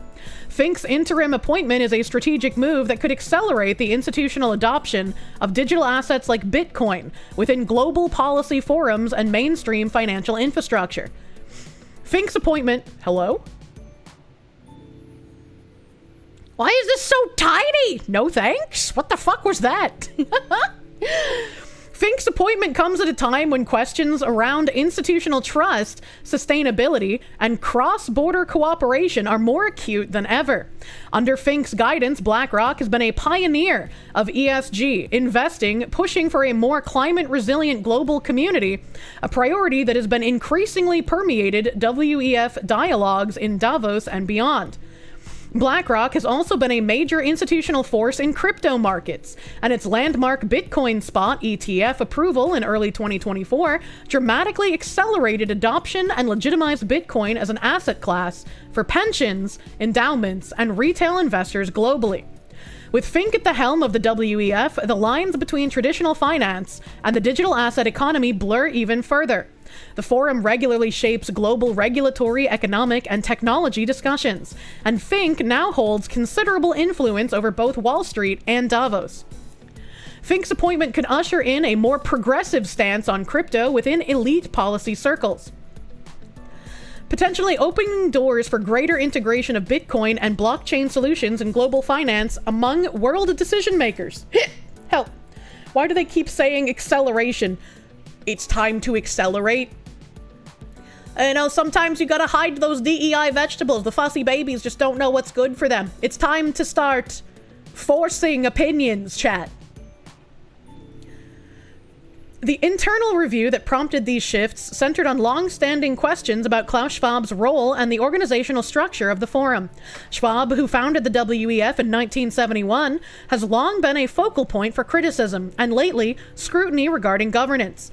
After clearing Schwab of wrongdoing, the WEF announced its intention to install interim co-chairs in a bid to increase transparency and bring new perspectives to the leadership table. Fink's appointment thereby serves a dual purpose: to reassure stakeholders by placing a respected industry leader in stewardship, and to reinforce the forum's commitment to institutional accountability and renewal. Institutional accountability! That's certainly a fucking phrase. Fink will serve alongside other interim co-chair Andre Hoffman, vice chairman of Roche Holding AG, forming a joint leadership that reflects the WEF's renewed mandate for broad-based multi-sector collaboration. With geopolitical tensions, economic uncertainties, and the accelerating pace of climate change occupying center stage, the incoming interims face a tall order: restore confidence, drive progress across key global issues, and prepare the forum for its next chapter. This is glowy as fuck. Yeah, I'm not really surprised at this team up here, but it is a very worrying team up. Complete and total purge is the only way. Can we call the WEF a terrorist organization? I would love to. After clearing him of wrongdoing. Yes. The clear, we've investigated ourselves and find we've done nothing wrong. Some supervillain shit in before the WEF gets taken out by a rogue silencer. What did he mean by this? Loaded, but now everyone could vote back. What? Oh, brother, this guy thinks. Yeah, I was surprised that this is the first time I've heard this, right? Because this is an article 2 days ago, and I haven't even seen anything on Twitter about this, man. Also, that's a lot of strange names. On the bright side, it shows that they're panicking. I don't know how much of it is panicking and how much of it is let's institute the next step of our plan. Right? Because, like, when everyone was saying, oh, they're panicking by hiding DEI, it's like, no, guys, they're not panicking. They've been planning for this for years now. This is what Bridge has been doing, man. Wonder how many scales are under his skin? Yes. And by the way, he's been buying a fuck ton of crypto. Doesn't surprise me. As if any of that stuff in the list of things that Fink has done can be considered good. Yeah. Keep doing this, and this is how you'll end up with more Luigis, and that's not a good thing. It's not a good thing, but you know. I guess a good thing after reading about Larry Fink teaming up with the WEF. Bank executives blow the whistle on how Obama and Biden admins pressured them to debank conservatives. You know, this is kind of like... This is for some reason, my brain just immediately thought of the Cinder situation. Or like that artist was like, I was forced to do this. It's like, well, you could have just said no at any time, actually. But, you know... In the wake of President Donald Trump's executive order outlawing debanking, major bank executives told Fox News Digital that they were under pressure by the Obama and Biden administrations to deny services to individuals and businesses for political reasons. Those pressures were very, very real. When your regulator gives you a suggestion, it's not a suggestion, it's an order. The political stuff is very real. Those pressures are real, a senior banking executive told Fox News Digital. I'm sorry, did we give a pass to any of the Nazi officers who said they were just following orders? Why the fuck did they think that would work? Why did they think that would work? Debanking refers to the practice of banks closing accounts or denying services to individuals or businesses, often with no explanation. The practice originated as part of federal anti-money laundering laws and regulations. An entity can be debanked after its transactions are marked suspicious, but in recent years, conservative and religious groups have accused banks of discriminating against them for their beliefs, which is true, and it happened. Thanks for telling us that. A lot of them did get passes in the 50s. Well, they shouldn't have gotten passes. Just following orders is no excuse, man. I mean, kind of guess this is why, but news must be slow now that the peace talks happened. Now we can get some information on the pedos being protected by our government. It's insanity, man. Thanks for admitting to your part in agreeing to a crime, something you could have recorded and said no to and just won any lawsuits forever. I wonder what kind of, like, incentives were given for the banks to do this. Fox News Digital spoke with 2 executives at leading U.S. banks who asked to remain anonymous, fearing reprisals. The executives said that ambiguity in federal laws was exploited by regulators under the Obama and Biden administrations in order to pursue political objectives. According to one executive, banks were pressured to deny services to certain industries as a part of Operation Choke Point and Operation Choke Point 2.0. When there's ambiguity in the law, beauty is in the eye of the beholder. And for a long time, the beholder was the Obama and Biden administration, the official said. A House Oversight Committee report found that Operation Choke Point, a DOJ task force, whose aim was to choke out legal companies disfavored by the Obama administration, worked with bank regulators to label certain industries, including firearm sales, as high risk. I don't even remember Operation Choke Point. That's crazy. I don't even remember this. Trump ended Operation Choke Point in 2017 during his first term. However, a House Financial Services Committee hearing last week heard accusations that former President Joe Biden had rebooted the initiative and targeted crypto firms for debanking as a part of Operation Choke Point 2.0. Trump claimed to be a victim of debanking and accused JP Morgan Chase, Bank of America, and others of refusing more than $1 billion in his deposits. First Lady Melania Trump wrote in her memoir that she and her son Barron were debanked as well. Wasn't Barron a minor in Trump's first term? That's crazy! Operation Choke on D's, what the fuck? I was shocked and dismayed to learn that my longtime bank decided to terminate my account and deny my son the opportunity to open a new one. This decision appeared to be rooted in political discrimination, raising concerns about civil rights violations, Melania wrote. Yeah, true and real. USA already got many Germans, German Jews, and other Europeans and saw progress in many sectors. USSR knew by then that they would get the rest as well, so both recruited people after 45. I mean, it's like, it's fine to, like, recruit people, but if it's an actual, like, if they were an actual person arresting or putting Jews in camps, I feel like I was just following orders should not hold up in any way, shape, or form. Right? It's like, sure you were, buddy, okay, fucking get in line. He's only 19, you think? Debanking a minor is some insane fucking work. Yeah, you do, but only one time and only 30 seconds? What? Barron was a kid back then? How do you even debank a minor? Well, I mean, I opened a bank account when I was, like, 15 or 16. So you can open bank accounts as a minor. So, but it's just crazy that they would go to the lengths of banning a minor from having a bank account. But the rocket won't build itself. Patchouli, thank you. Oh, look, they targeted firearm-related companies. 2A conspiracy theorists proven correct once again. I mean, conspiracy theorists are just ahead of the curve at this point. You know, they just got like 6 months on the news cycle. We welcome the Trump administration's efforts to provide regulatory clarity to banks. We provided detailed proposals and will continue to work with the administration and Congress to improve the regulatory framework, Bank of America told Fox News Digital in a statement. Former Republican Senator Sam Brownback accused JP Morgan Chase of having debanked his nonprofit, the National Committee for Religious Freedom, in 2022. JP Morgan maintains that they never engaged in political debanking, but updated their code of conduct to state that they do not discriminate based on political views or religious beliefs in 2025, which the bank stated was merely the codification of existing policy. I just don't know how much I believe them. We don't close accounts for political reasons, and we agree with President Trump that regulatory change is desperately needed. We're pleased to see the White House is addressing this issue, for which we've been advocating for many years, and look forward to working with them to get this right, a JP Morgan representative told Fox News Digital in a statement.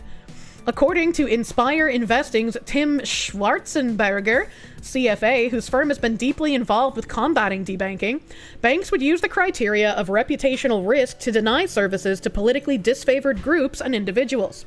Trump's order, entitled Guaranteeing Fair Banking for All Americans, which he signed Thursday, promised to ban banks from denying services to a customer based on their political views or other beliefs. The order prohibits banks from using reputational risk as a criterion to deny someone services in a politicized way. The executive order really is a breakthrough moment, Schwarzenberger told Fox News Digital. Another senior banking executive said that negative news coverage was considered criteria for reputational risk. During the period between the 2020 presidential election and Trump's return to the Oval Office in 2024, he was subject to a flurry of lawsuits and negative press. Banks, according to the official, responding to the wishes of regulators, would use the negative press directed at conservatives as a pretext to debank them. I don't understand how they're able to say this, right? Because, like, banks and payment processors are a necessary thing for the average person to use to just participate in society in general. Like, you can't just be cash only in current year anymore. It just doesn't work. And it's not like phone companies or internet providers, to my knowledge, have been like, oh, we can't provide you services because you've had negative press coverage. So why were banks and payment processors able to use that excuse? It's the same fucking reputational risk that Visa and MasterCard use. Yeah, that's what I'm saying. Like, it doesn't make any sense that they were able to use this excuse for so long. Opened a bank account at 15, thought the only bank account I had was inside all of my extra shoes. They had a promotion going on where if, like, you deposited, I can't remember if it was like $500 or $1,000, but if you deposited that much money when you opened a bank account, they would match that. So it was literally just free money. And then I could take everything out of my bank account and it just kind of stayed there dormant for years because I just placed all my money around my room in different areas because I hated the banks, but I was going to get free money from them, I tell you what. Then why did they close Kanye's? That's what I'm wondering.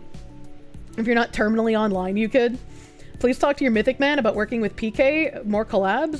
They are hoping to do more with me. Oh, did he mention me recently? I don't know what PK has been doing recently.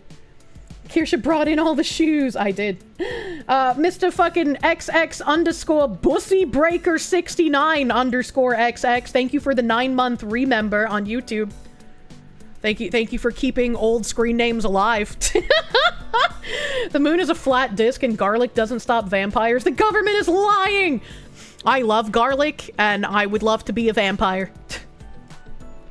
Yes, you're just tweeting with him? Oh shit!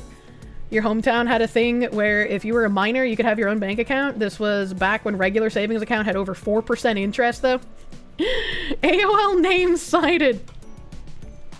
It's all kind of a setup. It's like somebody set the table and it all ends up focusing on Republicans and conservatives, the executive said.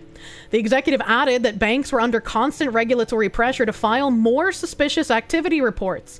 Reports submitted to the Treasury about unusual banking activity and to debank more customers.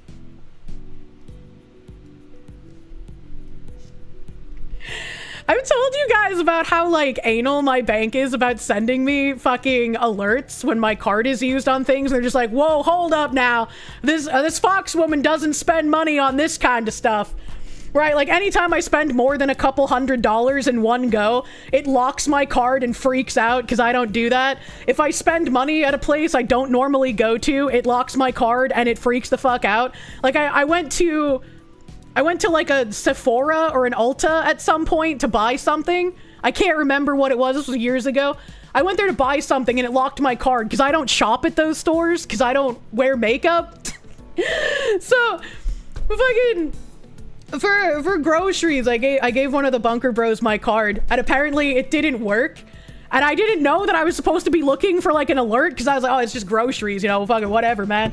Apparently, he tried my card and it didn't work like 7 times. And I was like, oh, that's really weird because it's just groceries. Where did you go? And he was like, Walmart. And I was like, oh, that makes sense. I don't buy shit from Walmart. So they saw you try to buy shit at Walmart and they were like, lock this bitch's card. She doesn't shop there. Oh my god, that's funny. Bank thought Kirsche was a man, was wondering why she was getting woman stuff. I just find it really funny, like, how habitually I purchase things, that even something like that is enough to trigger locking down my card. Should have given him the shoe money instead. Truly, the shoe money wouldn't have failed us. Yours gets locked at one wrong CCV. Hold on, wait a minute. You have your card set up the same. You call your bank in advance if you travel. It's wondrous, all right? So, like, I tell you guys how much my bank locks my card for just, like, even the slightest out of ordinary purchases. I've never told my bank when I go traveling. And I never get alerts when like purchases on my card go from like Georgia to New Jersey to California, right? They're just like, oh, that's normal. They're all like smaller purchases. And it was interesting because the one time it actually did catch something, I guess Tim had gotten caught by a card skimmer somewhere when he was using my card, because it had 3 purchases like in rapid succession in a different state, and I was like, I don't recognize these, because it said, I can't remember if it said like New Jersey or like Virginia or some shit, but the words were all in Chinese. So I don't think it really mattered what the state was. But I was like, yeah, no, those purchases, not me, buddy. Those aren't mine. Give me a new card. Your bank locked your card for buying $10 in gotcha currency. You think your bank was warning you? Oh, Joyzy Coyote. Oh my god. Brad's Burgers. I love you. Thank you for the 15 months of Prune. Every time I read your name, I feel the need to watch Burger Bob again. Cap 1 called you twice on vacation in Denver, yet they allowed stuff from the Philippines that maxed the card out. What the fuck? Oh my god. Did I confirm they weren't Korean? Oh, man. The typical thing the scammers do is buy a few small things first to see if you notice it, and then when you don't, boom, $5,000 Walmart purchase. I'm glad that even though my bank doesn't trigger locks on my card when I go elsewhere, they trigger locks on my card whenever it's something I don't normally purchase. That makes me feel really fucking comfortable. I also, like, autistically check my bank account anyways, because it's like, you know, you guys know how bad my fucking memory is, right? So I'll check. Ooh, why did you randomly refresh web page? That's weird. But I'll autistically check it like at least 4 times a week, you know? I always got to make sure.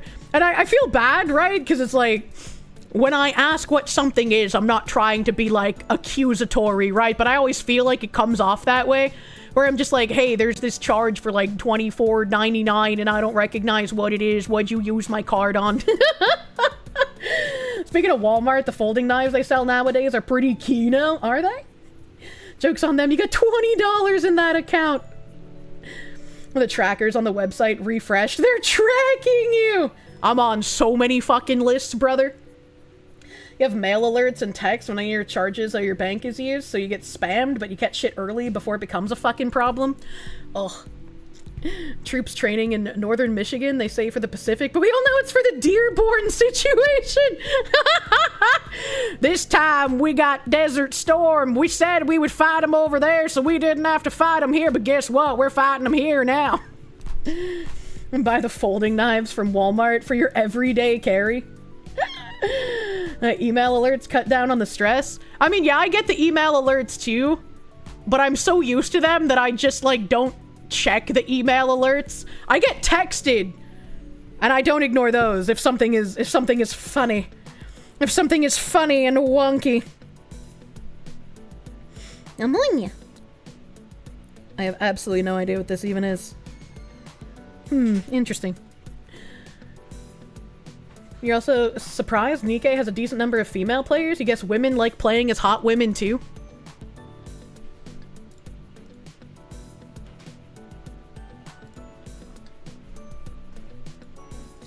Brother, you're surprised that Nikkei has a lot of women players? You're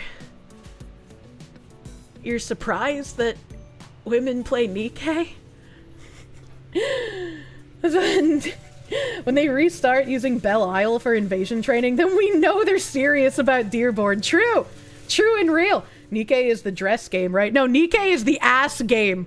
Nikkei is the game where all of your women are shooting guns and their asses jiggle as they shoot. Women play Nikkei. If I had the time to play multiple fucking gacha games, I would be playing Azure Lane, Counterside, and Nikkei. Those 3 fucking top tier, thumbs up. Do lots of men play Otome? Probably not. Probably not. Because, like, you know, everyone can appreciate a good-looking woman. I was like, I love men sexually, but damn, the female body is beautiful, alright? Yo, it's boat tits time. My last stream where I showed off the Azure Lane new outfits, yeah, that got ad restricted real fucking hard. John in English, thank you. It really isn't that much more than any gacha game. It's like 12 to 16% at most. It's still not surprising, though. It's still not surprising. You have relationships with men and goon over boat women? Exactly. I'm not gay. I have relationships with men, and I goon to boat women. You only play 3 nowadays? F-Go, Uma, and Mahjong Souls. I could not play Mahjong. I've never been like a card game person, though. I know Mahjong's not technically a card game, but it's in the same category as card game, okay? Something you play when you drink and you smoke and you're with buddies. Fuck you, chat.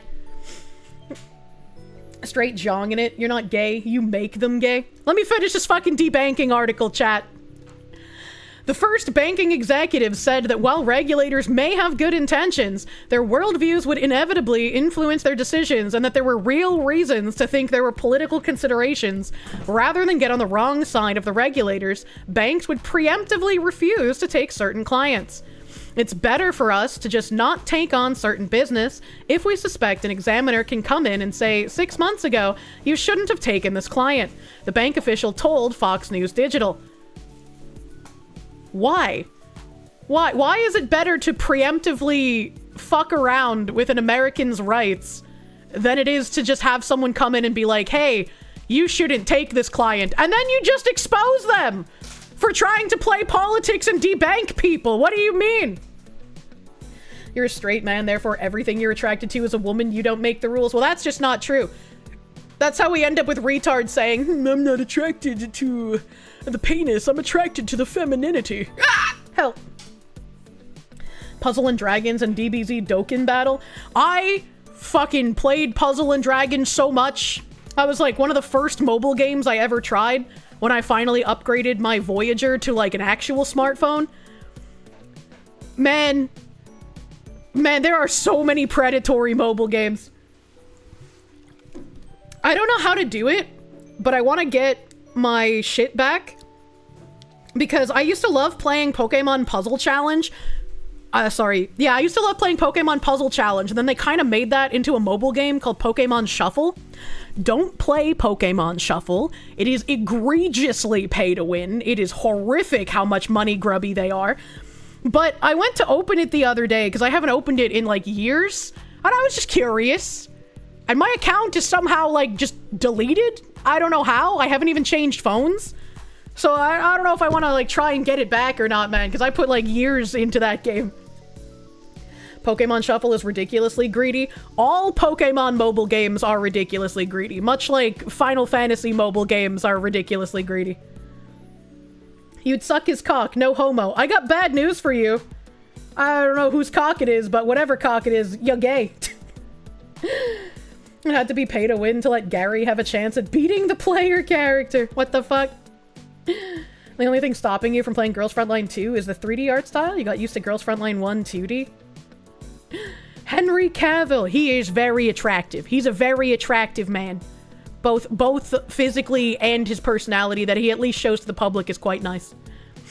Schwarzenberger told Fox News Digital that there is reason for optimism that debanking for political reasons will become a thing of the past, and pointed to commitments that banks made on their own before Trump's executive order was issued. In addition to JP Morgan, Bank of America, Citigroup, and PNC Bank have all taken steps to reassure customers that they do not discriminate based on political or religious views. When reached for comment, Citi referred Fox News Digital to a June statement which said the bank has always been fully committed to treating all current and political clients fairly, and we have policies, procedures, and controls in place for this express purpose. PNC declined to comment, because of course they did. Representatives for Obama and Biden also didn't respond to a request for comment. Imagine that! Smell BS from the bank? It's always BS, man. I don't believe that shit. I would love to believe that debanking will become a thing of the past.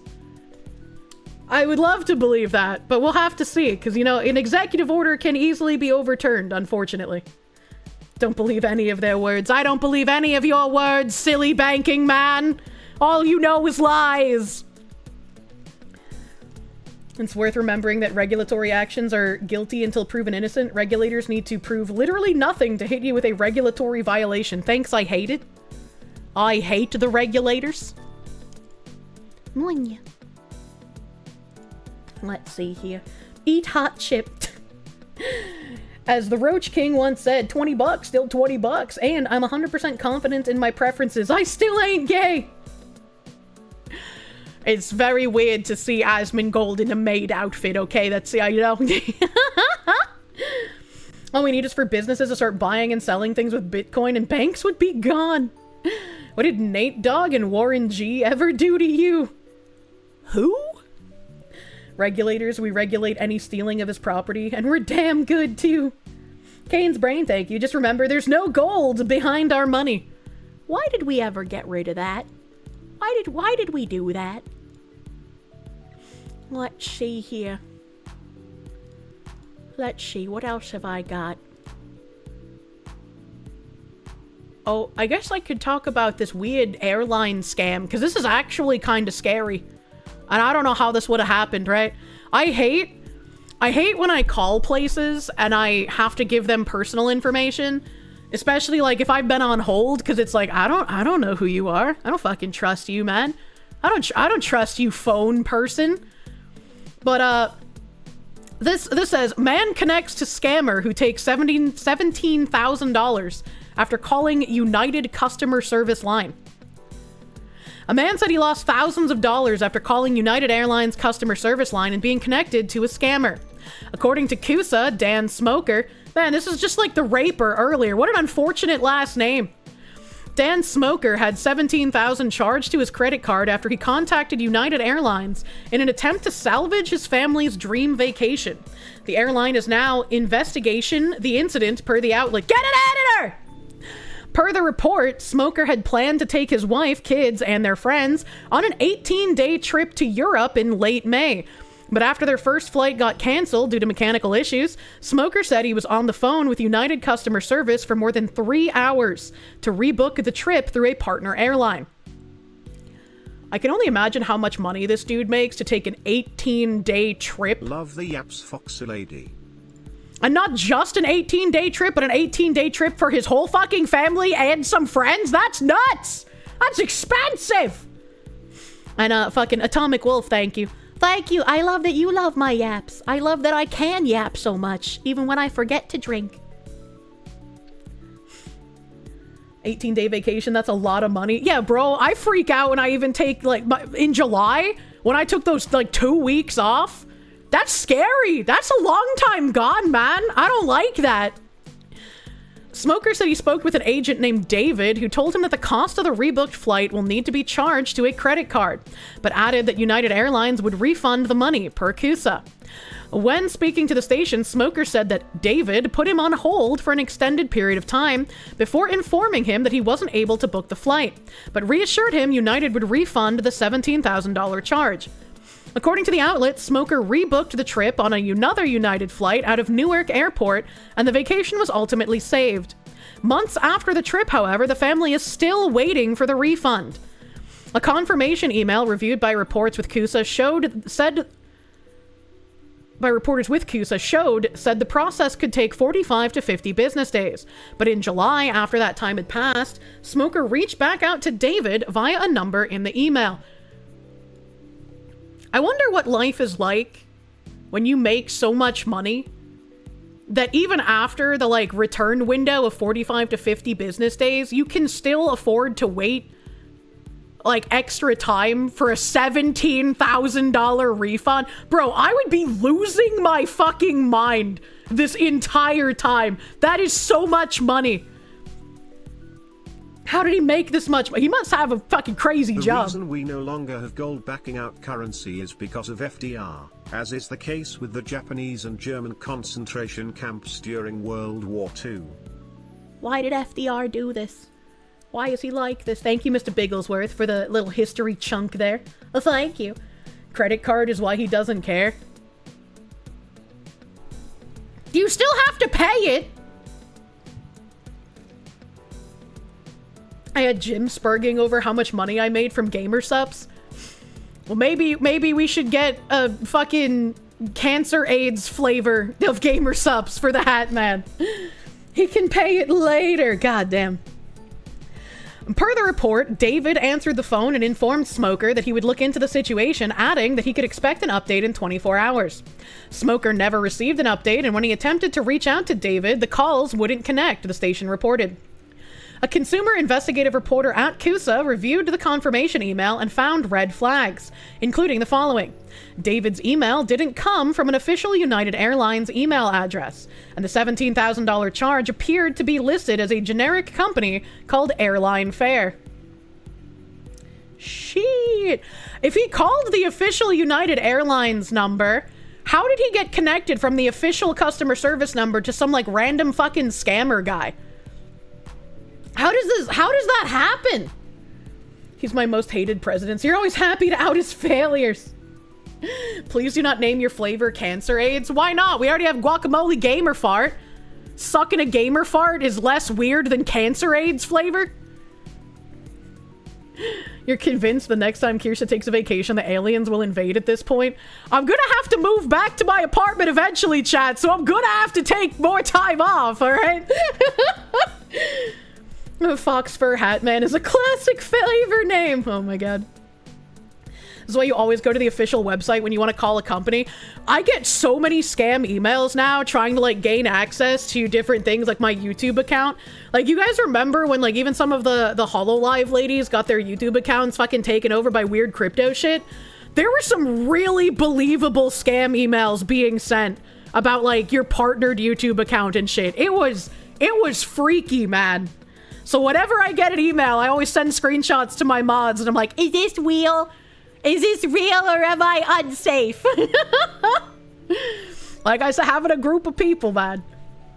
Name a flavor, a Harpagana syphilades, Jesus. God hates taxes, thank you. You hate FDR. The man is so overhyped. Good job, mods. Yeah, literally, chat. Is this real? I wish I could say chat like the Hat Man did. He called the right number as confirmed by his call logs, but it was a 3-hour call and the airline had it as a few minutes. Yeah, they go down to explain, like, it doesn't say that it was a 3-hour call. I don't know where he got 3 hours from, but it does say that the call was longer than they had it, but I haven't gotten to that point in the article yet, sir. Smug go at, thank you. Nixon was gonna do something about protecting the gold standard, but you know. Reading email headers let you scout out fake emails. Some of them look very convincing, unironically. CUSA determined that Smoker had called United's official customer service line and had not found a fraudulent number on Google, which is a common way travel schemes began. The more I looked into it, the more clear it had become that it was a scam via United's system somehow. Now, how that happened, I have no idea, Smoker told CUSA's reporter. I have a friend who bought an air conditioner. I can't remember at what place. It might have been Best Buy or some shit, but they bought an AC at Best Buy. And, like, they realized they got the wrong, like, size, I guess, or something, and then they returned it. But after they returned it, like, they didn't get the money back. The money went to somebody else because I guess whoever was the cashier at the place runs, like, weird return scams. And I was like, damn, that is fucking wild. So I'm wondering if that's possibly something that happened here, where like somebody working at the airline was also running in a scam, and so when they get people who are like super rich, they just think that they can fleece them for some amount of money and they won't notice. You work at Best Buy, stay away. Or it got skimmed. It couldn't get skimmed. This was on a phone call.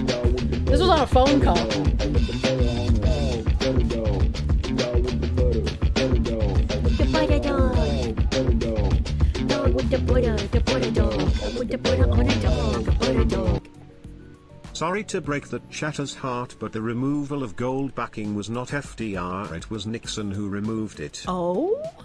Are we gonna have to look this up so we diametrically know? Who removed gold-backed currency? That was Nixon. The government held $35 per ounce price until August 15th, 1971, when President Richard Nixon announced that the United States would no longer convert dollars to gold at a fixed value, thus completely abandoning the gold standard. Why did he do that? Foxu live check. You know, we get conflicting things, and I don't know enough myself. I gotta look it up, man. Gotta look it up. Oh, that's the wrong thing. I just wanted to look at my women. Sorry. He's called Dick for a reason. Ah, shit, you were wrong. You hate FDR so much, you just want to attribute everything bad to him. France wanted their gold back. Fuck him. A United Airlines spokeswoman confirmed to Kusa that multiple calls were received from Smoker's number that morning, but said that the call he had with David lasted only 12 minutes in their log. They say that at that point I had dropped off and they don't have any further recording, Smoker said when speaking with Kusa. So whoever he was talking to, even if it was like the same guy, he must have switched to like a different non-United call number in order to actually carry out the scam, right? That's scary, bro. That's like why when I was talking to my bank, oh god, was it my bank? I detailed this out before. Yeah, I think it was my bank, and they were just like, I'm not supposed to ask you for this number, but I need to ask you for this number that I'm not supposed to ask you for, and the text message will tell you not to give it to any bank agent, but like, you have to give it to me in order for me to check your shit. And it's just like, yeah, I just don't trust you, man. I just don't trust you. I don't want to give you any of my information. He did so because we're losing too much money from foreign banks wanting their gold, converting their currency to dollars, and then asking for gold. Which seems like we're not in such a great place right now either, though. Spammers can spoof any number they want. US pegged the dollar to gold, and all other nations pegged their money to the dollar. So by removing gold from the dollar, it made a global fault surgery. I don't understand. I can't parse. I'm sorry. Phone number spoofing is a fairly common technology these days. Never heard of it handling off from an existing call. That's what I'm saying. Like, he called the official number, and they even have 12 minutes of record of him being on the official number. So how did he get from the official number to the fucking scammer, is my big question. And especially if it's like, if he was talking to David on the official line as well, but then David switched over to a scam line, like, you would notice if it was a different person's voice, right?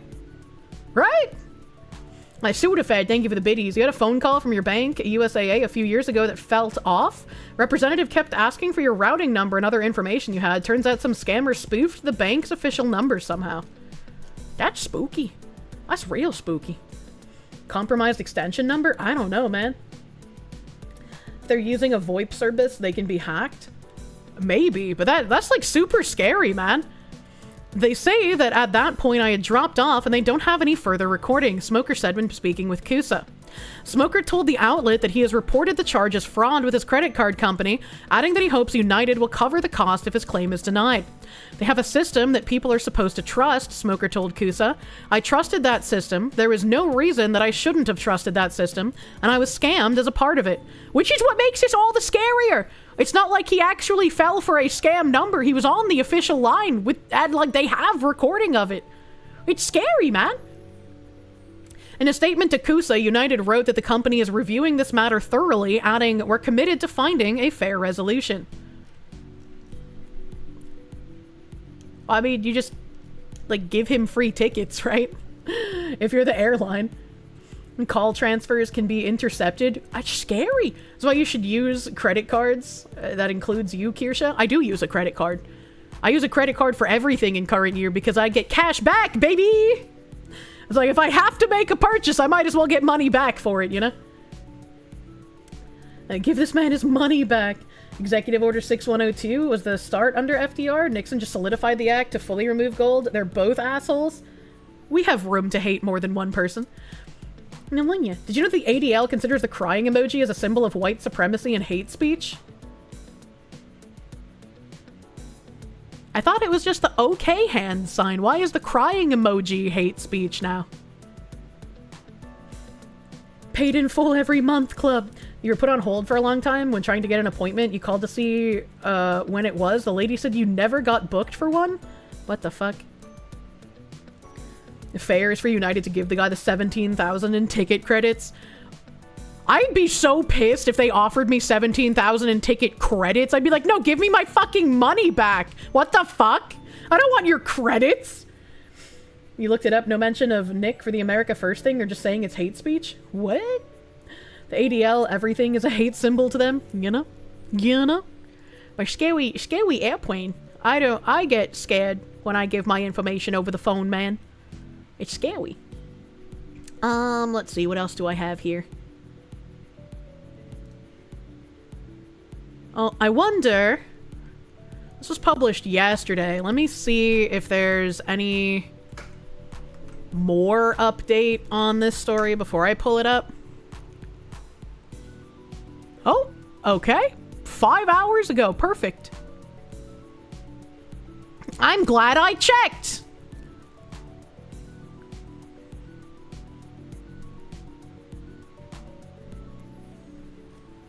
Alright, so it doesn't say that she has been found, so I will go with the first article first. But there is an update. We have a Massachusetts teen going missing. Kylie Monteiro. A GoFundMe has been launched for the pregnant Massachusetts teen who said, "I don't feel safe," before vanishing. Kylie Monteiro went missing in Rehoboth, Massachusetts after having domestic issues with her boyfriend, and after telling her friend something's not right. A search is underway in Rehoboth, Massachusetts for a missing pregnant teenager. A GoFundMe has been launched to help in the search efforts to locate 18-year-old Kylie Monteiro. Monteiro was last seen earlier in August in the vicinity of County Street in Rehoboth, Massachusetts. WCVB5 reported. Her family stated that she's 11 weeks pregnant and argued with her boyfriend before her disappearance. A GoFundMe that has been set up states that the donations will be used for spreading awareness about Kylie's disappearance. Once she is located, the remaining donations will either go directly to Kylie to help her financially while she deals with this unimaginable trauma, or for funeral arrangements if need be. That is way too casual to just add at the end there. What the fuck? It adds, "We are also working on offering a reward to whomever finds her. If anyone feels guided to donate or sow into this cause, that would help tremendously." Let's see what the GoFundMe looks like here. Got a 4.5k goal. Currently, the money is going to be used for spreading awareness about Kylie's disappearance. The more platforms that are aware of her disappearance, the better chance we have of finding her. Once she is located, the remaining donations will either go directly to Kylie to help her financially while she deals with this unimaginable trauma, or for funeral arrangements if need be. Alright, so like, I don't want to be like the asshole here, because she could be in danger, she could be in trouble, something terrible could have happened, right? You always want to hope for the best when there's a missing person, but what if she just did what that fucking Californian bitch did, or Hawaiian bitch rather, and she just decided to fucking cold cut contact with everyone and just go to Mexico for some unknown reason? Right? Like, you can't just assume there is unimaginable trauma, and then tacking on the "or for funeral arrangements" strikes me as a little weird. That's a little weird, man. We're also working on offering a reward to whomever finds her. If anyone feels guided to donate or sow into this cause, that would help tremendously. Thank you all for your help in spreading awareness and for all the support our family has received so far. We will continue to keep everyone updated once we know more. If you would like to donate or help out in other ways, please contact family directly through Facebook and they can assist. Kylie is 6 foot tall, white, has brown hair, hazel, blue-brown eyes, 18 years old, 3 months pregnant at the time of disappearance. Her last point of contact was very early Thursday morning, August 7th. Lastly, if anyone has any information on Kylie, please contact Rehoboth Police immediately. And it does say that they are from the family. A Hawaiian bitch is usually a rarity, to be honest. Most of the time in true crime, what happens is that the boyfriend, girlfriend kills the other person and then claim they usually had an argument and that the other party got up and left. I don't want her to be in danger. I don't want her to be in danger, but it's like, this paragraph is odd to me. I don't know, it feels odd. But maybe it's just these people aren't good at writing stuff, you know? I don't need to be too suspicious right away. Once she's located, I read that part, helped tremendously. A Facebook user who appears to be a relative of Monteiro said in a post that some domestic issues happened before her disappearance. She has not been heard from since Wednesday, August 6th, 2025, Kitty Monteiro wrote on Facebook. So this article says that she hasn't been heard from since August 6th. The fundraiser says that her last point of contact was early, August 7th. Her name is Kylie Monteiro. She was last seen in Rehoboth, Massachusetts at her boyfriend's house. There were some domestic issues involved. She's pregnant, and it's highly unlike her to cut all contact from social media and family. We need to get the word out to find any information as soon as possible, so please push this out. And again, if you see anyone who might have similar characteristics, please say something. Thank you. And if that boyfriend did do something, hopefully he gets fucking what he deserves. And hopefully none of her family does a weird I forgive the person who did this to our daughter bullshit. Kitty later shared another update on Facebook saying they've been taking each tip with urgency. We're not officially forming search parties, however, we are aware that people have been actively looking in different areas. Kylie had friends and family in both Rhode Island and Massachusetts. At this point, if you'd like to search, I would suggest hanging up flyers at local businesses, checking local homeless areas, parks, ditches.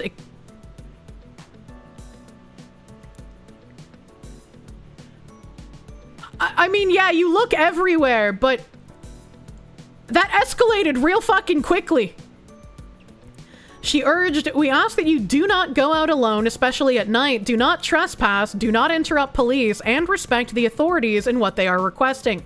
Do not harass the families involved. Well, there's only one family involved, right? What do you mean? Meanwhile, a friend of Monteiro, who chose to remain anonymous, told WCVB5 that her last conversation with the teen was concerning. She was like, I don't feel safe right now. Something's not right. I tried talking with her after that, and she just stopped responding to me, the friend said. I just want her to know that, like, we miss you, and we're not going to stop trying to find you. Police said they are actively investigating Monteiro's disappearance, involving dogs and drones in the search. The missing teen's sister, Faith, said cops have even reached out to homeless and domestic violence shelters and also hospitals. Oh yeah, the boyfriend's family. I forgot about him being mentioned at all. Boyfriend's family, you dentoid. Look, man, sometimes I forget things. This sounds real bad. It does kind of sound bad. And the update... Oh, the update does mention the boyfriend. But they do say that she's a missing woman still, so hopefully not dead. Hopefully he did not do the ultimate bad. This is the update from 5 hours ago. Rehoboth man faces assault charges against pregnant woman reported missing. A Bristol County prosecutor said Tuesday that they brought assault charges against the boyfriend of a pregnant woman who was reported missing almost 2 weeks ago. District attorney said 22-year-old Gregory Groom... We got the raper, the smoker, and now the groomer. Okay, all right. 22-year-old Gregory Groom of Rehoboth was charged with aggravated assault and battery on a pregnant person, domestic assault and battery, and intimidation of a witness. Prosecutors said the charges stem from acts committed against 18-year-old Kylie Monteiro on Wednesday, August 6, 2025, at 107 County Street in Rehoboth.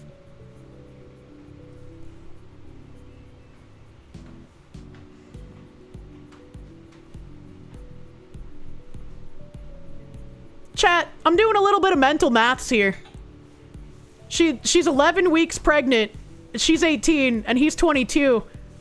Depending on when her birthday is, maybe his last name could be accurate. Holy fuck. They did not immediately provide any additional details, and authorities have not said if Monteiro was located.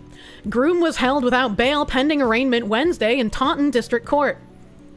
This is speaking with Kylie Monteiro's sister's Faith about what she's hearing from police in the search for her sister. Constantly in contact with them. There's hasn't been much updates. Everything is kept quiet.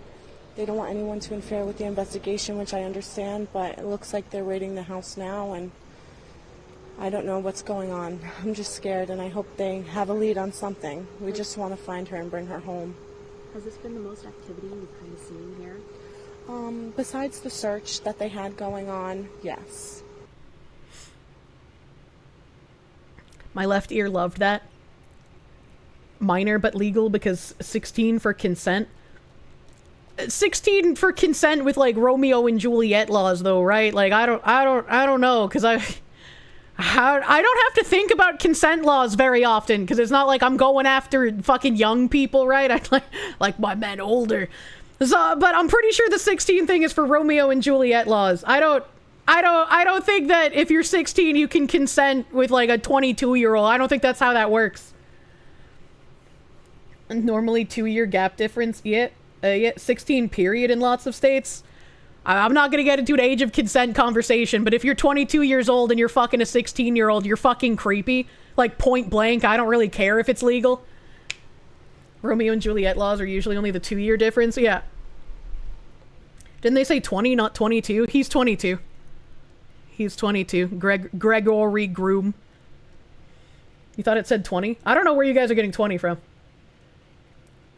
Wait, she's 16. No, she's not 16. I was trying to do mental math. She's 18 years old, and she's 11 weeks pregnant. And like, I don't know when her birthday is, so it's possible she was 17 when she was impregnated.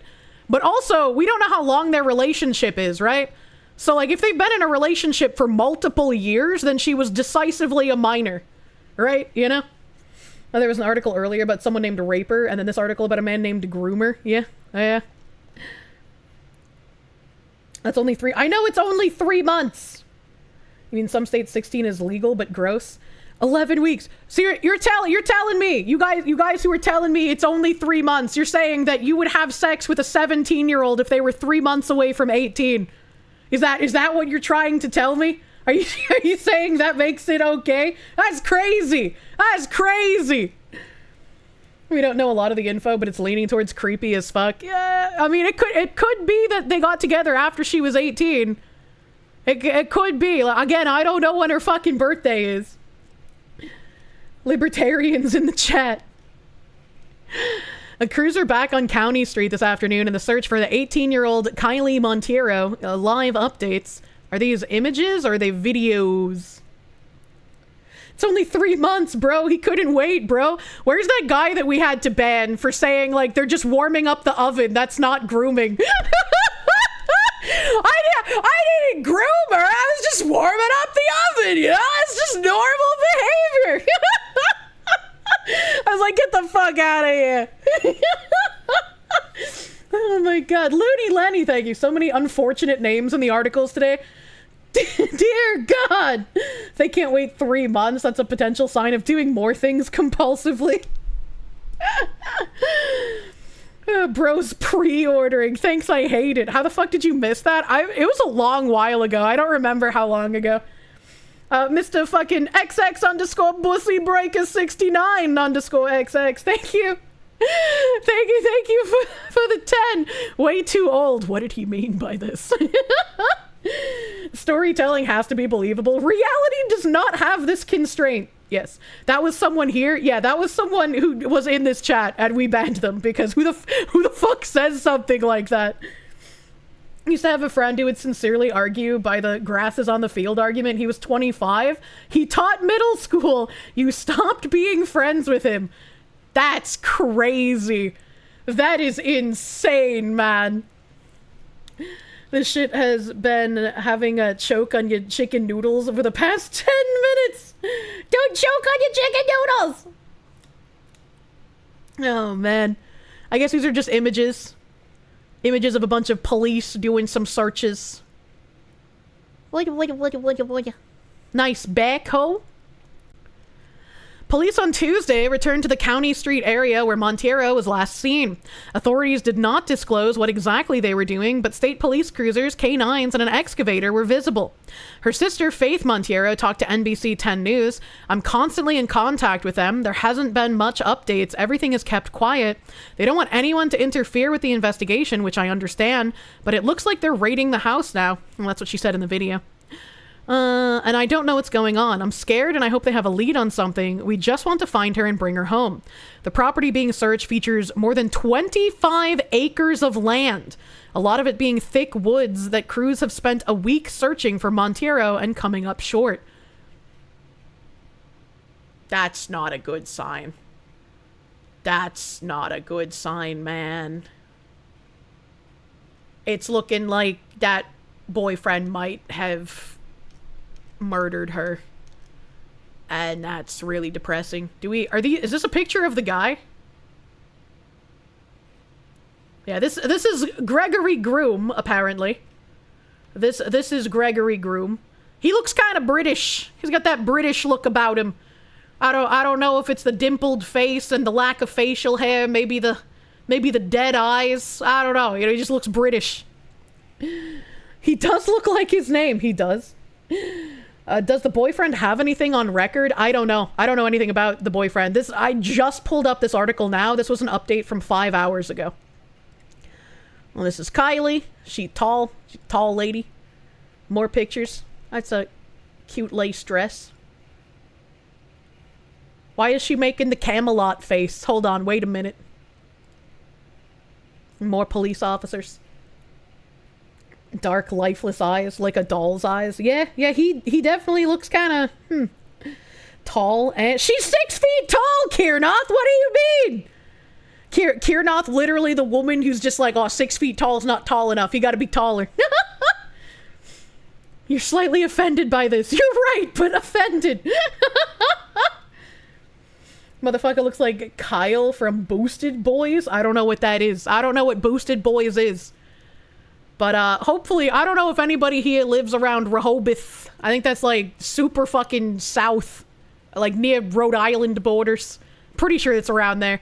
But if you have any knowings of this woman, report it to the police, dude. I really don't want an update where it comes out that he killed her. I have a feeling that that is what's gonna be the case, but I really hope it's not. I really hope it's not. But Julie, thank you. ADD break. You would also like 25 acres of land where most of it is thick woods? Yeah, fucking 25 acres of Massachusetts land? Dude, is the groomer's family like fucking massively wealthy? How did you afford a home with 25 Massachusetts acres? That's nuts. Very rare for these things to turn out well. It is very rare, unfortunately. Groom is being held without bail and will be arraigned tomorrow. The investigation remains ongoing by Massachusetts State Police assigned to the Bristol County District Attorney's Office, Massachusetts State Police, and Rehoboth Police. Well, that's good that they're at least not giving him bail. We finally have a smart person who's like, oh, maybe we shouldn't let this dangerous person out on their own recognizance.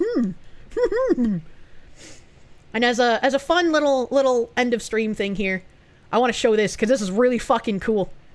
NASA shares photos of an extraordinary event witnessed by astronauts on the ISS. Look at that.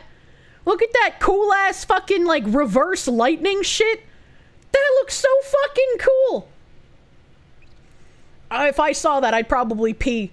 It makes me think of like the fucking Udu beam shit from Xenosaga.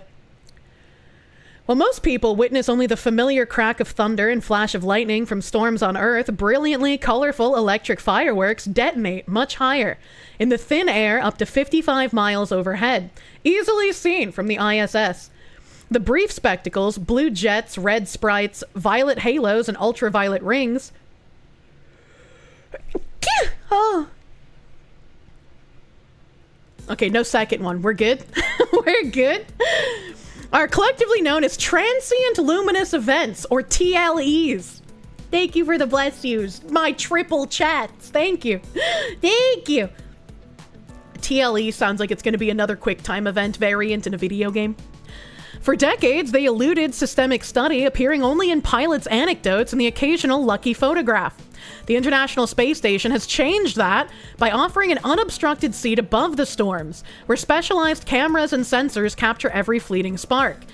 Piece by piece, researchers are discovering what happens in this hidden layer can rattle radio transmissions, affect aircraft safety, and even tweak the chemistry of the upper atmosphere. This just kind of explains a little bit of the phenomenon, which I don't really care for the explanation. It just looks really fucking cool, and I really want a video of it, man. I want a video, because like we have this picture, but like where can I see it and hear the crackle? Because they said that there's video cameras, right? And can I click on one of these? Observe something unknown 55 miles above Earth. I wanna... Wait, what?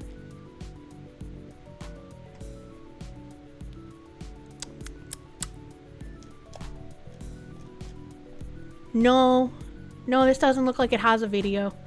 Look on YouTube. No sound in space. Oh yeah, that's right. Fuck, we wouldn't hear the cracking because yeah, you're right. Fuck.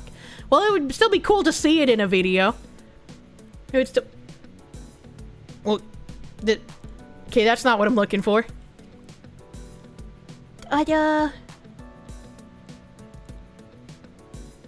Atmosphere space interactions. Is this it? Is this a video? Spicy cat raid. What Is the hell it is the this video? spicy cat raid? Himawari Katetsu, thank you for the raid. Welcome, raiders.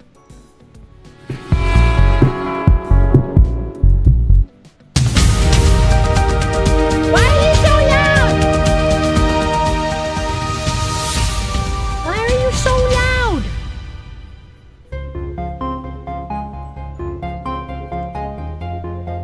I had a chance to work on a Danish experiment called Thor, which is actually a precursor to a larger experiment called ASIM, which will be launched into space in the next couple of years.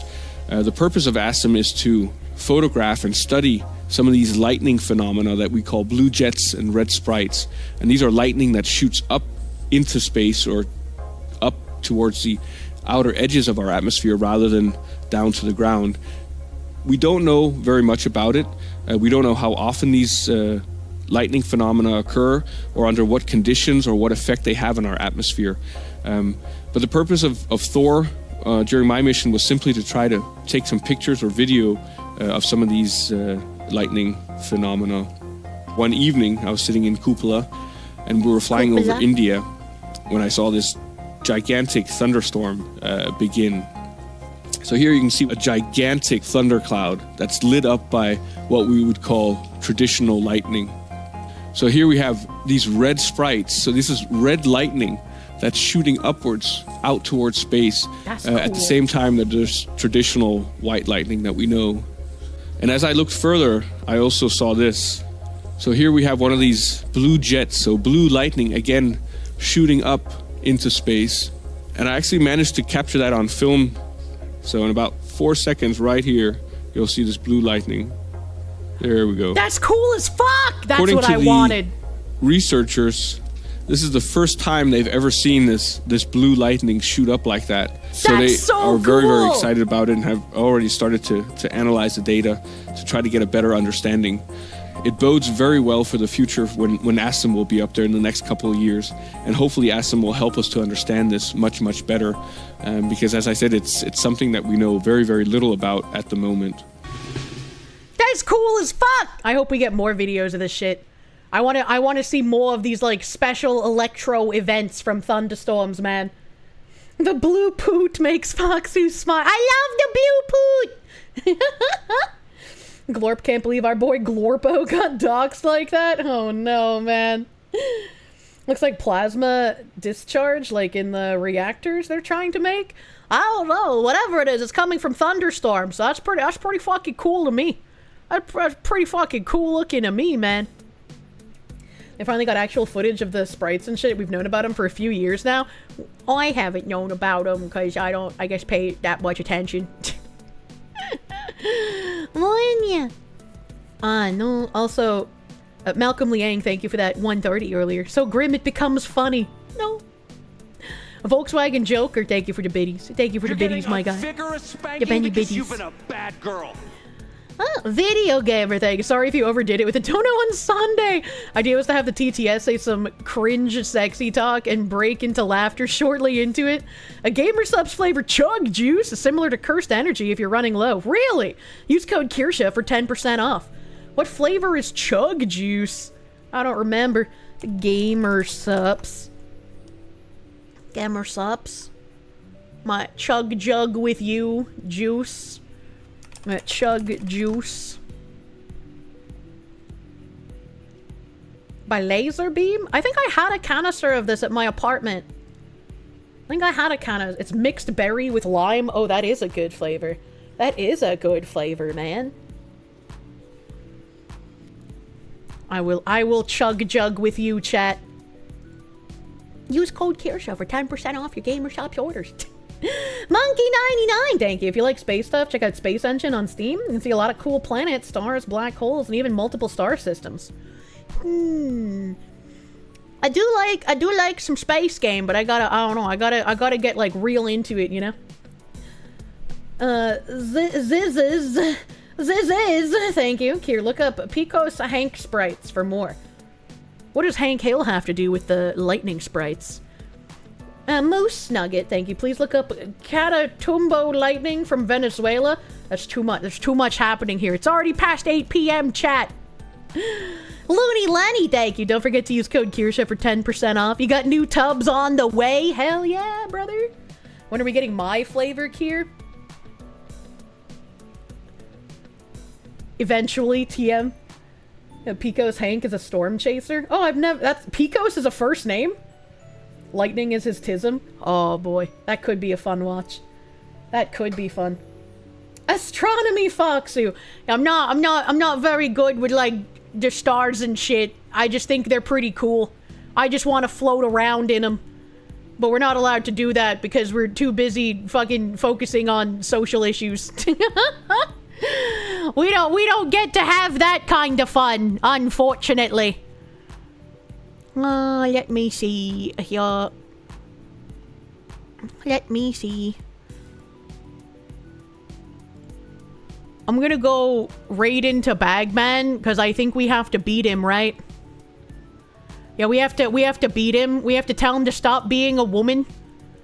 No tits on my Bagman. We dole out beatings as they are supposed to be. Yes, we beat him. We hit the moon and it went all downhill from there, unfortunately.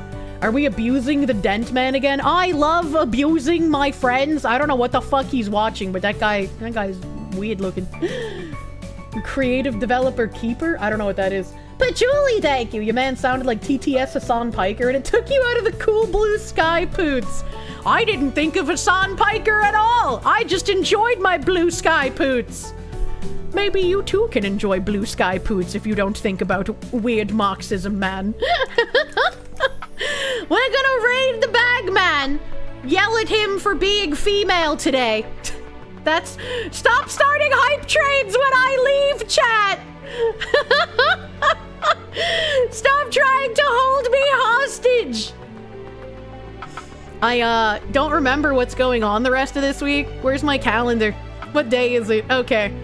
Alright. So this week I will be on Side Scrollers on Thursdays. You guys will fucking get to hang out on Thursday with some Side Scrollers. I feel like there's something I have to add to my calendar that I've forgotten, but I'll figure it out. I'll figure it out! Thank you guys for hanging out with me tonight. Sorry about no French game. The yapping, it took hold of me. It's okay. We had a full weekend of French game. I did a lot of French game. We're gonna do more French game this fucking weekend.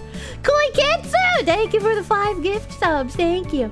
They get loved on, Foxu. I love you, love, but I can't be held hostage. I can't. Yapping possesses the foxes too much. It does. It really does. I love the yapping. But Thursday, this Thursday, we got Side Scrollers. Yeah, we got fucking lot of time this August. And we got more stuff planned with Side Scrollers for Side Scrollers Plus. So don't forget, if you use code FOXLADY on your Side Scrollers Plus subscription, you get some money dollars off and I get paid. It's wonderful. It's a way to support them, a way to support me, a way to get all of that Side Scrollers Plus content. I forgot that I had already rated bags, so we're done here. We're bye! 5